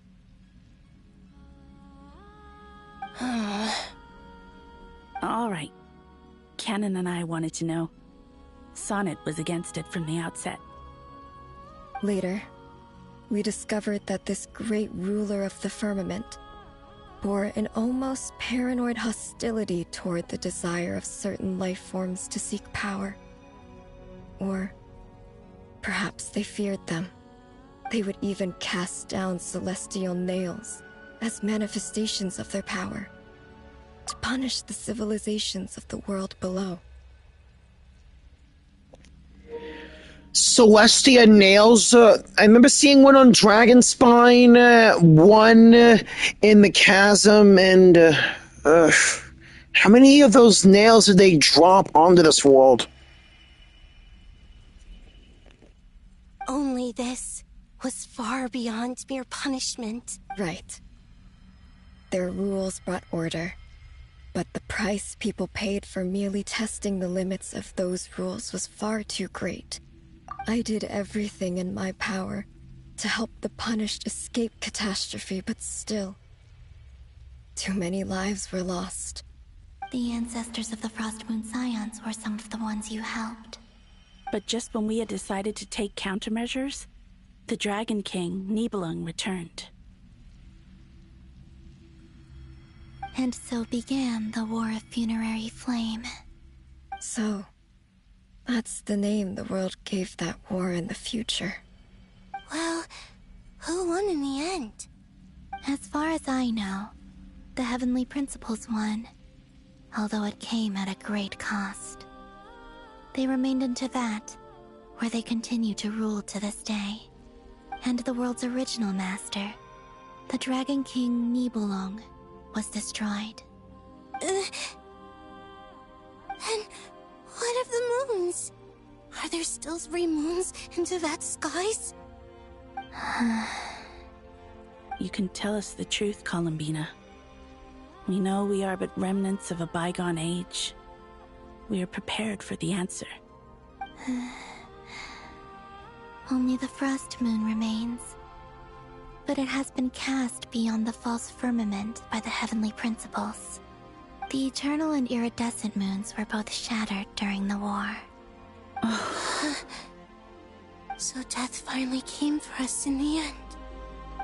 Sonnet. But you're still here, aren't you? A moon goddess cannot live without her moon, Columbina. She's right. That's why I began to disappear. Because the Frost Moon is cut off by the false sky.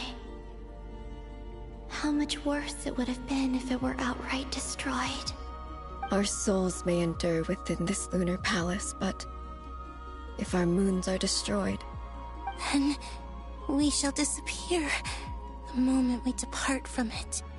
I'm sorry. There's no need to apologize to us, dear sister. If anything, we owe the world an apology. If only we'd decided to act sooner, rather than arguing amongst ourselves. All the more reason not to spend this time in regret and repentance. Instead, we should focus our efforts on how we might help our future sister. Sorry? Don't you see, Columbina, your story is not yet over. Is that not why you are here?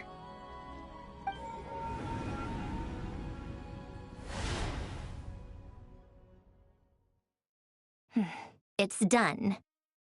Initiate numerological array. Continue running primary process. Calculate the world's fate through extrapolation.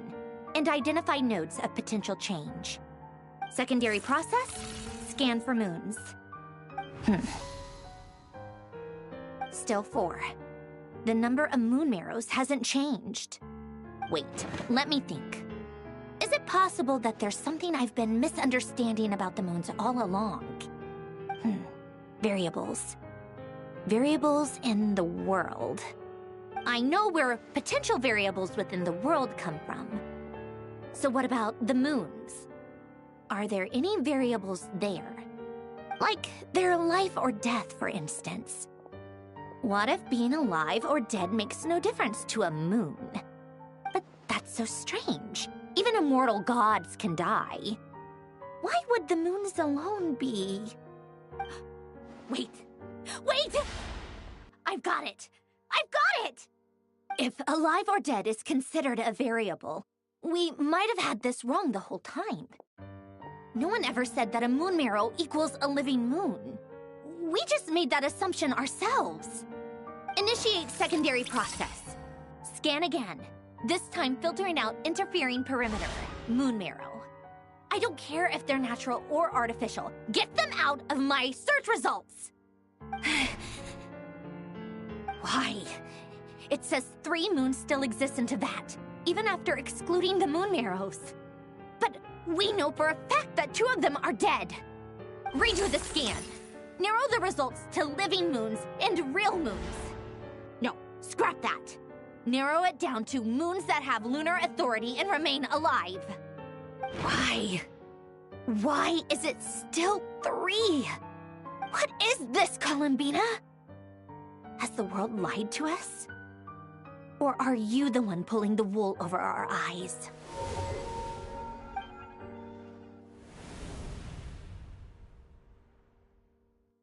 So, you think that the moon's reflection might be where Nibelung imprisoned the 3 moon sisters? Yes, it would explain a lot, such as why that space would respond to a moon goddess's power, opening the moon gate at her command. It would also explain why Miss Columbina has been unable to leave, and why time flows in reverse there. In the messages she sent, Columbina promised us she'd find a way to return. But we have no way of knowing how, when, or where this might happen. The fact that she still has yet to reappear in this world indicates that returning from that place is no easy feat. We cannot afford to simply wait for her. So you're saying, if she could return by her own power alone, she would have done so long ago? Yes, she certainly wouldn't leave it to this late stage when it's so touch and go. I've been giving this some thought, and I've come to believe that Luana's heart might be an anchor that she left behind, as a sort of future waypoint.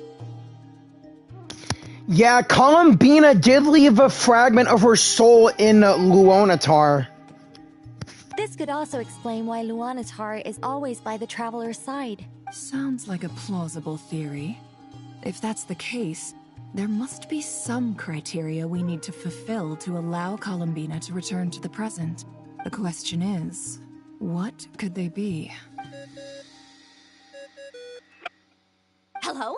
Listen up! This is extremely important!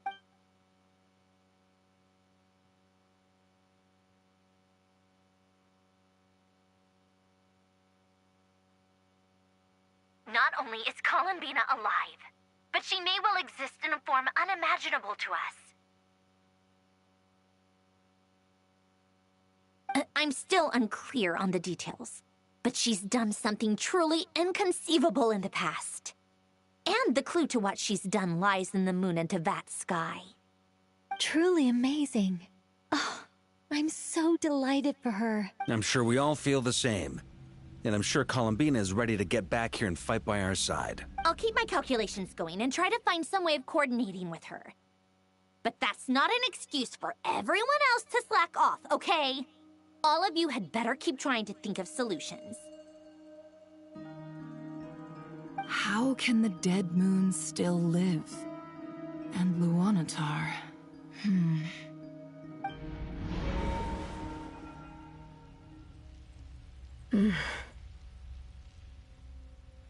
It's hard to believe that's what will happen in the distant future.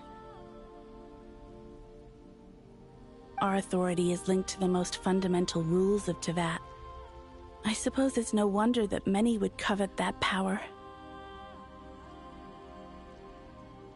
I didn't realize that when you said friends, you meant people who live down in Teyvat. That's so lovely. I always wanted to go down there and have some fun. Have you ever tried leaving this prison? Of course. Between us, we've tried everything. But no matter where we go, this space will eventually bring us back here. It's like the center of a whirlpool. Everything ultimately converges here, at the moment when Nibelung imprisoned us.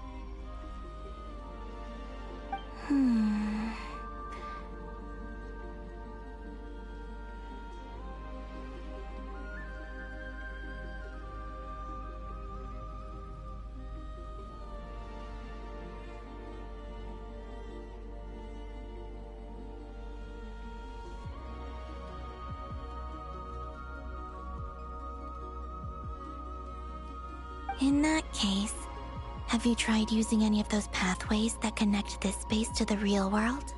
Sorry? What are those? They're passages through which you can make small-scale changes to reality by using Kuvaki. Or am I the only one who can use those passages?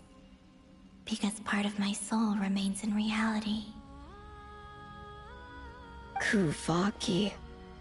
What is that? You don't know? It's a unique kind of elemental energy found only in Nod-Krai, the land from which the moons arose. Oh. Well, it's true that the moons first rose up from the part of Teyvat you say is called Nod-Krai, but there is no difference in the elemental energy between there and anywhere else.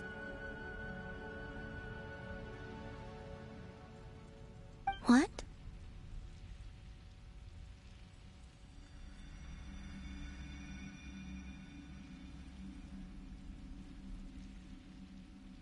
Could you show us some of this Kuvaki hyposelenia?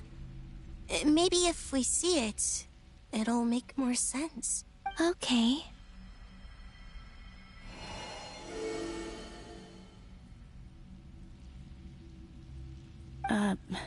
Isn't that just your power? What? But it's everywhere in Nod-Krai. In the air, in the land. Even the creatures who live there have adapted to its influence.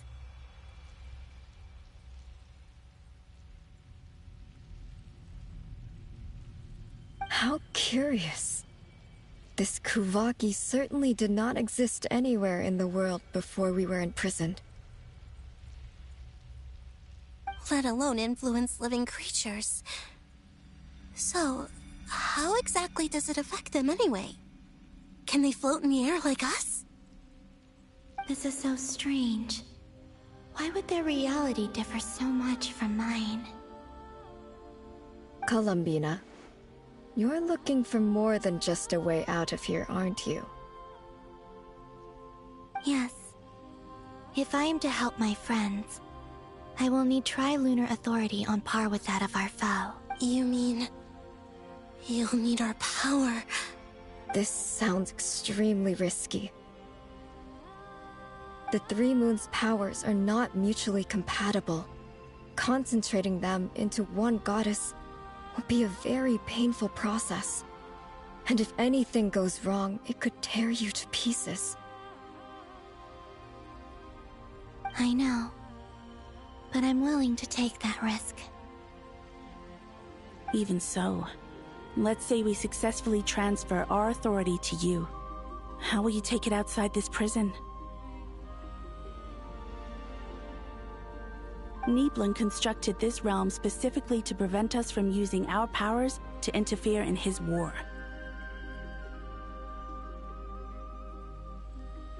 No moon goddess can leave this place alive.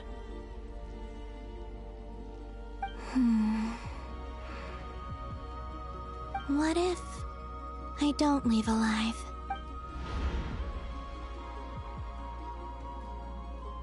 Where do we even start? How are we supposed to figure out what we're meant to do to help Columbina?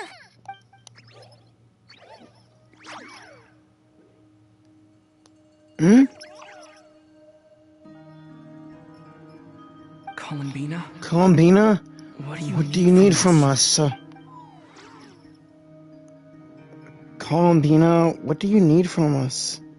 If she really got to the beginning of time in there, how do you think she'd leave us a message? You don't think she'd write it down on a stone tablet somewhere in the hopes that we'd find it, do you? I don't really know.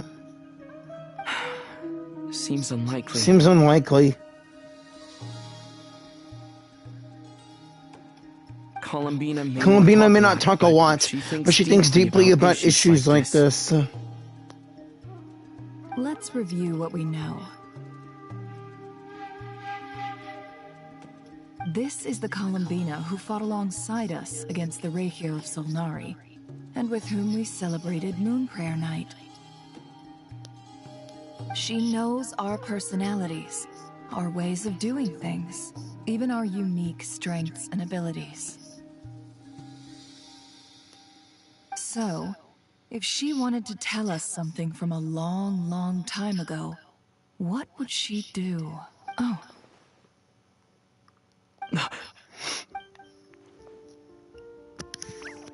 Traveler, you once said that those golden ripples also appeared when Luanatar was born. What if Columbina left Luanatar here, not just as an anchor to the real world, but for some other purpose? If she is part of Columbina, and Columbina knows that I can see past events through her. Oh yeah! Like when you peeked into Rerir's past through his heart! Nefer, wait. If you're right about this, and you can really see past events through Luanatar, your eyes, they'll... Oh, I know. Looking at Rerir's past in Conria was already enough of a strain on my eyes. Looking this far back into the past, it'll surely blind me. But it's our only chance. This is the only way. Boss. We spoke about this once, a long time ago. Do you remember what I said, Yehoda? The day I lose my sight, the Curatorium of Secrets will be yours to run. But... What's wrong? I'd be overjoyed if I were you. This day's come a lot earlier than either of us expected.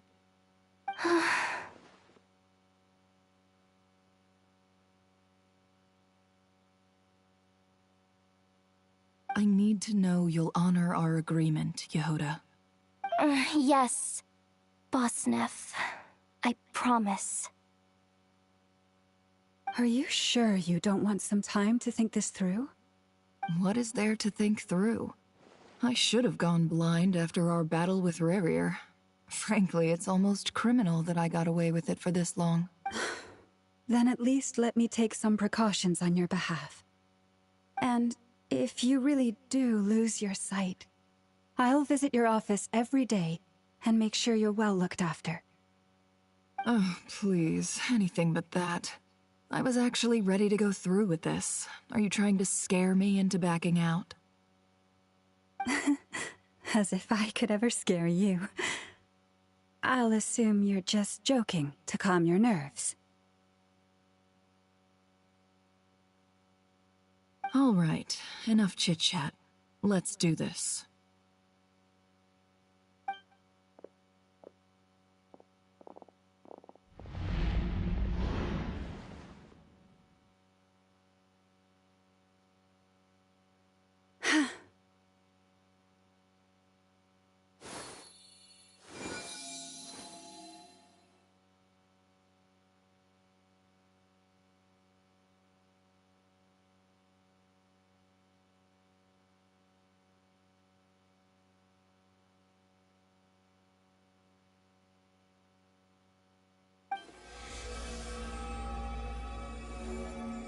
All done. Good. Now give me some space. Come on then, little one.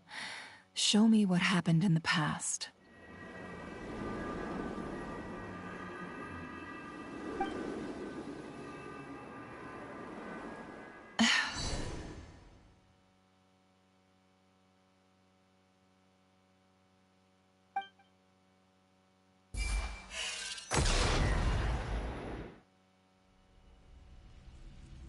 Between the Trilunar Authority, Kuvaki, and the soul-surviving moon, the Frost Moon,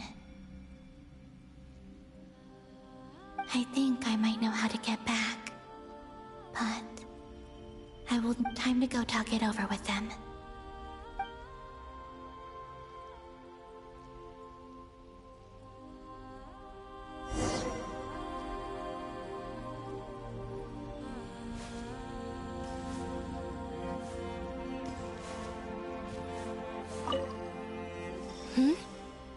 Have you decided what to do?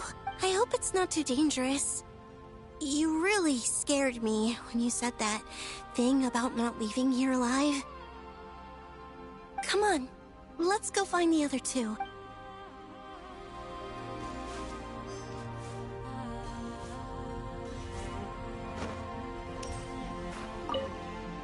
It seems you have reached a decision.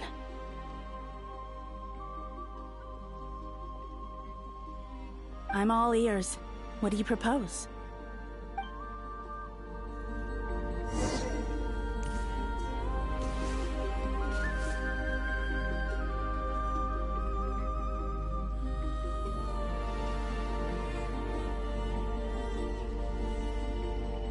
Have you figured it out, Columbina?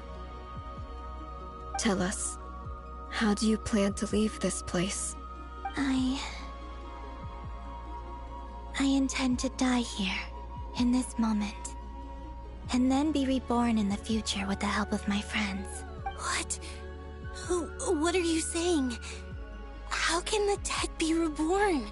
And how will you inform these future friends of your plans? You can't exactly leave oracles. Nothing can escape this place. Not a single ray of moonlight. And even if you found a way, what if they never find the message you left for them? You'll... No, that won't happen. Come again? They will find my message. I'm sure. I'm not following. How exactly will you achieve this? It's quite simple, really. First, I will leave my soul here.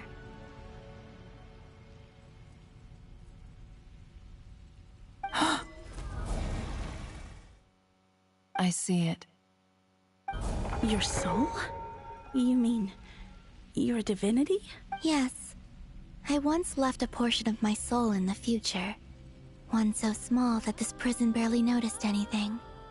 In this very moment, she can resonate with my soul across time. When the time comes, I believe that she can serve as an anchor to pull my soul from here back to the future reality. Just as gravity connects the world to the moon. Exactly. In the future, where I came from, the moon has been cast beyond the false sky, but I can still feel that it is there. In a similar way, I can feel a connection to the soul fragment I left behind even now. My friends can use it to detect my presence. But how do you just leave your soul here? Is that even possible? On my way here, I met an ordinary mortal who entered this place long before I did. Her body is long gone, but her soul remains. And before that, I encountered an old enemy whose entire soul survives here intact, while the power that once corrupted his body has faded away. So, perhaps this space is specifically designed to imprison divinity and authority, but not the physical body. Still, even if your body can escape, would it not just be a lifeless husk without the soul inside? Wait, is that what you meant when you said you wouldn't leave alive? Yes. I shall turn my body into moonlight and pour it over Nod-Krai. That power shall protect the land and quietly blend into it, awaiting my soul's return in the future. However, I cannot do this on my strength alone. I would need your help to do this, so I'm humbly asking for your assistance. Oh, dear sister, you need not be so formal. As I said before, we are but remnants of a bygone age. You, on the other hand, were born alone in that distant future, and you have walked a long and lonesome road since then. How could I bear to let your story end here in this dungeon? Don't forget, we are your sisters, your family. Arya's right. Actually, I've always wanted a little sister. Can you imagine how it's been for me? Getting nagged by two older sisters all the time. Now, I finally get to be the big sis. And not just that, but I get to help you return to your world, too. How could I say no to that? Sonnet. Canon? I'm sorry. I know this is a bold request. The Frost Moon is rightfully yours, and it remains intact. Oh, no, please, don't misunderstand me, Columbina. I was just thinking back on the years that the three of us once spent together. You cannot imagine how happy I am to hear of the future world you describe. The Frost Moon Scions, your lovely, kindly friends. For the three of us, whose purpose in life was to maintain the peace in Teyvat. It is a great relief to know that the people of this world live in such an abundant future. If your plan can save them, and save Nod-Krai, I will gladly give you all that I can. Besides, the three of us have been together since the day we were born. I could never abandon them to live on alone without them. Canon. Still, I do have one question I would like to ask you before we proceed. Certainly. Why do you cover your eyes?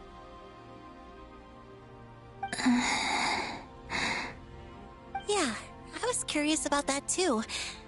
But it seemed personal, so I didn't want to intrude.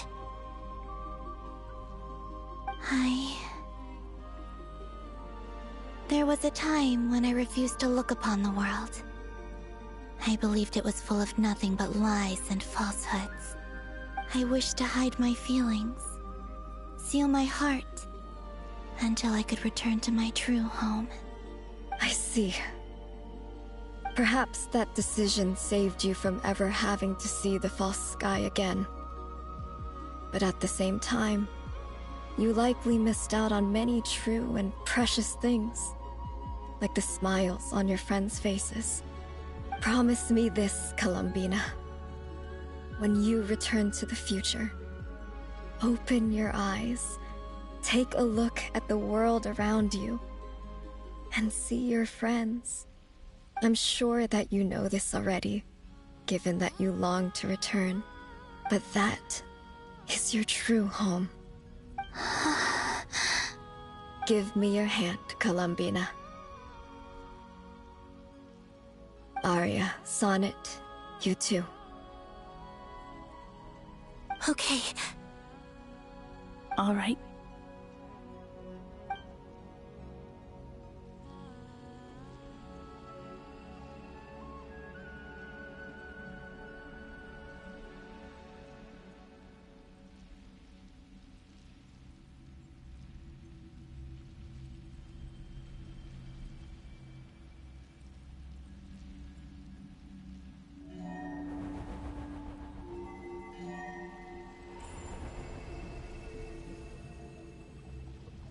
We once were the song sung for eternity, but now it is you who must continue to sing. We once were the tides in the great river of time, but now we subside, and you arise. We were the messengers of madness and inspiration, but now the lies have faded, and your truth must endure. We are souls awaiting the sun. You must return to be with those who smile when they see your face.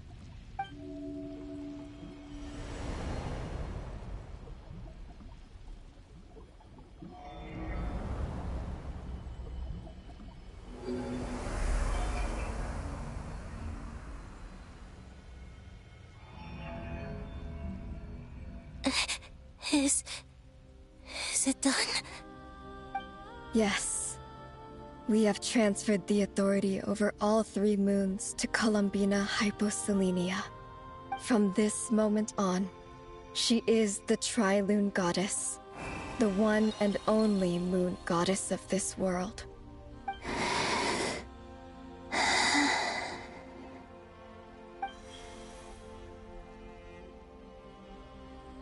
Thank you. Thank you, my sisters. Now go, and do what you believe is right, Columbina Hyposelenia. Be aware that we cannot grant you the power of the 3 moons beyond these prison walls. The conflict that arose over their remains following our disappearance will still take place. I understand. Sisters! Oh, my body. It feels... Now that we have given up our power and authority, our bodies are merely mortal shells. This prison is dissolving them as we speak. It's okay, Sonnet. The end must come for every god, just as it does for every human. That's all this is. The final destination of our lives. Canon and I will be by your side the whole way. We have one final request, Columbina. Could you use the 3 moons' power to send us back into the real world now that we have lost our powers? I doubt this space will seek to hold us further. It's just... we would like to spend our final moments together in the only place we ever called home. Of course. Gladly. Sonnet. Yes? Don't... I wish I could tell her not to give in to the abyss. Not to be afraid. But is this really what I should say at this moment? Don't forget. I'm so glad to have a big sister like you. No, Hypo. Thank you. I'm okay. I'm not afraid. As long as my sisters are with me, I won't be afraid. It looks like this is goodbye, sisters. Goodbye, Columbina. Take care of this world in our stead. I will.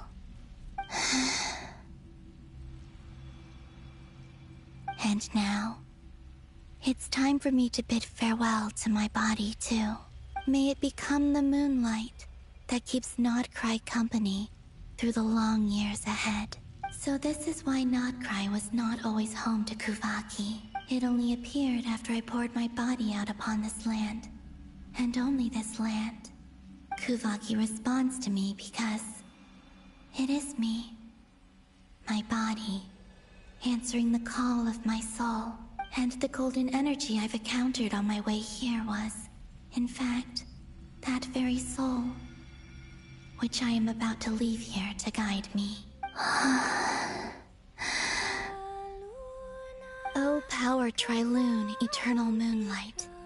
I, Columbina Hyposelenia, lay aside my body. Let it be cast into the dark night to illuminate the future. May it be a companion to all who dwell beneath the moon.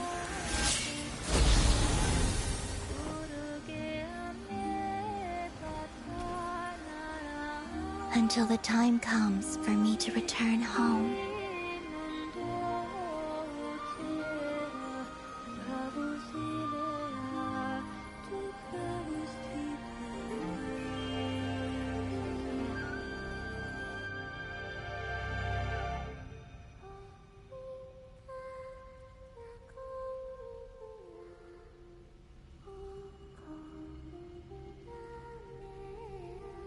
Her song.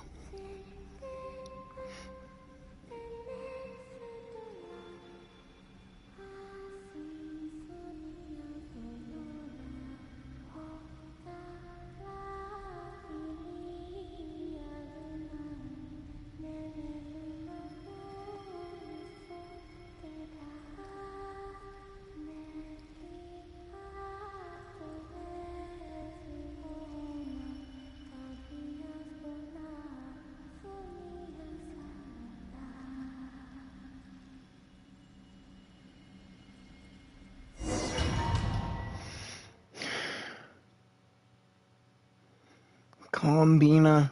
Boss! That was crazy! Were we even allowed to see that? Is anyone? Can you still see? How many fingers am I holding up? I see 2 fingers, and a look of sheer terror on your face. Truly astounding, Miss Nefer. Your eyes have glimpsed the very ends of the world, and yet they remain as sharp as ever. Or is the credit for this miracle due to Miss Lauma? It seems that even time itself is no match for your medical skills. Surely you jest, Mr. Flynns. I suspect we have Columbina to thank. She must have realized the immense toll that the ritual would take, and purposely set aside some of her power in the past to protect Nefer's eyes when this moment arrived. There is always a great price to pay for witnessing the truth, but it seems that this time, Columbina has shouldered that burden on our behalf. She chose the perfect method of getting a message to us. Though her eyes were always shut, she was clearly so perceptive. She knows us well. She knew exactly how we would think and what we would try. Despite being separated by time and space, we're seeing the same possibilities and seizing the same opportunities. We still don't even know if she's okay right now. But as long as there's a chance we can do something, we'll fight to make it happen. We'll get you back somehow. I'll get you back somehow, Columbina. We'll get you back somehow, Columbina.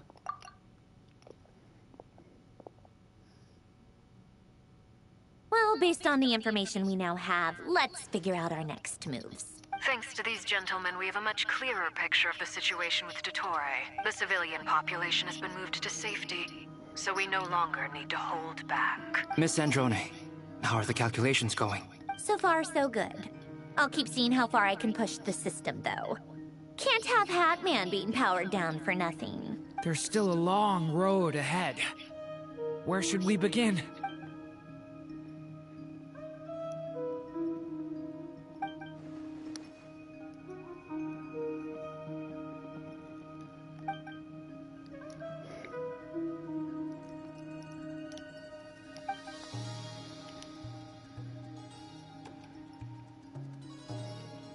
Our plan is clear. Time is short, so let's get moving. There's just never enough time, is there? Time is the bane of my existence. Ugh.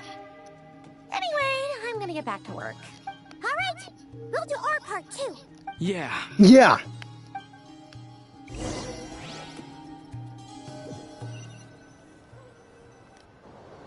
Albedo's theory says that elemental energy can dilute the light realm's power, but I'm no expert in building elemental defenses. Sounds like something out of the Advanced Elemental Theory section of the library. Whew. You seem quite troubled. Well, yeah. I mean, who doesn't get a little flustered when they're completely out of their depth? You were the very picture of confidence back when you approached the Hexen Circle. Yeah, I could have been faking it through that whole meeting for all you know. Who's to say I'm not just a ball of nerves in a charming and gregarious package? Oh gosh, really? I'm so sorry, I had no idea.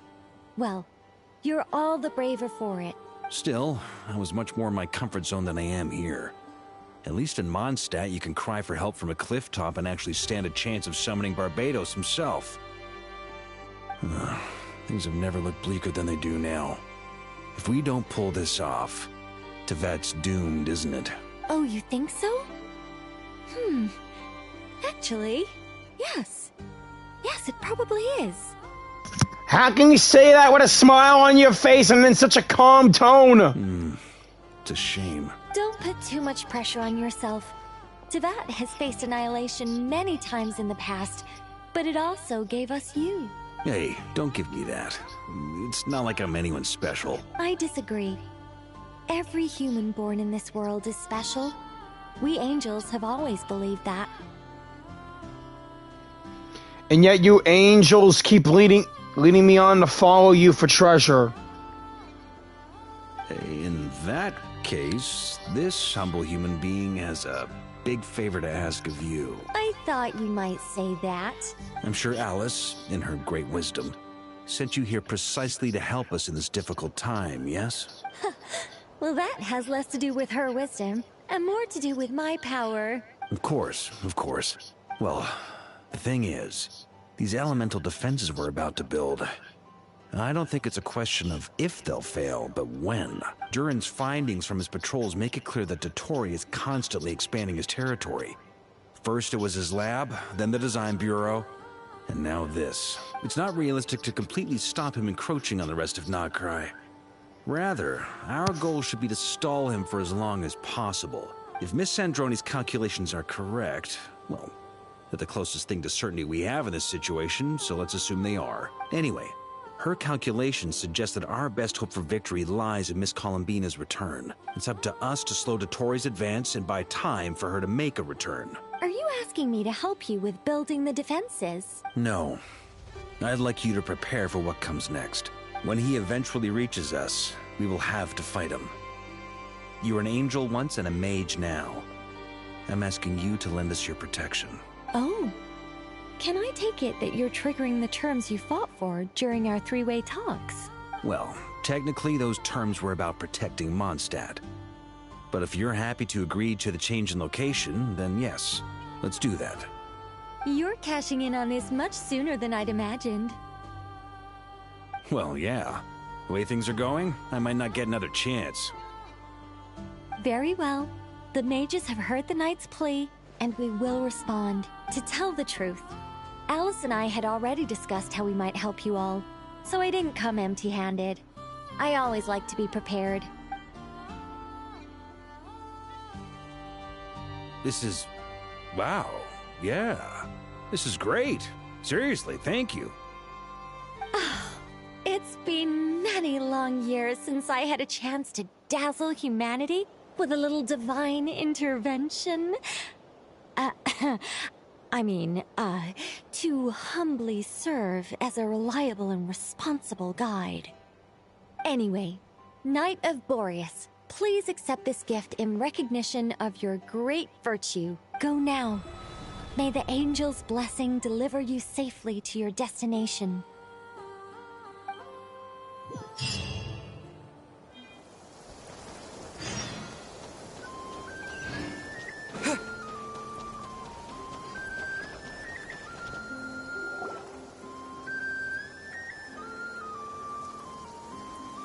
You're here. Sandroni! How are things going? Glad you asked. You two are about to become the first people to lay eyes upon my masterpiece. Or should that be the first person and the first, specter? Hey! Whatever. Come, feast your eyes on this. Wow! I've never seen something like this before. This meter displays the progress of my formula. Currently, it's still making the most important connections. It still looks impressive, yeah. It looks impressive. Once it's finished running, I'll deliver it right to your side. And then, we can finally bring Columbina back. What do you mean, deliver it? Can't you just tell us over the Dodo communication device? It'll just be some numbers, right? Ugh, you're such a greenhorn. This isn't the kind of formula you solve in math class.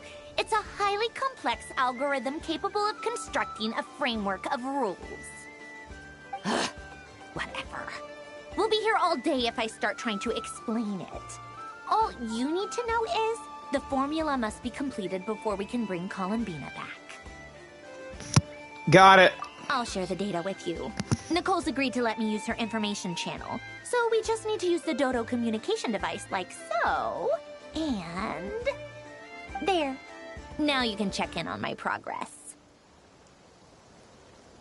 Wow! Look at that! You're amazing, Zandrone. 10%? Damn! About time you recognized my genius. Took you long enough. Seriously, lady, quit being so egotistical on yourself.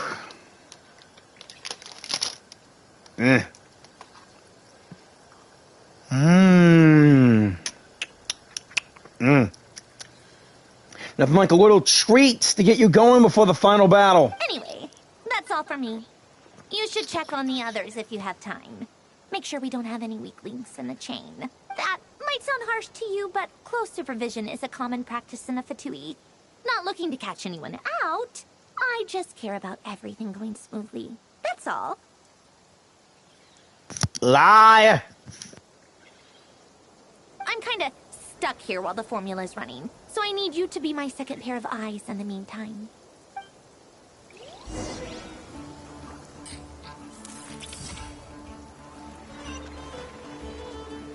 Okay, it's at 20%.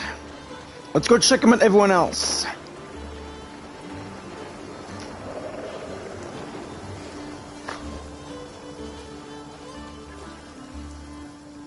Thankfully, Miss Nicole has come to our aid. Nasha Town is now looking very well defended. Golden Flame. Yes, that's Nicole's power, all right.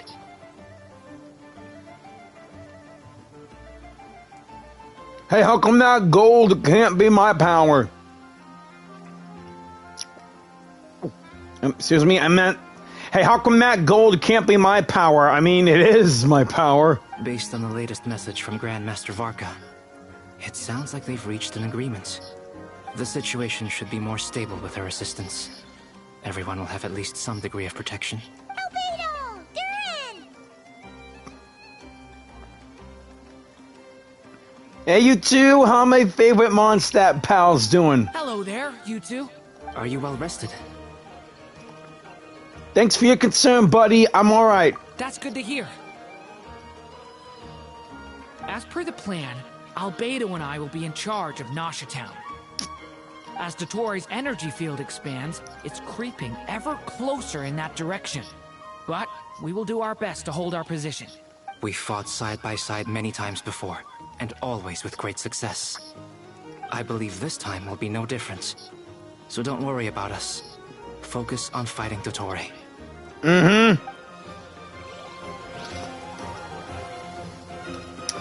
Finally the time has come for me to kill the bastard. Traveler, Paimon, a pleasure to see you both.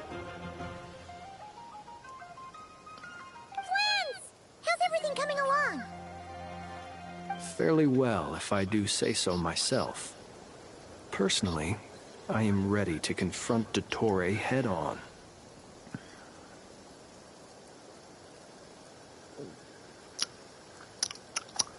It's a pleasure to see you as well, friends, and I'm ready to fight him head-on, too. Ooh, you sound much more serious than usual.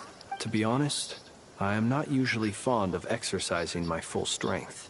For one thing, it's hardly conducive to maintaining a low profile. Besides, I believe one should have the right to choose when to show their hand. Yeah, I mean, you using a spear one-handed, that's kind of like showing off not using your full strength. I am conserving my strength until the moment of battle is upon us. Anything to boost our chances of victory. Seeing you get into the zone like this really puts Paimon at ease. Huh, Traveler? Yeah, me too. I consider it an honor to have your trust. I've liked you ever since the moment I met you, friends. You're a kind and honest person. I love you. Rest well. I look forward to seeing you both in your element during the battle. I have all the elements. Except for ice. Really wish I would have had that! Rest well. I look forward to seeing... As Dottore's energy field expands... We fought side by side many... I believe this time. Mm-hmm. Why is those last few lines?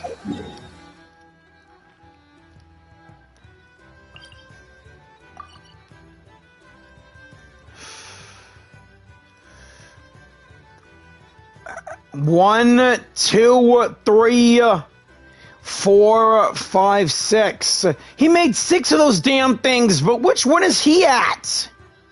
It has to be one of these 2 big ones.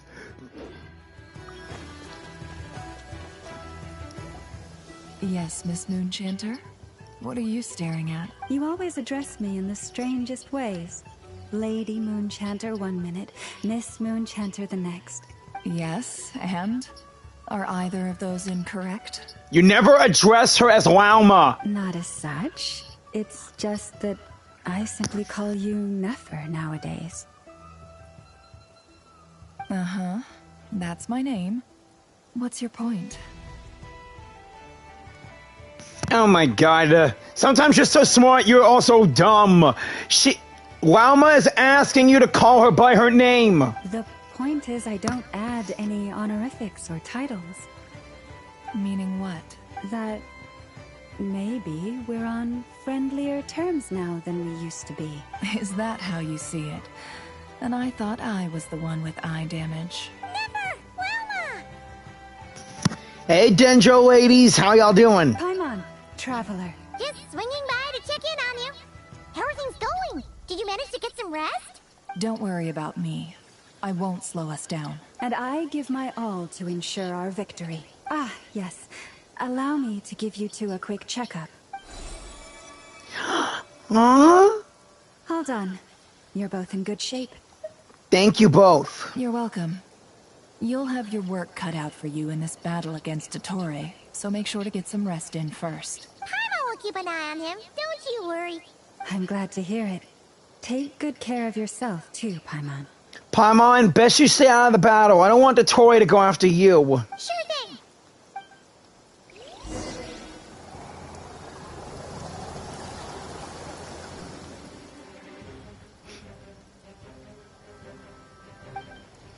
Hostiles incoming. Are they the doctor's goons? Here they come. That's quite a horde. Doesn't matter. We'll kick their asses. We defeated Rerir and we'll do the same with him. As we expected. Get ready, everyone. Get ready, everyone. Take your positions and prepare to engage. Let's begin. I'm at the ready. Let's move.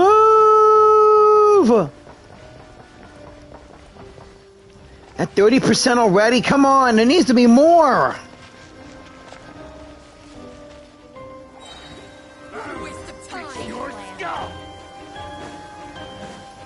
It's raining, so it's perfect for blends! Close your eyes. You really think Dottore is gonna help you guys out? Think again! Another one. Close your eyes. To dust.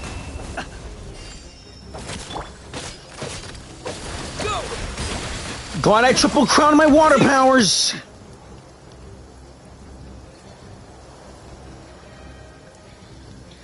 There goes Nefer and Lauma.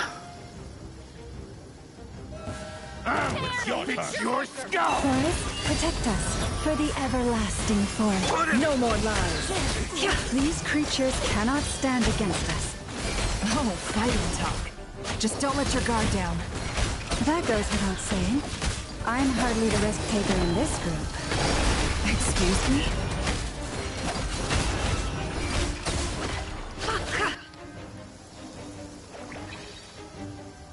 How much longer here?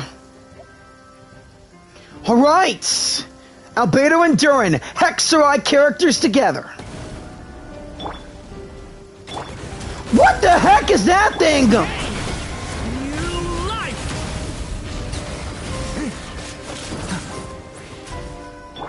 Coming to be.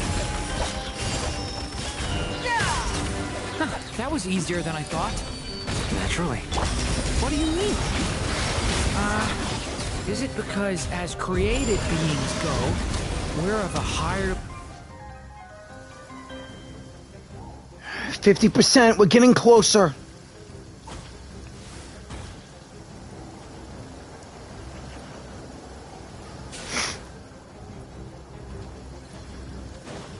Charge! The night people have always used fire to drive away wild beasts. Wouldn't a lantern work? Wouldn't a lantern work just as well? My mind, my dear friend. I was just about to say that. All right then, dear friend. All right then, dear friend. Bring the lights! Wipe out! No more lies.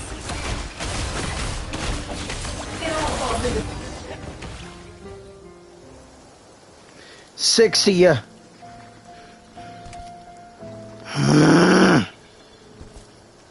There's the bastard himself. I trust you've had a good couple of days. Dottore. Dottore! It's actually a good thing, in my view.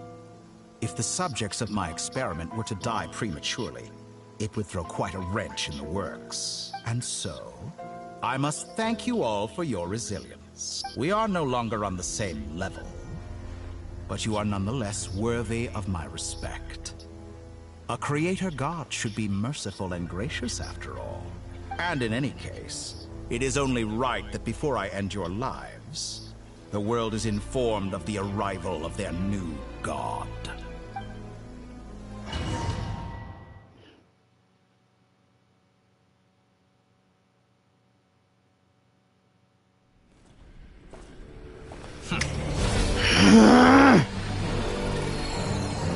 What the crap? Heretic of the false moon. Is that a giant hand?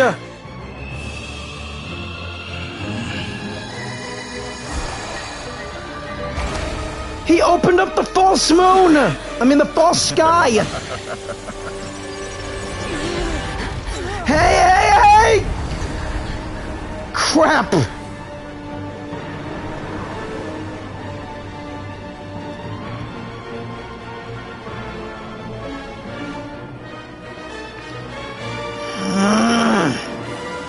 The experiment begins.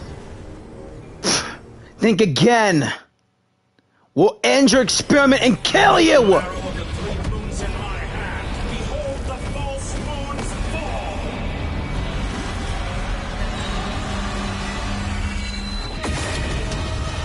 A false moon won't save you from shits!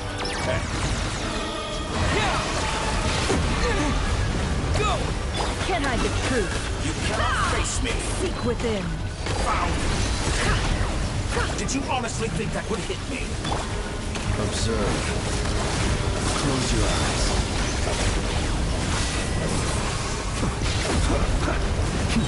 That's more like it. Some results in travel. Go!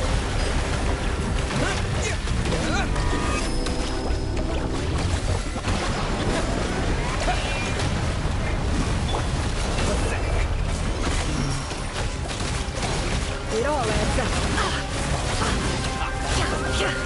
Like an ant in my paw. No!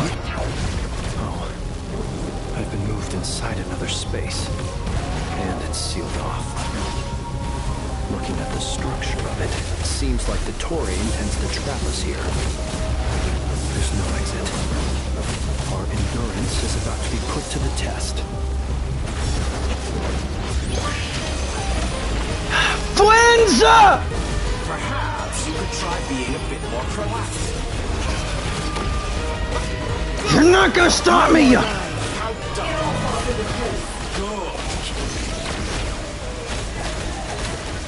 Forest, protect us. You had to take my #1 guy from Nod-Krai away!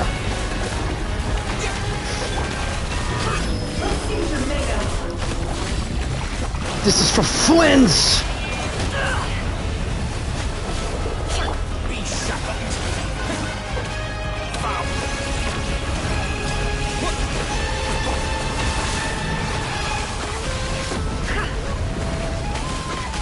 Did you honestly think that would hit me?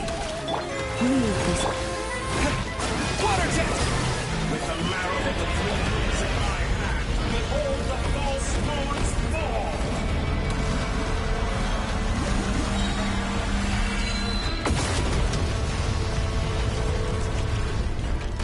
Tell me, where will you try scurrying off to next? Wilma! Looks like Dottore has opted for a divide and conquer strategy. But we will not allow him to triumph. Now, I shall pray for our victory. Quit mixing up my direction!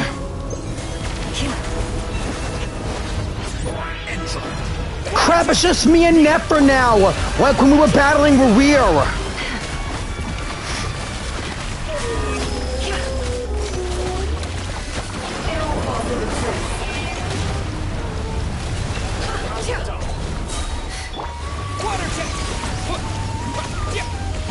The mystery unravels. It all adds up.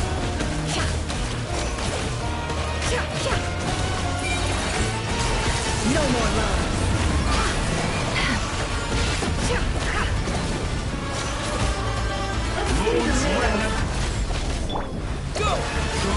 What the heck? He just refilled his health!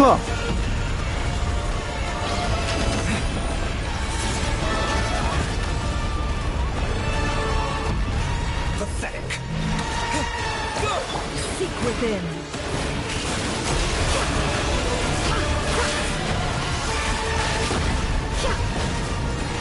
That's more like it. Be annihilated. That which cannot stand against No, not Nefer! What's this supposed to be? A knockoff version of the space Columbina got trapped in? There really is no way out. We'll see about that, Dottore. Can I... I have not intended to take your teammates. Yeah, right, you bastard! Obey, I can release them. Never!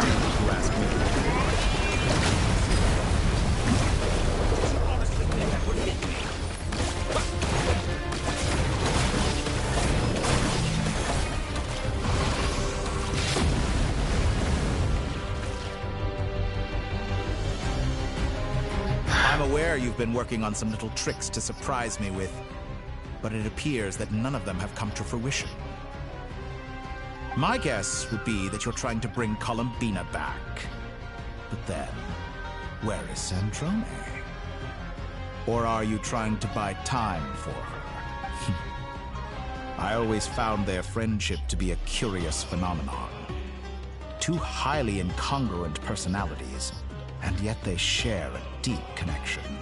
Speaking of Columbina, I once saw her as like a younger sister. We got along quite amicably while she was with the Fatui, but then one day she suddenly decided she would refuse to take part in any further experiments. To this day, I truly don't understand what I could have done to upset her so much. It's such a pity. I could have had a sister, a family. But alas, she grew to dislike me. You're not fit to be family to her! That I can't deny.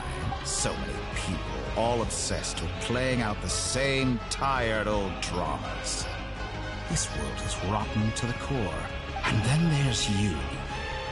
You had every opportunity to reach the right conclusion. The thought of killing you off like this? But I maintain that I approached you in good faith, so I will offer you another chance. Will you work with me? You have until I count to 10 to make your choice. 1, 2, 3. Not in a million years. Not in a million years. He heard my thoughts again.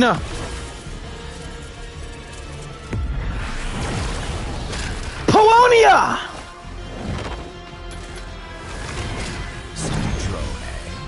What a pleasant surprise.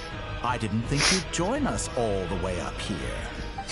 You're as sick and twisted as ever. Don't fool yourself into thinking anyone's grateful for the chances you're offering them. Syndrome? Syndrome? But the formula hasn't finished running yet. Funnily enough, I was just discussing a collaboration opportunity with the Traveler, and then I see you, who I must say is a good example of an opportunity gone to waste. Gone to waste? I said that everyone would get one chance, and you've used yours to march right back into the lion's den. So yes, it's an utterly wasted opportunity. And what makes you think I believe a word that comes out of your mouth? I was planning on disposing of your little formula after wrapping up more urgent business here. Since you've taken the trouble of serving it to me on a silver platter, I can simply bring it forward in the schedule. Damn it!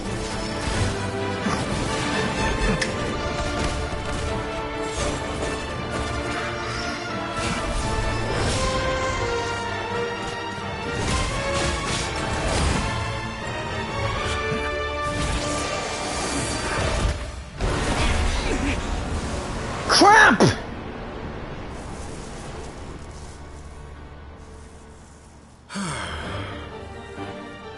Is this your life's work? This piece of trash?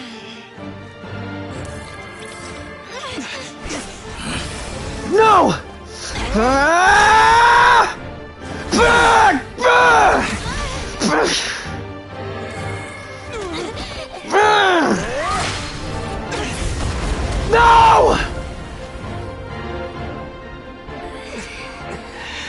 Your formula runs too slowly, Sandrone. You put your hope for success on others instead of fighting dirty. That is why you have failed. Now, whom should I slay first? Any volunteers? No one? How nice of you to leave the decision to me. You motherfucker!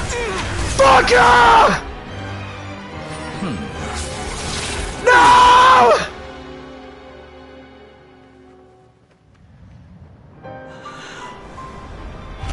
Sandrone? Oh, how unexpected. Sandrone, any last words for me, comrade?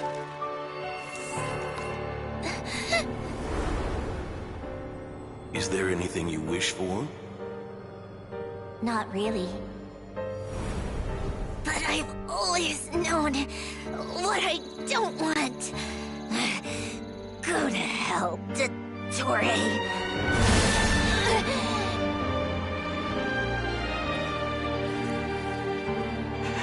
No! No, Sandrone!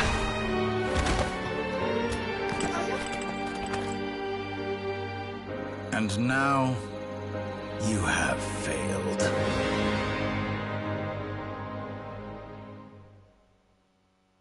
Sandrone!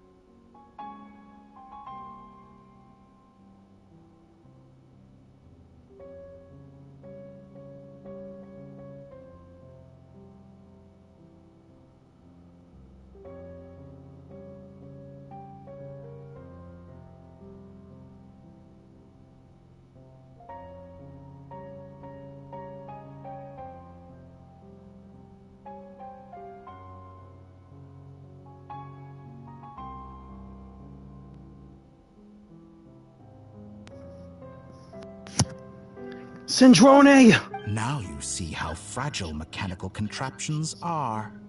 Just a gentle tap, and they fall to pieces. That was not a gentle tap. You killed your own colleague. However keen of an inventor Sandrone may have been, her death spells the end of the formula that was running inside her body. Of course, I have to commend her for making it this far. As her colleague, I have to admire her stubborn tenacity.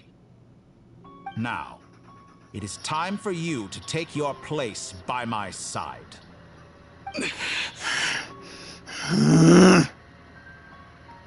My count was interrupted, but the second chance I extended to you still stands. Once again, you are welcome to join me. By now, I'm sure you have gained a greater appreciation for the power and authority I wield. What is stopping you from embracing a new world of endless possibilities? I'm glad you asked. Not in the mood to talk? As you wish. You seem less talkative than usual today. I'll change the topic to something more apropos. Sandrone was always like this, never trusting anyone, always so reluctant to share her research with them. Objectively speaking, she had her strengths. It is remarkable how she extracted and even optimized the world formula from so much data, but her inability to trust was her undoing. Had she allowed someone else to monitor or run the formula for her, you might still have a chance at victory even now, but regrettably, she was a stubborn fool. As much as it pains me, she had to go. Dottore! Dottore! Maybe this is news to you, but people can change. Columbina surprised you when she escaped. And I think Sandrone would surprise you too. Change? You can twist the truth however you want, but I see it clear as day. You're the one who can't trust other people. Is that how you see me? By this point, what can you hope to do about it? It is pointless to fight on. You've already lost. Wrong. Wrong. You can't win this. Dottore.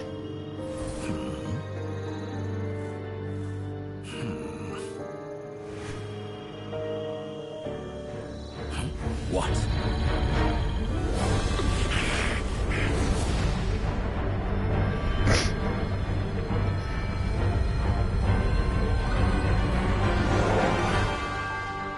My formula can get us 90% of the way.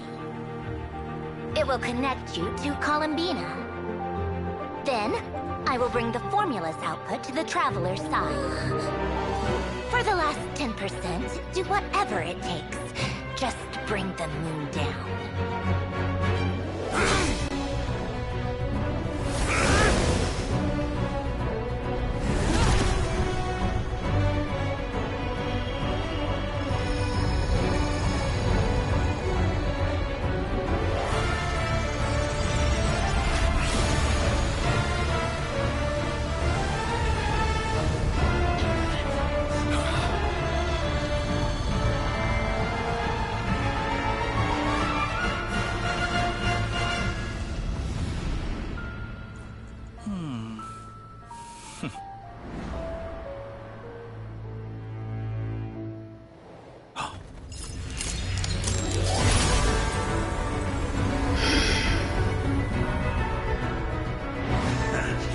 You can't close the false sky. The moon will never be yours.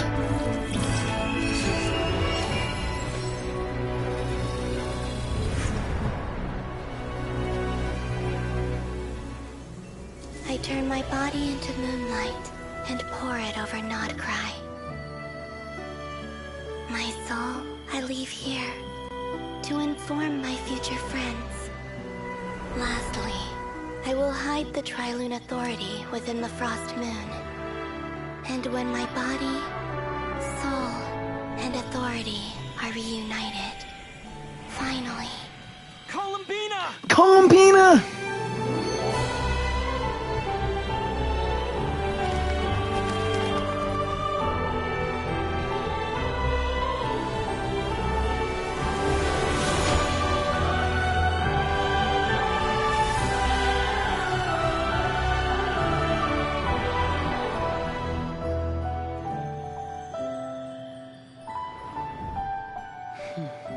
Hey, I missed you.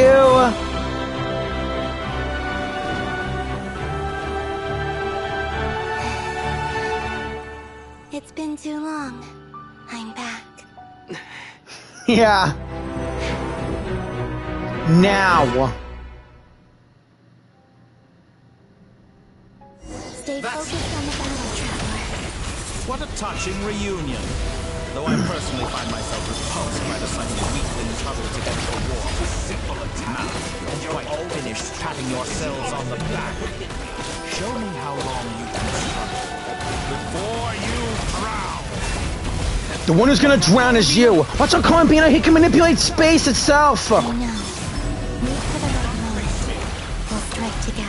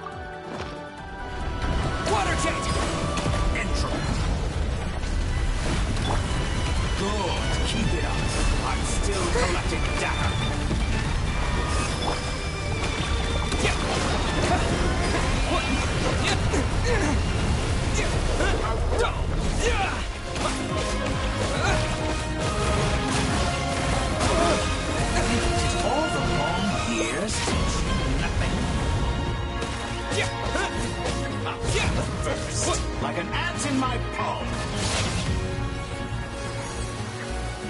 Crap.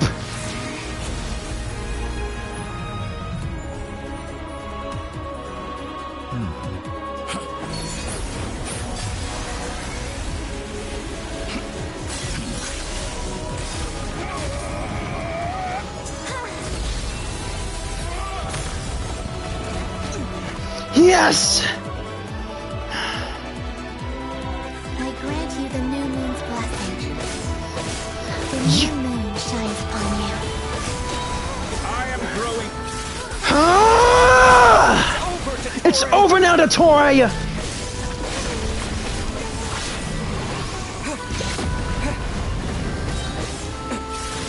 Taste my sword! Time to pay for your crimes!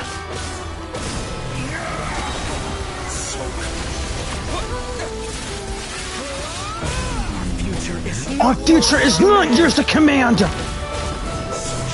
longer must the world cower in the cold night.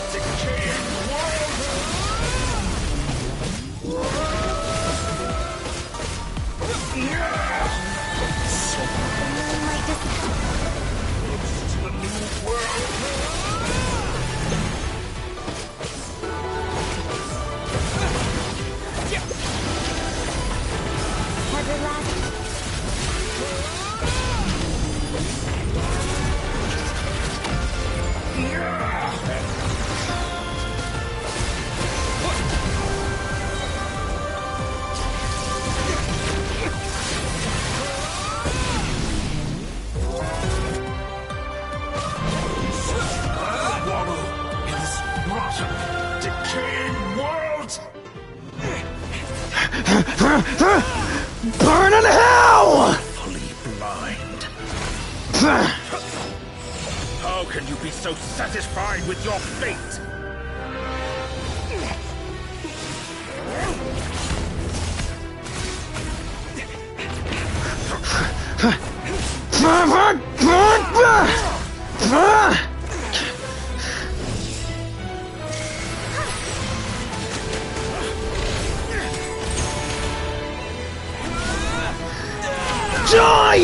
bastard!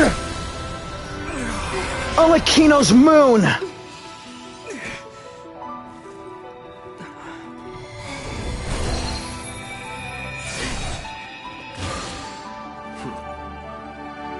This battle was never about fate. It's about friends, family, and the home you stole from them. Yeah! And now you're gonna pay the price! So dull. Only the weak rely on each other for comfort. You shall see. Once I transcend fate, you will be nothing but fodder for my grand experiment! That will never happen.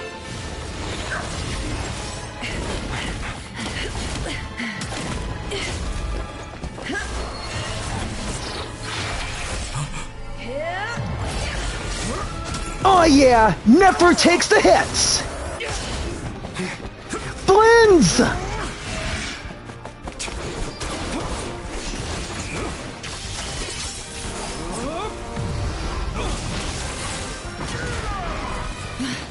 Go Elma! Now it's my turn! Terra Smash!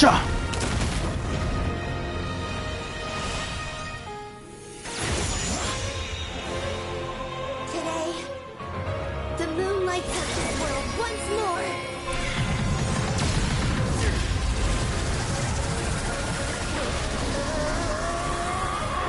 Your artificial moon won't save you from this!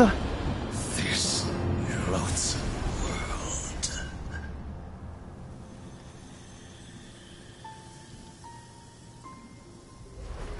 You never belonged in this world to begin with. No, this world is our home.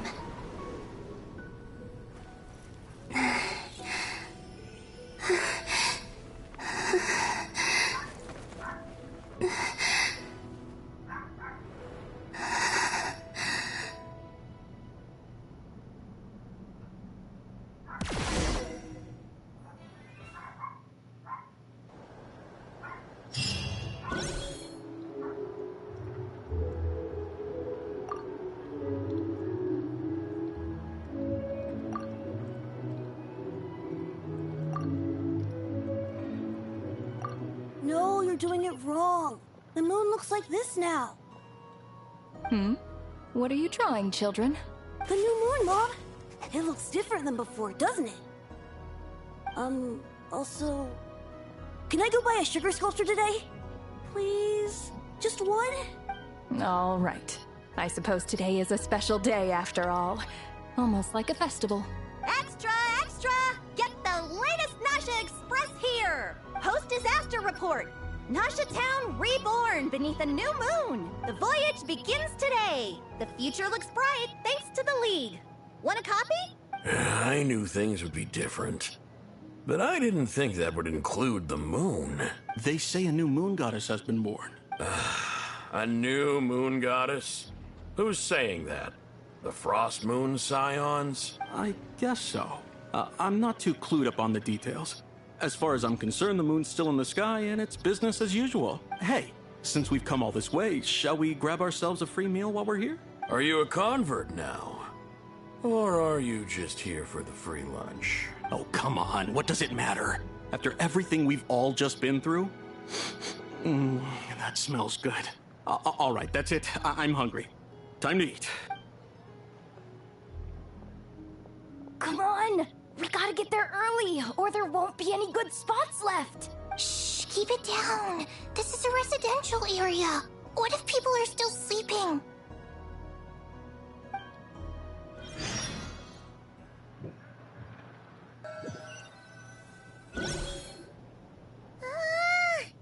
Why is it so noisy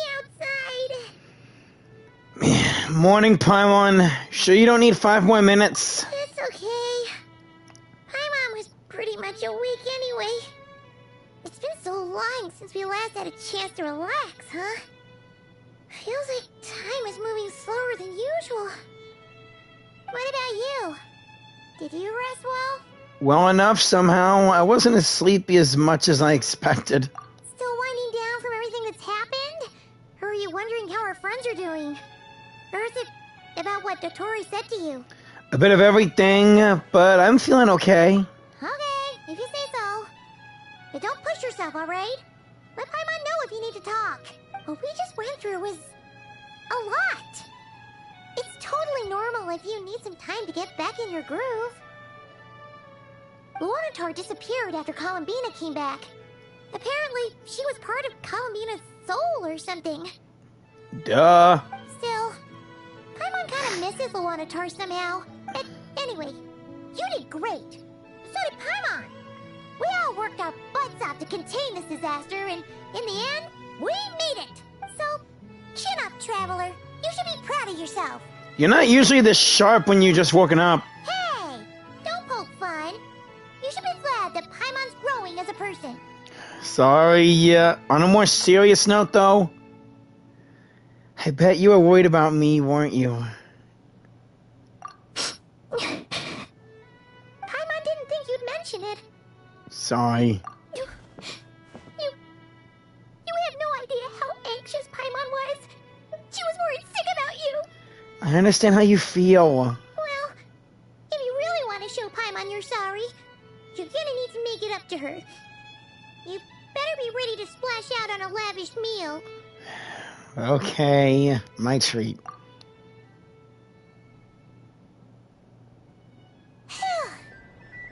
Okay, Paimon's full now. Are you sure? Snacks will be served shortly. Huh? Oh, well...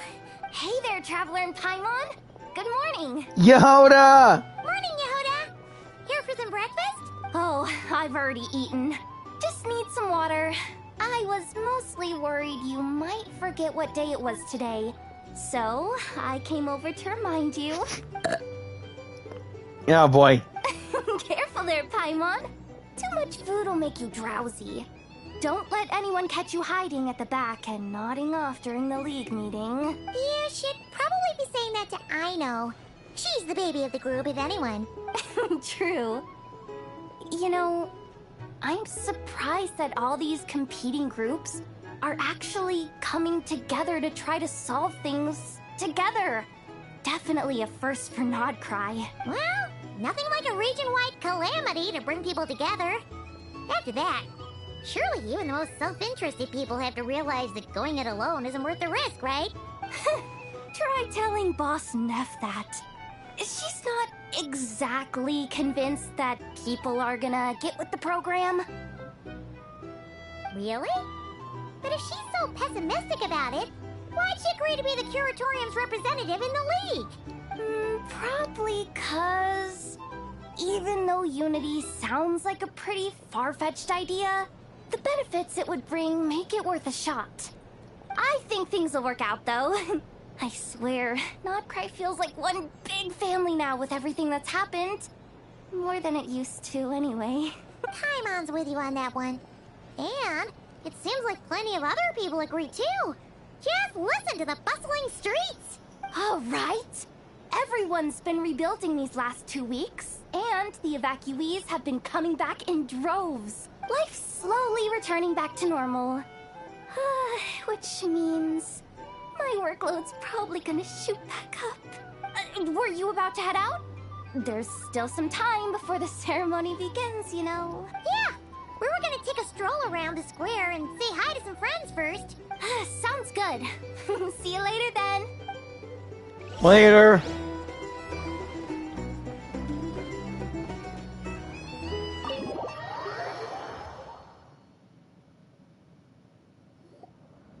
Please accept today's boon. Have a nice day. Inefa? Are Paimon's eyes deceiving her? Or is that Inefa handing out food for the Frost Moon Scions? Hey, Inefa. Hello there. Would you like a feast of the moon, along with some snacks of the day? So, what's new, Inefa? It was only a few days ago when we last saw you, but it looks like you've joined the Frost Moon Scions in that time. And Aino too? What are you talking about, Paimon? We're just here to help. Duh. In the wake of the disaster, it's all hands on deck. We responded to Lama's request for support. At times like these, the smallest good deed can inspire others and help them through the hard days ahead. And we're using eggs and heating tubes to make that a reality. In true Krumkake Crab Shop style! Great job, Aino. Enough! Did you hear that? The Traveler said I did good. The Traveler!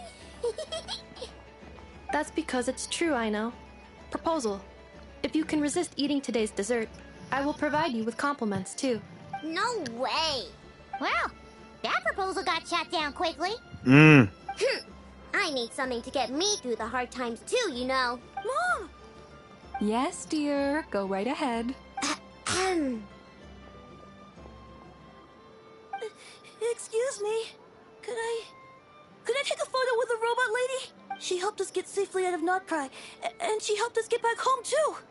She's the best. Of course she is. And since I'm the whiz kid who built her, that makes me even better than best, right? But you stole my snacks though. Oops. You see, Aino, Shall we move to the open space near the center? The view there is better. I'll take the picture. Thank you. Aren't you the better pick for this job, Flint? You underestimate yourself yet again, Master Ilua. Not at all. I rarely come by Nasha Town. I don't know any of the big shots here. All in good time. Socializing is a step-by-step journey. But you're much further ahead on that road, aren't you? You're not seeing the full picture. You know the truth now. My friends do not understand my habits. There is no question about it. The Lightkeepers need a representative in the League. Someone who is upright, cares about other people, and can realize their self-worth through group action. What is this league they keep talking about? You say it like you wouldn't make the cut. I am most flattered that you think I would. Sigh a little less, Master Ilua, and have more faith in yourself. All the Lightkeepers agree that you're a very promising young man. That is precisely why Starshin and Nikita felt safe delegating such important work to you. I'm sure we all also agree that we would sooner die of dehydration than manage to wrangle anything out of you in a discussion. My apologies. I am not in the habit of bringing water with me when I go out. Whatever. I'll take the job. By the way, who else is part of this? Oh, it's quite the who's who of Nod-Krai. There's the Moon Chanter of the Frost Moon Scions, the boss of the Curatorium of Secrets, a representative of the Voynich Guild, and even someone from the adorable Krumkake Craft Shop. I'm sure you will find speaking with them to be a genuine pleasure. If you say so. I've never done this work before, so I'm honestly a little scared of making mistakes. But I'll do it. Not only is it our duty as Lightkeepers, but because I want to make Nod-Krai a more welcoming place. An admirable attitude to take. The beacons are lit, Ilua. We're but one step away from breaking through the blizzard. We have the chance to band together and build our shared homeland into an Elysium. This is unprecedented for Nod-Krai. An opportunity not to be missed. Yeah. You're right. I'll do my best. Quite a few familiar faces have arrived. Let's go, shall we?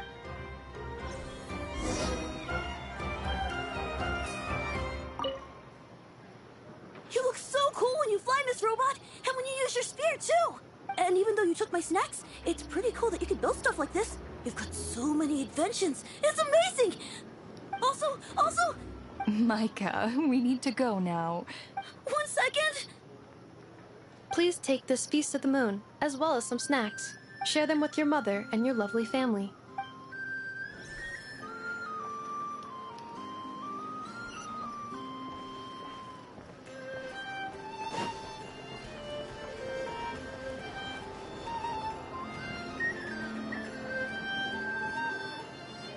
Hey, I saw Varka. Wow! Everyone's here! Hey, Mondstadt gang. You seem well rested. I know no one's asked, but I'm sure you all want to know, so let me just say, we're doing great. Thanks. Well, great, but not perfect. Starting to lose my mind from boredom. Can't drink a drop of alcohol while I'm waiting for my wounds to heal. I'm sure you had a sneaky swig or two. Wait, how'd you find out? I'm sure you must be missing Mondstadt after all these years away, Grandmaster. It wouldn't hurt to go back. You and Toma need to go see Mondstadt. Yeah, you could say that again. Every time I get news from Mondstadt, it makes me want to go back and see the place for myself. Honestly, once things are wrapped up here, I think it'll be time to head back home. Hey, looks like someone's taking the stage. Hey, there's Itlua over there. Plus Aino, Yehoda, and a Nefer. Nefer in front of us. Nefer, Yehoda, and Aino. Can everyone see okay? Anyone need a boost? No. I'll just listen from the back. It's fine. You're taking this pretty seriously, huh, Jyran? Well, it's not every day that I get the chance to see how people speak in official settings. Soak it up like a sponge. I'll make sure you get a chance to practice for yourself later down the line. Actually, I know just the thing. You can debrief the Knights of Favonius for me. Mr. Varka, are you forgetting that I'm not a Knight of Favonius? I can knight you. Any particular title you'd like? Is he joking? I really can't tell. You'll have to figure this one out for yourself. It'll be a good learning experience. It is my honor to host the opening ceremony for the League, and to have this opportunity to speak to you all in my capacity as Voynich Guild representative. You're just the guy behind the counter, aren't you, though? Could this person also have been pushed onto the big stage by the real big shots? Guess I'm not the only one, then. We come here today, having weathered the trials and hardships of yesterday, and having learned from them the importance of unity and cooperation. All right, here we go. Uh-oh, looks like Aino's off in Dreamland already. Wait, Boss is looking kinda drowsy too. What's up with her? Come on, get this speech over with already. Nod-Krai is our home, the land we rely on for survival. And as we chart a course for the future, may we persevere through the storms ahead as we sail towards a new era of prosperity, freedom, and hope.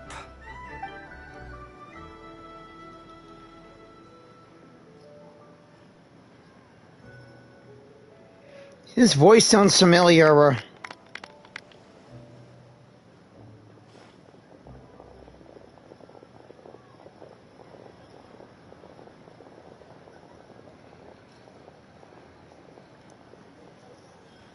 Looks like we'll have more opportunities to travel in the future. I'm sure you'll cope, Lady Moonchanter, given how fleet of foot you are. Unfortunately, I suspect I'll be too busy at the Curatorium to act as your host. We have a busy schedule, not to mention an international network of contacts to manage. It'll be all right. I'll just check your schedule with Yehoda well in advance. And if she's not available, I can simply ask Ashru. So giving my employees extra workload isn't enough for you? You're really going to drag my cat into this too? One, you don't have that many employees. It's just you and Yehoda. And second, that's not your cat to begin with. I thought you'd approve. Aren't you forever increasing your employees' workloads? That's a bold statement. Are all the Frostmoon Scions feeling more audacious now that your moon goddess has returned?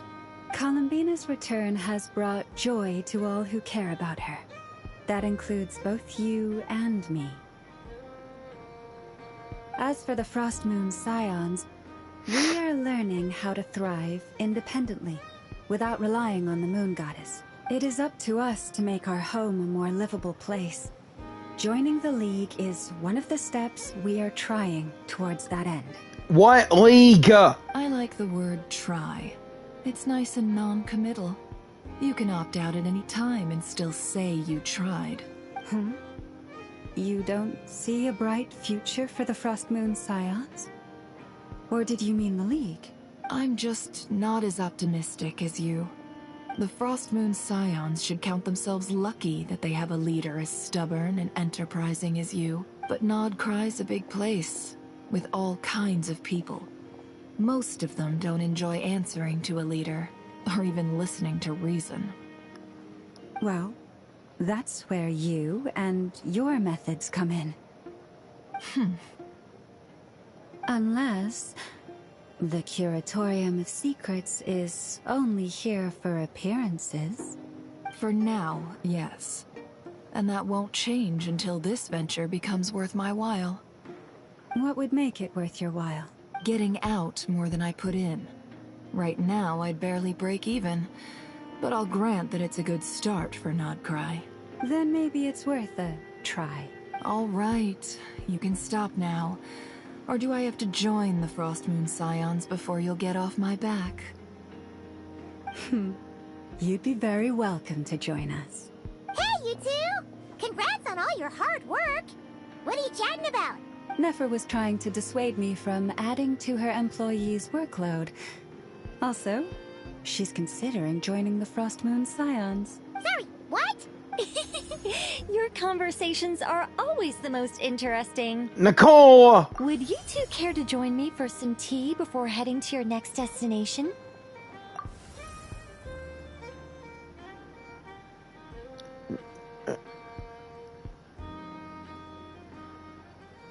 Nicole? Wait, where are you? Aren't you gonna show up today? Sadly not. I'm otherwise occupied right now. I'm sorry, Paimon. I can hear how disappointed you are. If it's any consolation, let me say that how things appear on the surface is a far cry from what they are at their core. Perhaps you'll feel better if you focus on the fact you have a special line of communication with the great mage herself. Okay? Has something happened? No, or not yet, anyway. Well, that's not ominous at all. Is there something we should watch out for? Not for the time being. Just think of this as a general check-in to make sure this communication system is still running smoothly. Besides, it's good to chat once in a while if we want to maintain our friendship. You could have just said so. Paimon got all worked up for nothing. Still, the best friendships are built through face-to-face interaction, you know? Yeah, I'm with Paimon there, face-to-face interaction. It's never gonna stop being weird having tea with you when you're not there and just talking to thin air. All right, fair point. I'll bear that in mind for next time. Mind if I ask what's keeping you occupied? Yeah. Any update on that crisis at the world's borders? Alice just informed me that they had their work cut out for them. And now everyone's thoroughly exhausted. But they did finally get things back under control. Still, we can't let our guard down yet. Well, with the toy gone, no one will be messing with the borders, for now at least. The disruption caused by this disaster has made Teyvat easier to detect from the outside universe. She plans to wait for things to stabilize, then reschedule her Mondstadt vacation plans. Here's hoping Alice will visit Klee this time. As for me, I agree with Hat Guy's perspective. This is a time when many new variables are emerging, and the situation is changing constantly. Plus, most of this change is for the worse. Oh, come on, you Hex and Zirkle must already know that he's changed his fate in Irminsul. Let's call him Scaramouche or Wanderer. We have to remain vigilant and ensure that the embers of chaos are not rekindled. I did notice that the energy in Nod-Krai changed somewhat after the War of Funerary Flame, but since it was still aligned with the Light Realm, I never gave it a second thought. It looks like I'll have to examine the connections between phenomena I observe more closely in the future. Sounds like you got a lot on your plate then, huh? Just doing my duty. It's more or less second nature by now. Of course. To give you the full picture, I'd have to start with the substance from which angels were formed. Never mind. Paimon's right. Showing off my knowledge would be much more satisfying in person. By the way, you did receive the gifts from the Hexen Circle, yes? I'm not trying to claim credit or anything, but my pride demands that I at least mention it. They're quite similar to the protective talisman that Alice gave Dory, but with some very special enhancements. Oh, so that's what kept our friends safe when Dottore trapped them. Indeed. We went to great lengths to make sure they were invisible to his eyes. I see, thanks. I'm so happy they came in handy. Still not fishing for gratitude, by the way. I just want you to be aware that sometimes your friends may be protecting you in ways you cannot perceive. Anyway, I'll contact you if anything else crops up. If not, you know what they say, no news is good news. Oh, my angelic instincts are tingling. They say you should head to the docks next. Your friends are about to board their ship home. Wait, what friends?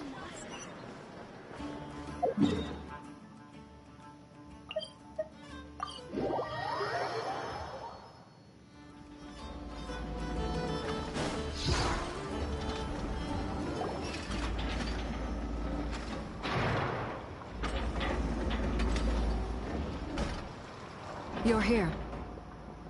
Oh.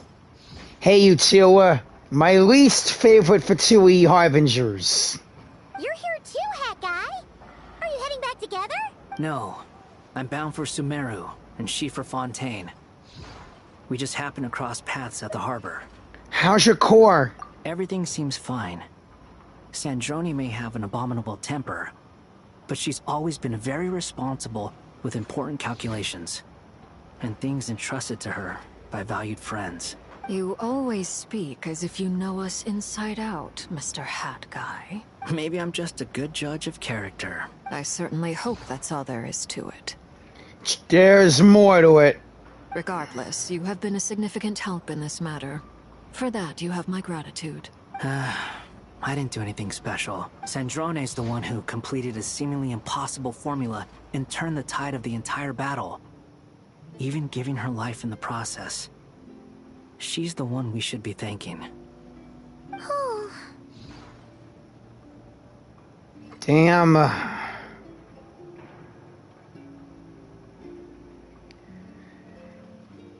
Can't believe I'm gonna say this, but I'll miss her, bruh. Even we were unaware that Sandrone had hidden the real formula inside Polonia's body. She managed to fool Dottore into thinking the formula was running in her system by installing an identical-looking decoy within her. She probably realized that she didn't have the strength to stop Dottore.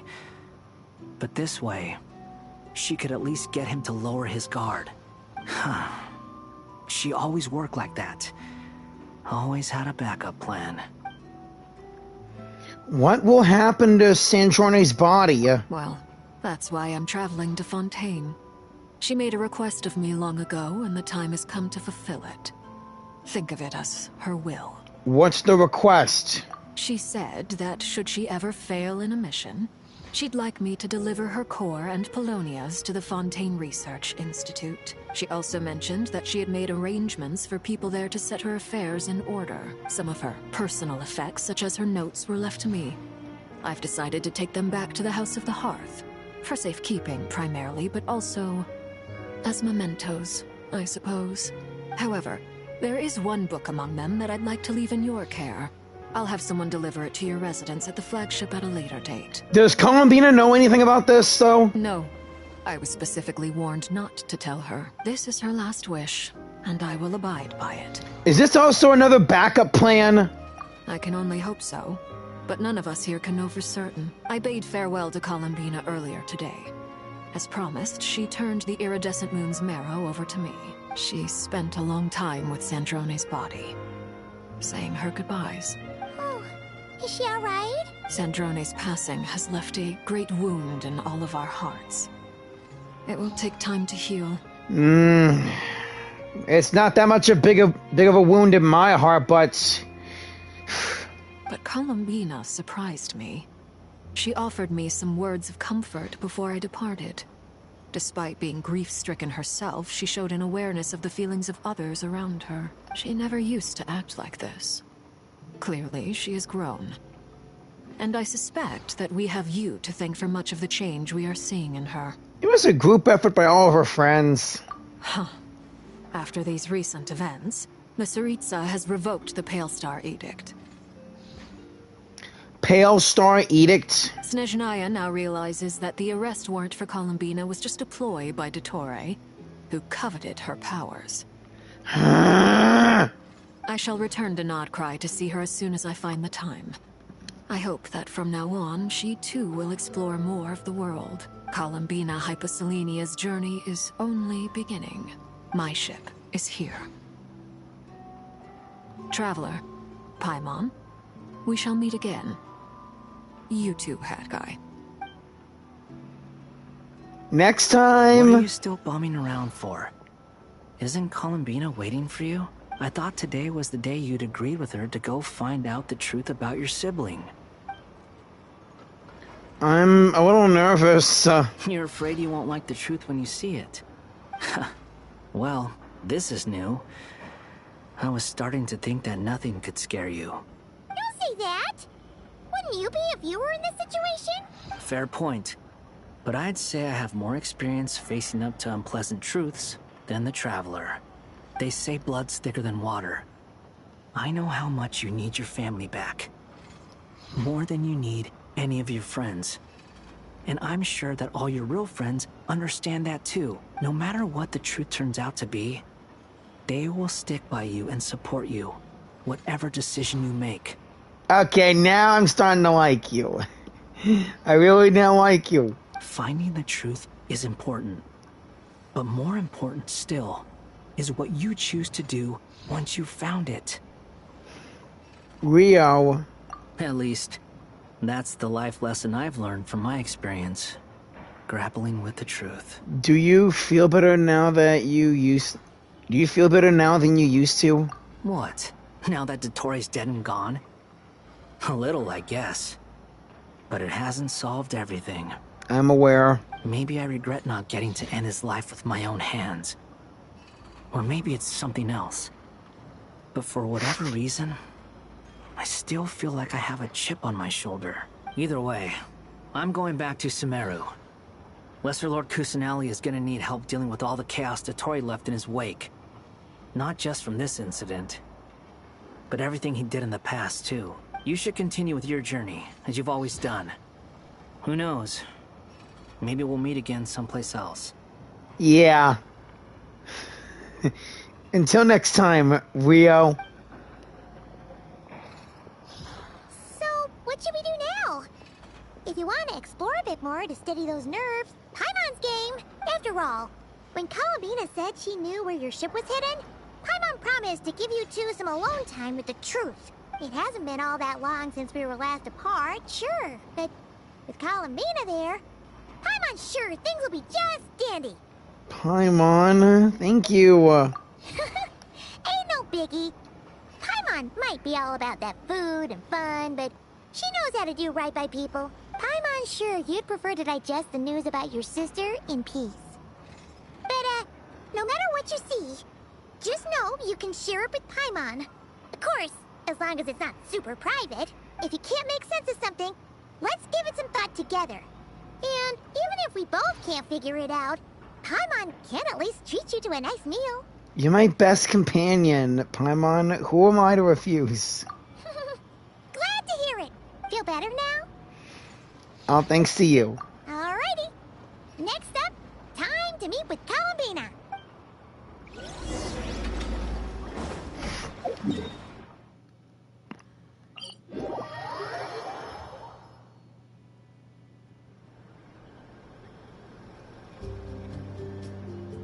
Columbina, we're here! You still wearing that blindfold? Can't quite believe we're meeting out here. We've gotten used to walking over to Silver Moon Hall whenever we go see you.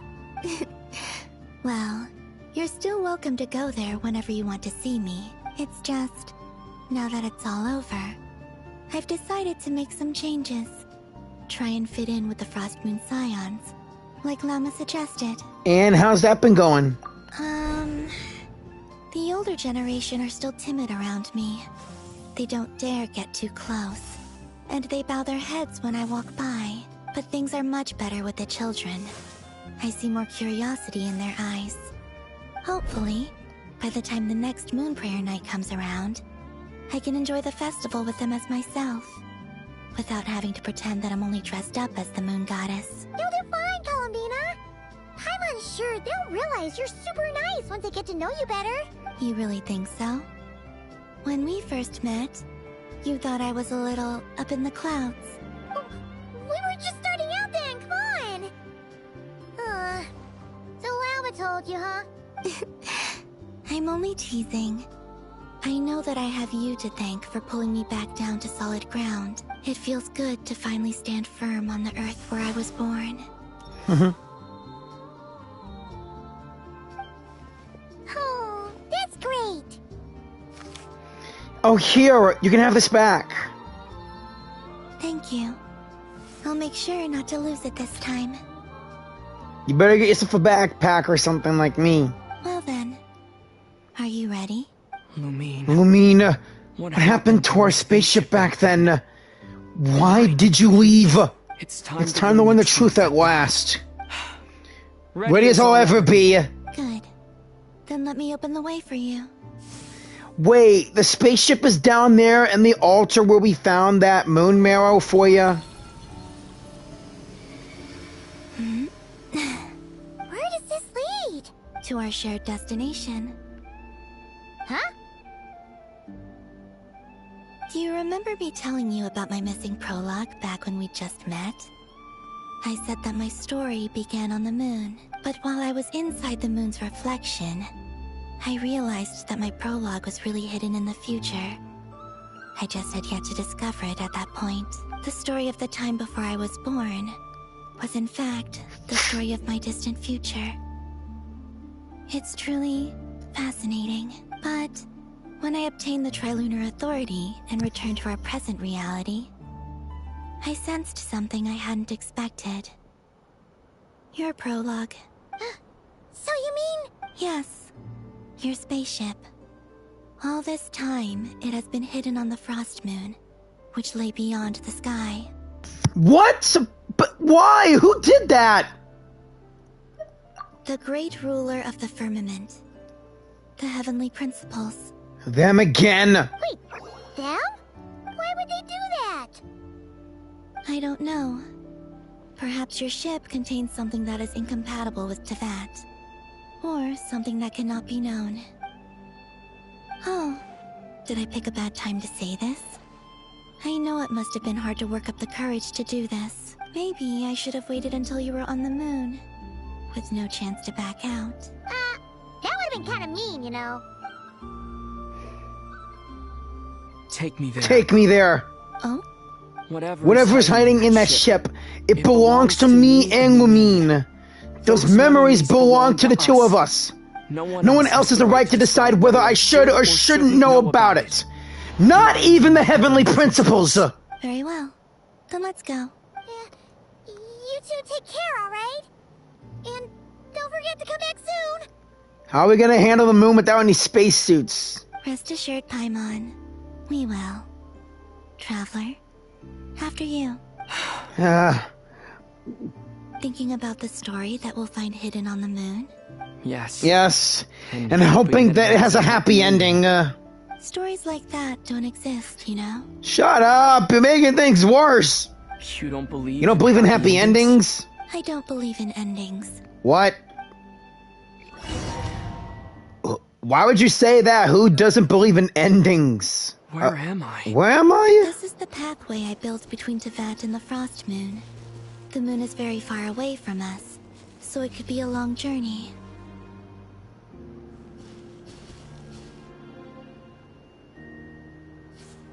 Wait up! How are you moving so fast, though, just like that? After I obtained the Trilunar Authority, I unwittingly saw past events from many of my friends' lives. Wow. One was Lauma. She was so young when they chose her to be the Moon Chanter. From then on, the Frost Moon Scions looked to her to bring messages from their goddess. But, for better or worse, I had left Hisi Island before she was ever born. It was not until much, much later that she met me. I think it's for the best. Because of the way things turned out, you had the opportunity to become friends with her. You're right. In that sense, I think we were both very lucky. Mm-hmm. Wait up. Who's next? Is that Nicola? Oh, and about that mage, Nicole.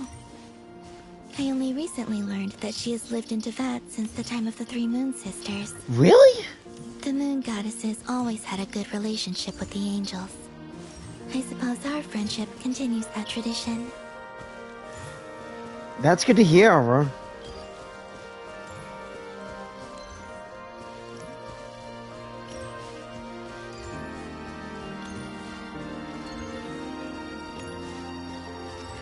And then there's Sandrone. Yeah. I never knew that much about her, beyond the fact that she was created by someone called the Lord Artificer. She, too, suffered for a long time before joining the Fatui.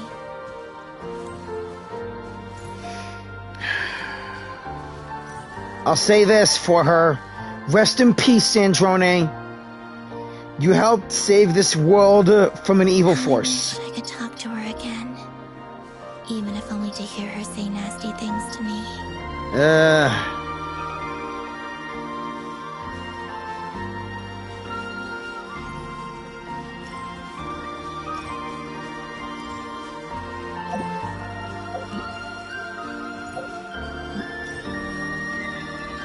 Me! Also, I saw your siblings' story. I'm afraid I didn't see much. It seems that she rarely came to the surface, where the moonlight shines. But I did notice that back when you first set out on your journey, she would often appear nearby, gazing at you from afar with a guilty look in her eyes. Lumine. Let us speak no more of the past. I probably shouldn't reveal so much about my friends. It's not my place. Let the moonlight carry us forth. We are very close now. I want to treasure this picture. Now I know that Lumine has been watching me ever since I first started in Mondstadt.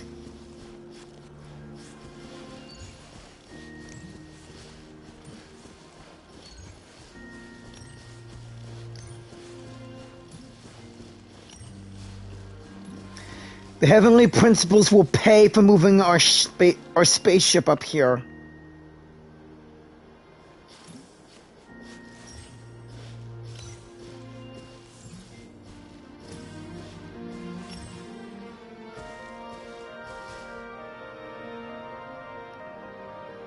After this, I'd like to bring some Kuhenki to the moon as well.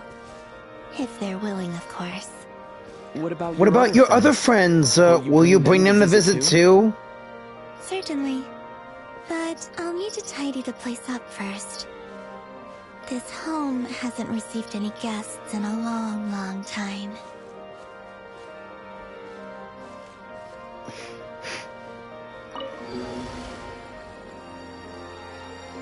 Look at this moon-shaped boat. I remember writing something similar with you on Moonprayer Night. Yeah. I believe it was called... Dotako's Whirligig, yeah. Yes, that was it. You asked me if I was afraid to return to the moon, and I said that I was. The idea that I had gained something precious, only to lose it so quickly. That frightened me. But I'm not afraid anymore. Besides, this time, we're traveling together.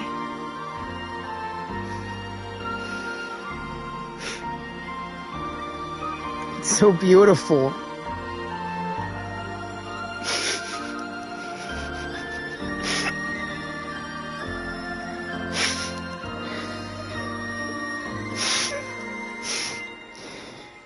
I did promise I'd help you get home.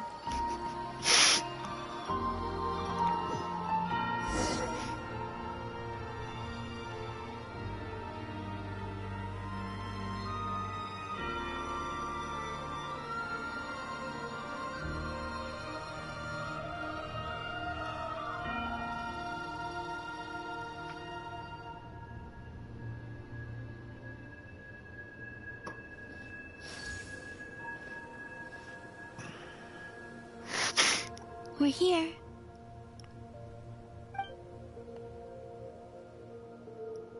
Over there.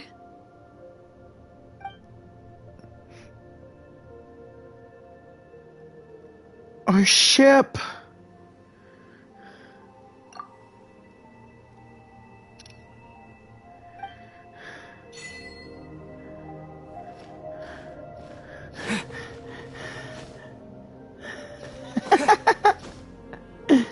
Woo!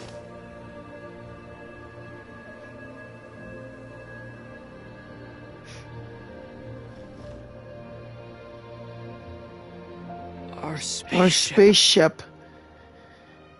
It's huge. I suppose that the moon is the only place one could hide it. It'll be alright. Huh? Huh? The way you feel in this moment, I went through it too, on Moon Prayer Night. The door was right in front of me, but I struggled to find the courage to step through. Solitude for me once meant living a life in which even I was absent. Before I met you, that was the only life I knew. But that night, solitude meant throwing away the life I had gained after meeting all of you. Columbina. Go. Retrieve the part of your life that was once lost. Trust me, you will lose nothing by doing so. Look, Teyvat is right there. All of our friends are down there, waiting for us. You're right. You're right. Thank you, Thanks, Columbina. I'm going in.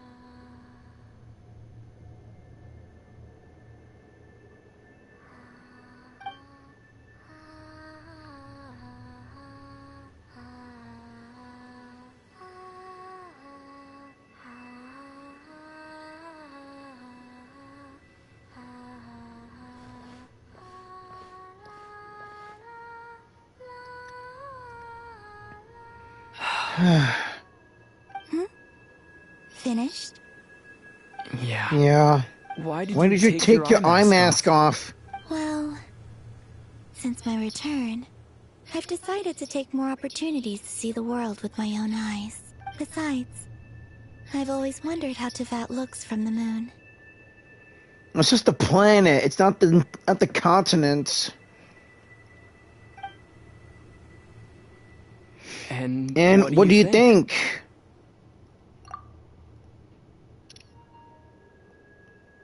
It's beautiful. I could spend a whole day here just gazing at it. What about you? What do you think of the truth you found? I haven't looked at another person's expression in a long time, but I think yours is saying it was neither good nor bad. Keep this up, and it won't be long before you give Nefer a run for her money. Oh, I don't think that's going to happen. I'm much more used to sensing what's going on around me with Kuvaki. I think I'll save my eyes for seeing special moments I really want to remember. I read the spaceship's flight logs. I always assumed this was my first time in Teyvat. I thought that Lumine and I must have been hibernating in space for centuries on end. But the logs show that our spaceship flew over the skies of Teyvat once before. A long, long time ago. Flew over? So you didn't land? No, the ship barely came to a stop before flying on again. After that, it continued traveling through the space for a long time. Some of the data is corrupted, but I suspect it kept flying for thousands of years. It was only after that the ship made a forced landing in Nod-Krai. When Lumine found me, she came from outside the ship. Could this mean that she left the ship long before I did? Maybe even during our first pass over Teyvat? Are you alright? Yes. Yeah, I can feel the truth is coming together one small piece at a time. I remember Lumine telling me that when she first arrived in Conria, she could not recall the past. So this might be something that even she doesn't know. Here, I made some space for you. Your mind must be racing. And this seems like the perfect place to relax and clear your head. Oh, wait, there's one more thing too! What is it? Wait here a moment. Wait here for a moment. I'll be right back. Know what this is gonna be?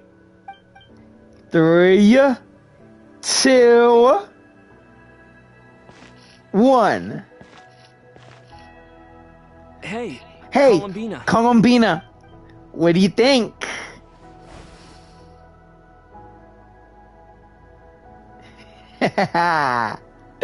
You like?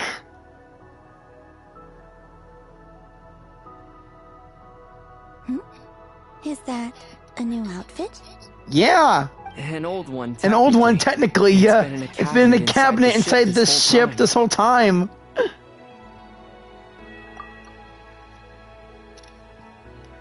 It's a matching pair with Lumine's.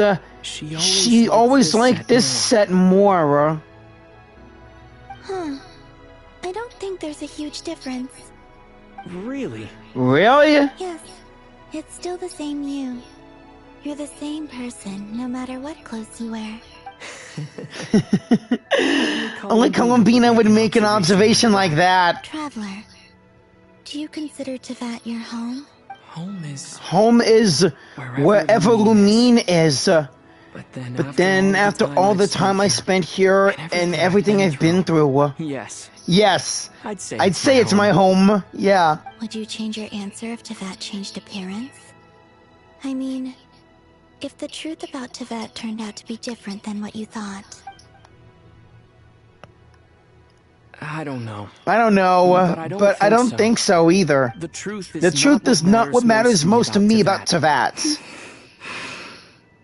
When I was first born, I longed for a home. And when you get something before you're mature enough to understand the world, you just take it at face value.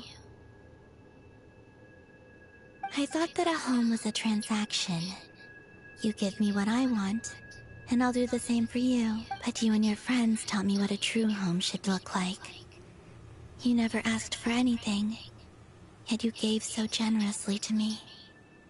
That's because your friendship matters to us. It was worth it. In the past, I thought that my birth in Nod-Krai must have been a mistake. But after journeying to the distant past where the story began, I realized that it was I who chose Nod-Krai to be my future home. Now, I am glad that I made that choice. I'm sure your friends are just as glad. In fact, I intend to make the same choice today as I did back then. What do you mean? Well, I've given the Eternal Moon's Marrow to Lauma, and the Iridescent Moon's Marrow to Arlecchino. And now, I shall return my Kuvaki to Nod-Krai again, that it may continue to protect my chosen home. Wait! But what about your party? Oh, are you worried that I'll disappear again? Yeah. I won't. Not this time. The Frost Moon has now entered the false sky, and I am the Tri-Lune Goddess. I am only returning to Nod-Krai the part of me that it needs. I am giving what I can, because my home is worth it. But wait, what about me? I won't be assimilated with Nod-Krai anymore without a moon marrow. Oh, and I have something for you, too. For me? For me? Yes. Come closer. Whoa!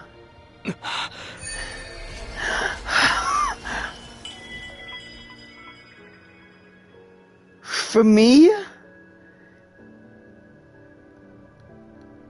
Foreign Starfire, Foreign Aquilus, Foreign Vertilume, Foreign Thunder Trail, Foreign Adamantine, and Foreign Windwrath. Still haven't gotten ice yet. What was that? What was that? I lifted some of the restrictions this world placed on you. I trust this will help in your future adventures. The heavenly principles, yeah, they put restrictions on me. My power. My power. It feels like it's grown. I can use the elements more freely now. Thank you. Thank you. This will be a great help. You're welcome. I see you as family, and after everything you've done for me, In fact, no. It's not because I owe you. It's because you're worth it. Here. This flower is for you. But isn't that yours? Isn't this a moon prayer blossom, though? Yes. Don't worry. You will never see these flowers lose their color again. I'm finally discovering the joy of giving. How I wish I'd learned this sooner. Hey, better late than never, right? What are you thinking? What are you thinking about now? Why don't you take a guess? You get one shot. I don't think I'll get it in one guess. But I'm sure it's a happy thought, right? That's kind of a sneaky answer. I can't say you got it wrong, down into that. The moon seems so far away. I felt it might always lie beyond my reach. But on the moon, everything feels so close by. The haze that once enshrouded the skies has finally been dispersed. I feel like a traveler on a winter's night, starting a new chapter in my tale by the warmth of a bonfire. Hey, she said the title of the quest! Well, the previous one to say the least, but hey, the whole update is called A Traveler on a Winter's Night. I don't have a lot of luggage, but I do have a lot of hope for the future. Well, what's next? What's next for you? Next, to start with, I want to stay here just a little longer. After that, let's return home and continue our journey.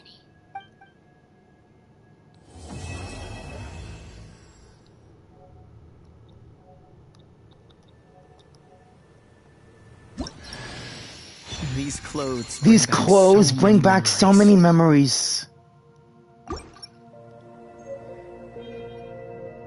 These clothes bring back so many memories. Yeah, screw it. Maybe I'll wish for Columbina after this. She deserves it. The journey goes on. For you, and for me. Like I said, this is not the end. I don't believe there has to be an ending. Columbina, I have some questions. Can you tell me a little bit more about Snezhnaya, please? Oh, is that your next destination? Obviously. Most people would probably tell you to pack some warm clothes. But I experience things differently than most people, so I can't know how cold it is. In fact, it is home to quite a wondrous heat source. I think they call it Kreshnik's torch. Every city in Snezhnaya is built around one of those. Good to know. Plus, with my new outfit, I can handle the cold no problem. I sensed the energy it gave off as I was passing by on a railway train. It felt grand and distant. A Kreshnik torch. Good to know. When I get to Snezhnaya, you, Tartaglia, Scaramouche, and Arlecchino will be my guides into the town.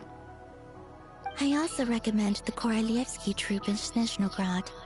They give performances quite regularly, and entry was free for Harbingers. I liked them a lot. A performance troupe? Good to hear. Okay, what do you know about the Tsaritsa?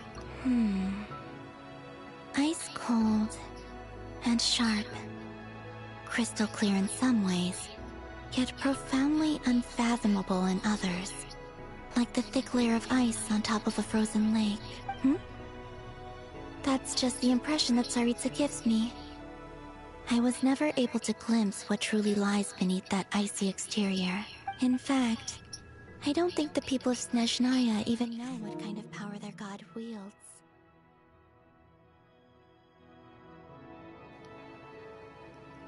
Seriously, how to activate the voice command? Columbina didn't even say the word PlayStation. Maybe that's because the Tsaritsa herself has never acknowledged, nor accepted that power. Can you give me any more information on the Fatui? There's Regrator, the Rooster, and the Jester. Those are the only Harbingers left? Between them, they control a lot of what happens in Snezhnaya. But I can never wrap my head around how exactly power is split between them. I just know they are each responsible for many specific domains.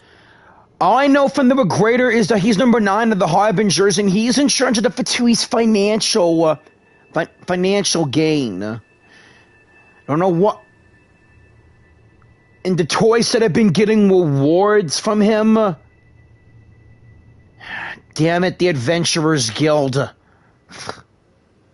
I noticed that the Rooster and Regrator often appear to get along on the surface, while working against each other in secret. And theirs is not a friendly rivalry. But I wasn't particularly interested, so I tended to keep my distance. Now that I think about it, the term Mistelton often seemed to come up in connection with Project Stuja. You know about Project Stuja as well? Okay, then you and Arlecchino are my only hope of getting that project stopped. Anyways, what are your future plans? Once things settle down in Nod-Krai, I'd like to explore the world beyond Snezhnaya. You've told me so many stories about the other places you've been to, and all the friends you've made there. I'm curious to visit those nations and see them for myself. Well, that's good to hear, but wait, what about Nod-Krai? Won't they still need their Moon Maiden? It would also help me learn more about the journey that has made you into the person you are today. Okay, I think that's all my questions. Okay. As you continue on your journey, don't forget to gaze up at the moon once in a while.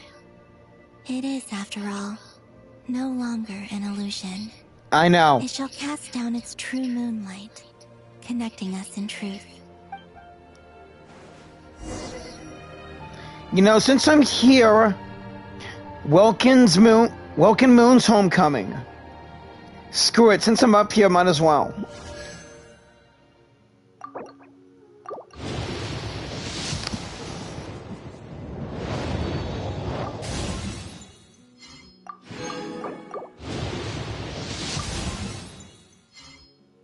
Oh, come on! Seriously, giving me Mona instead of all like... Ah! This fucking game!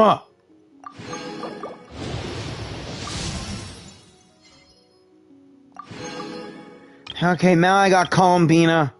Next up is her weapon and then an Effa, if I can get her.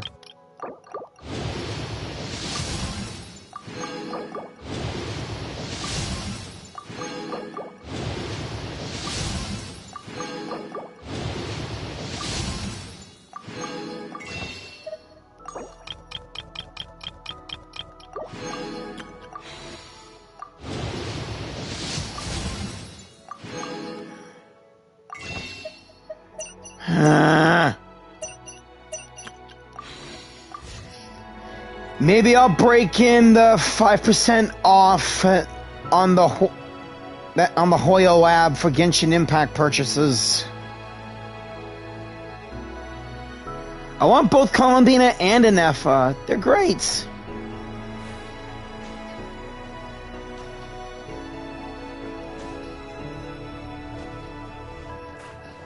As much as I want to go back to Teyvat, I really want to stay up here on the moon. In fact, I want to go inside the spaceship.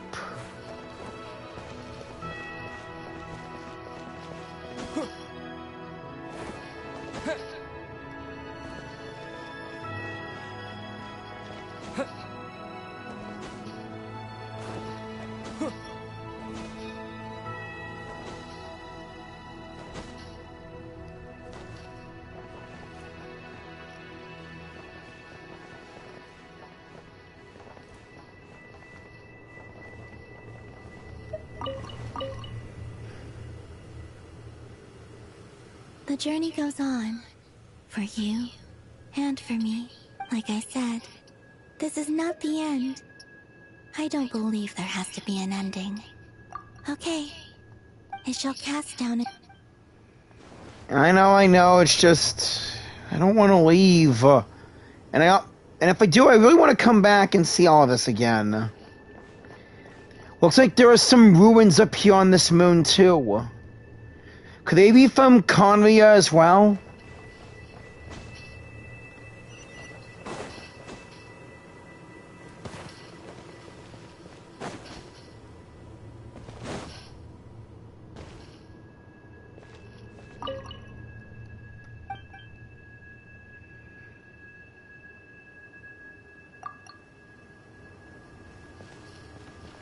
I wonder how Paimon will react to my outfits.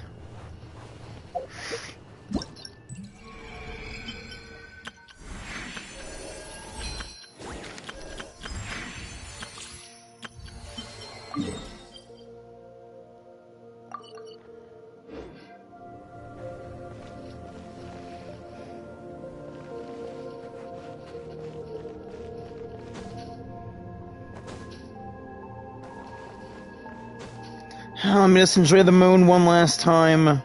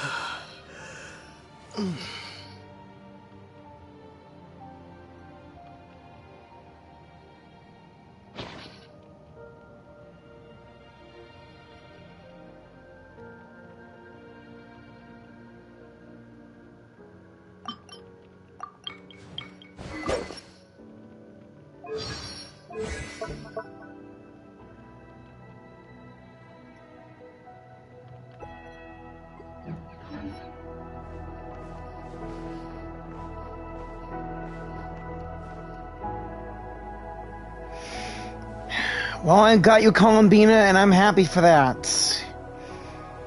And once again, the gang pulls the middle finger on me for some things.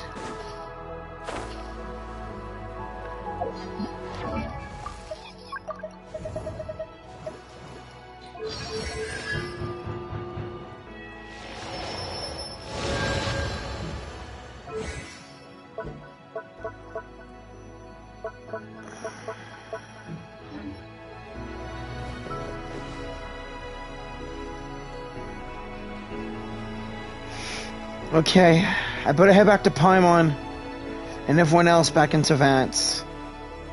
It's my home now. It's always been my home. Hi. Come on, Columbina!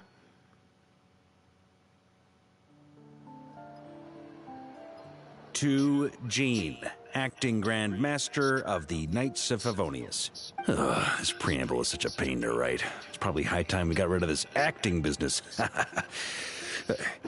I trust that Jyran has updated you all on recent events. Hope we didn't worry you too much. The good news is, we managed to come together and put a stop to the Doctor's evil schemes. With that, I think it's safe to say that Nod-Krai is finally out of the woods. As for the Fatui, not counting the Damselet, aka the Moon Goddess, who has left their organization, we found ourselves allied in this instance with both the Knave and Marionette.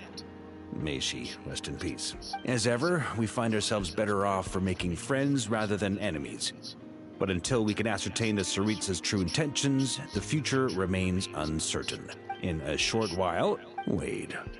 How am I meant to surprise everyone if I tell them in the letter that I'm heading home?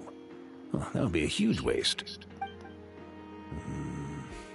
Okay, got it. I will begin sending the expeditionary team back home in waves.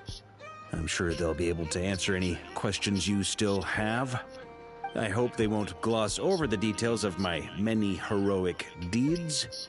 But if they do, I'm sure it'll be because they're just too exhausted from the long journey. I think of Mondstadt daily, Please give everyone my best regards. P.S. The honorary knight went above and beyond this time. Are there any other honors we can give him? I'll leave it with you. P.P.S. Please be extra nice to Klee for the foreseeable future. I cashed in on the last favor that the Hexen Circle owed us, so we need to earn some more goodwill. If there's any serious problems, feel free to stick me in solitary confinement when I get back. I'll do the time for her. Whew. And that, as they say, is all she wrote. End of an era. And with the moon shining down brighter than ever, I think everyone is going to sleep well tonight. Yeah, you're right about that, Varka. Get the fuck out of here, Dottore.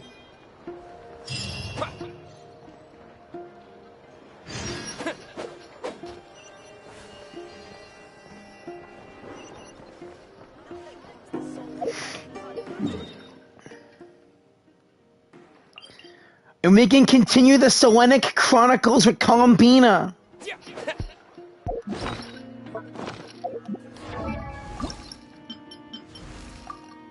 Rising star, as heaven and earth are made anew. Lumine. Lumina. These clothes. These clothes bring back so many memories.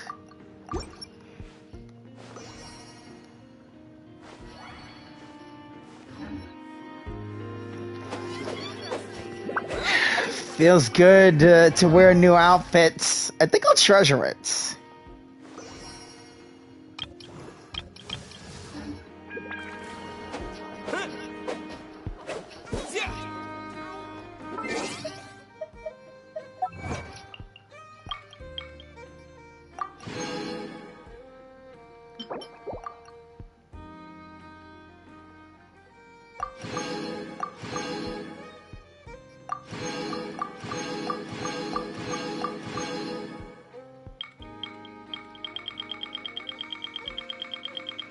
And this is a lot of stuff. All these achievements and wonders of the world.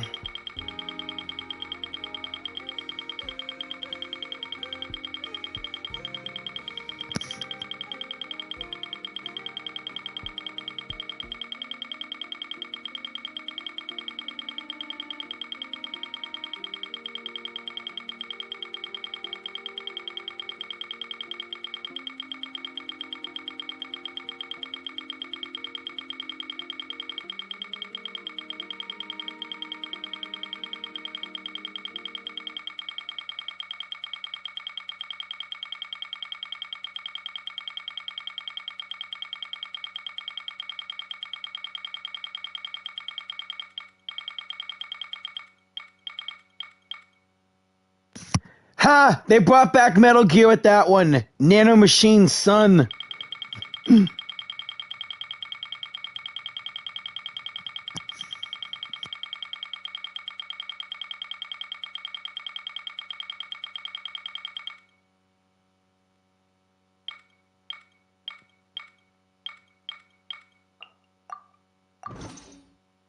Okay, I'm done. I know it'll take forever for me to find it.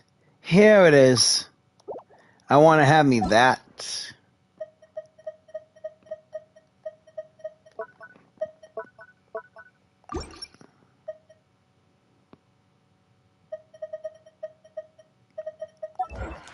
Okay, the book.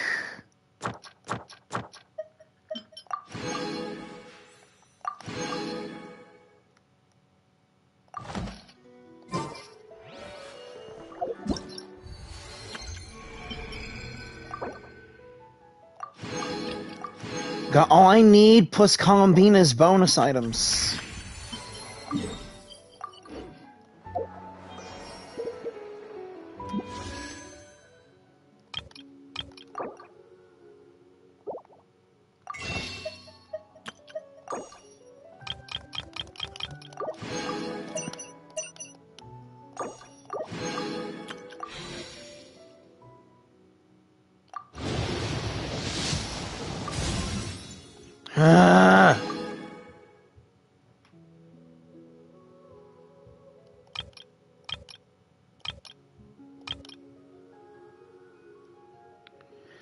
Gotta say, if they give me Anefa's spear, that'll give me an excuse to also get Columbina's wep and then Anefa.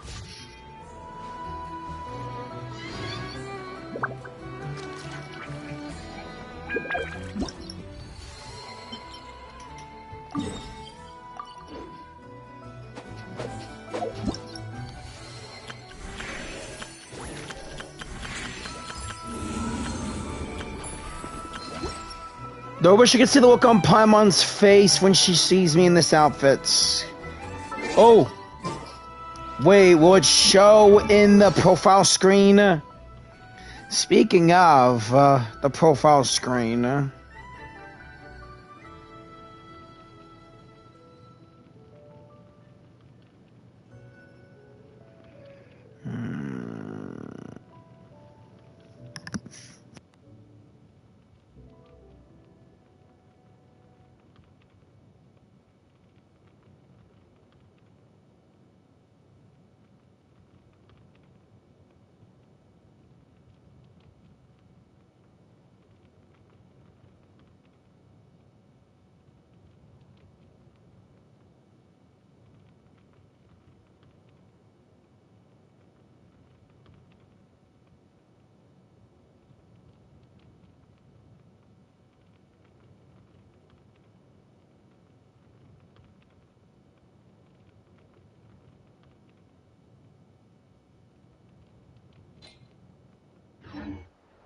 Yeah, nothing about it. Whatever.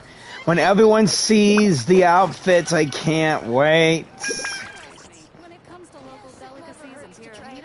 But for now, I still have more of Nod-Krai to see. And a lot of new stuff to go for.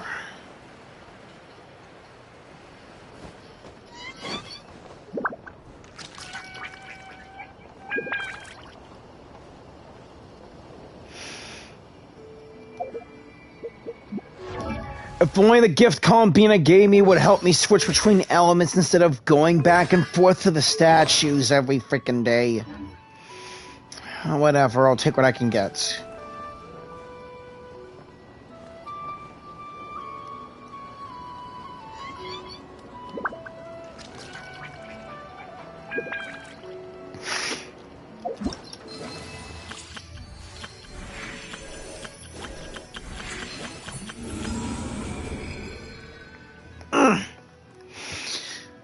Okay then, that was it. We did it. The false moon is no more, while the real moon is still up and standing. One of them at least, the frost moon. But I'm still curious, will I still have an affiliation with Nod-Krai?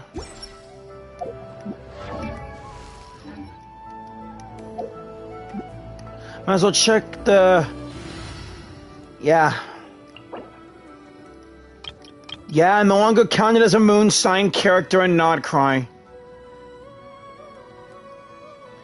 After completing the quest, The Dark Side of Memory, meet with the damselette at Silver Moon Hall to gain a temporary... Oh yeah!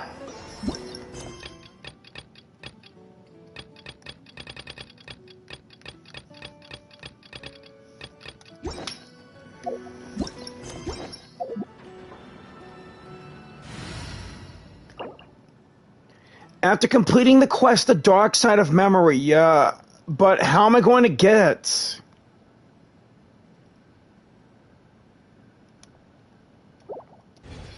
I guess I'll find out after this.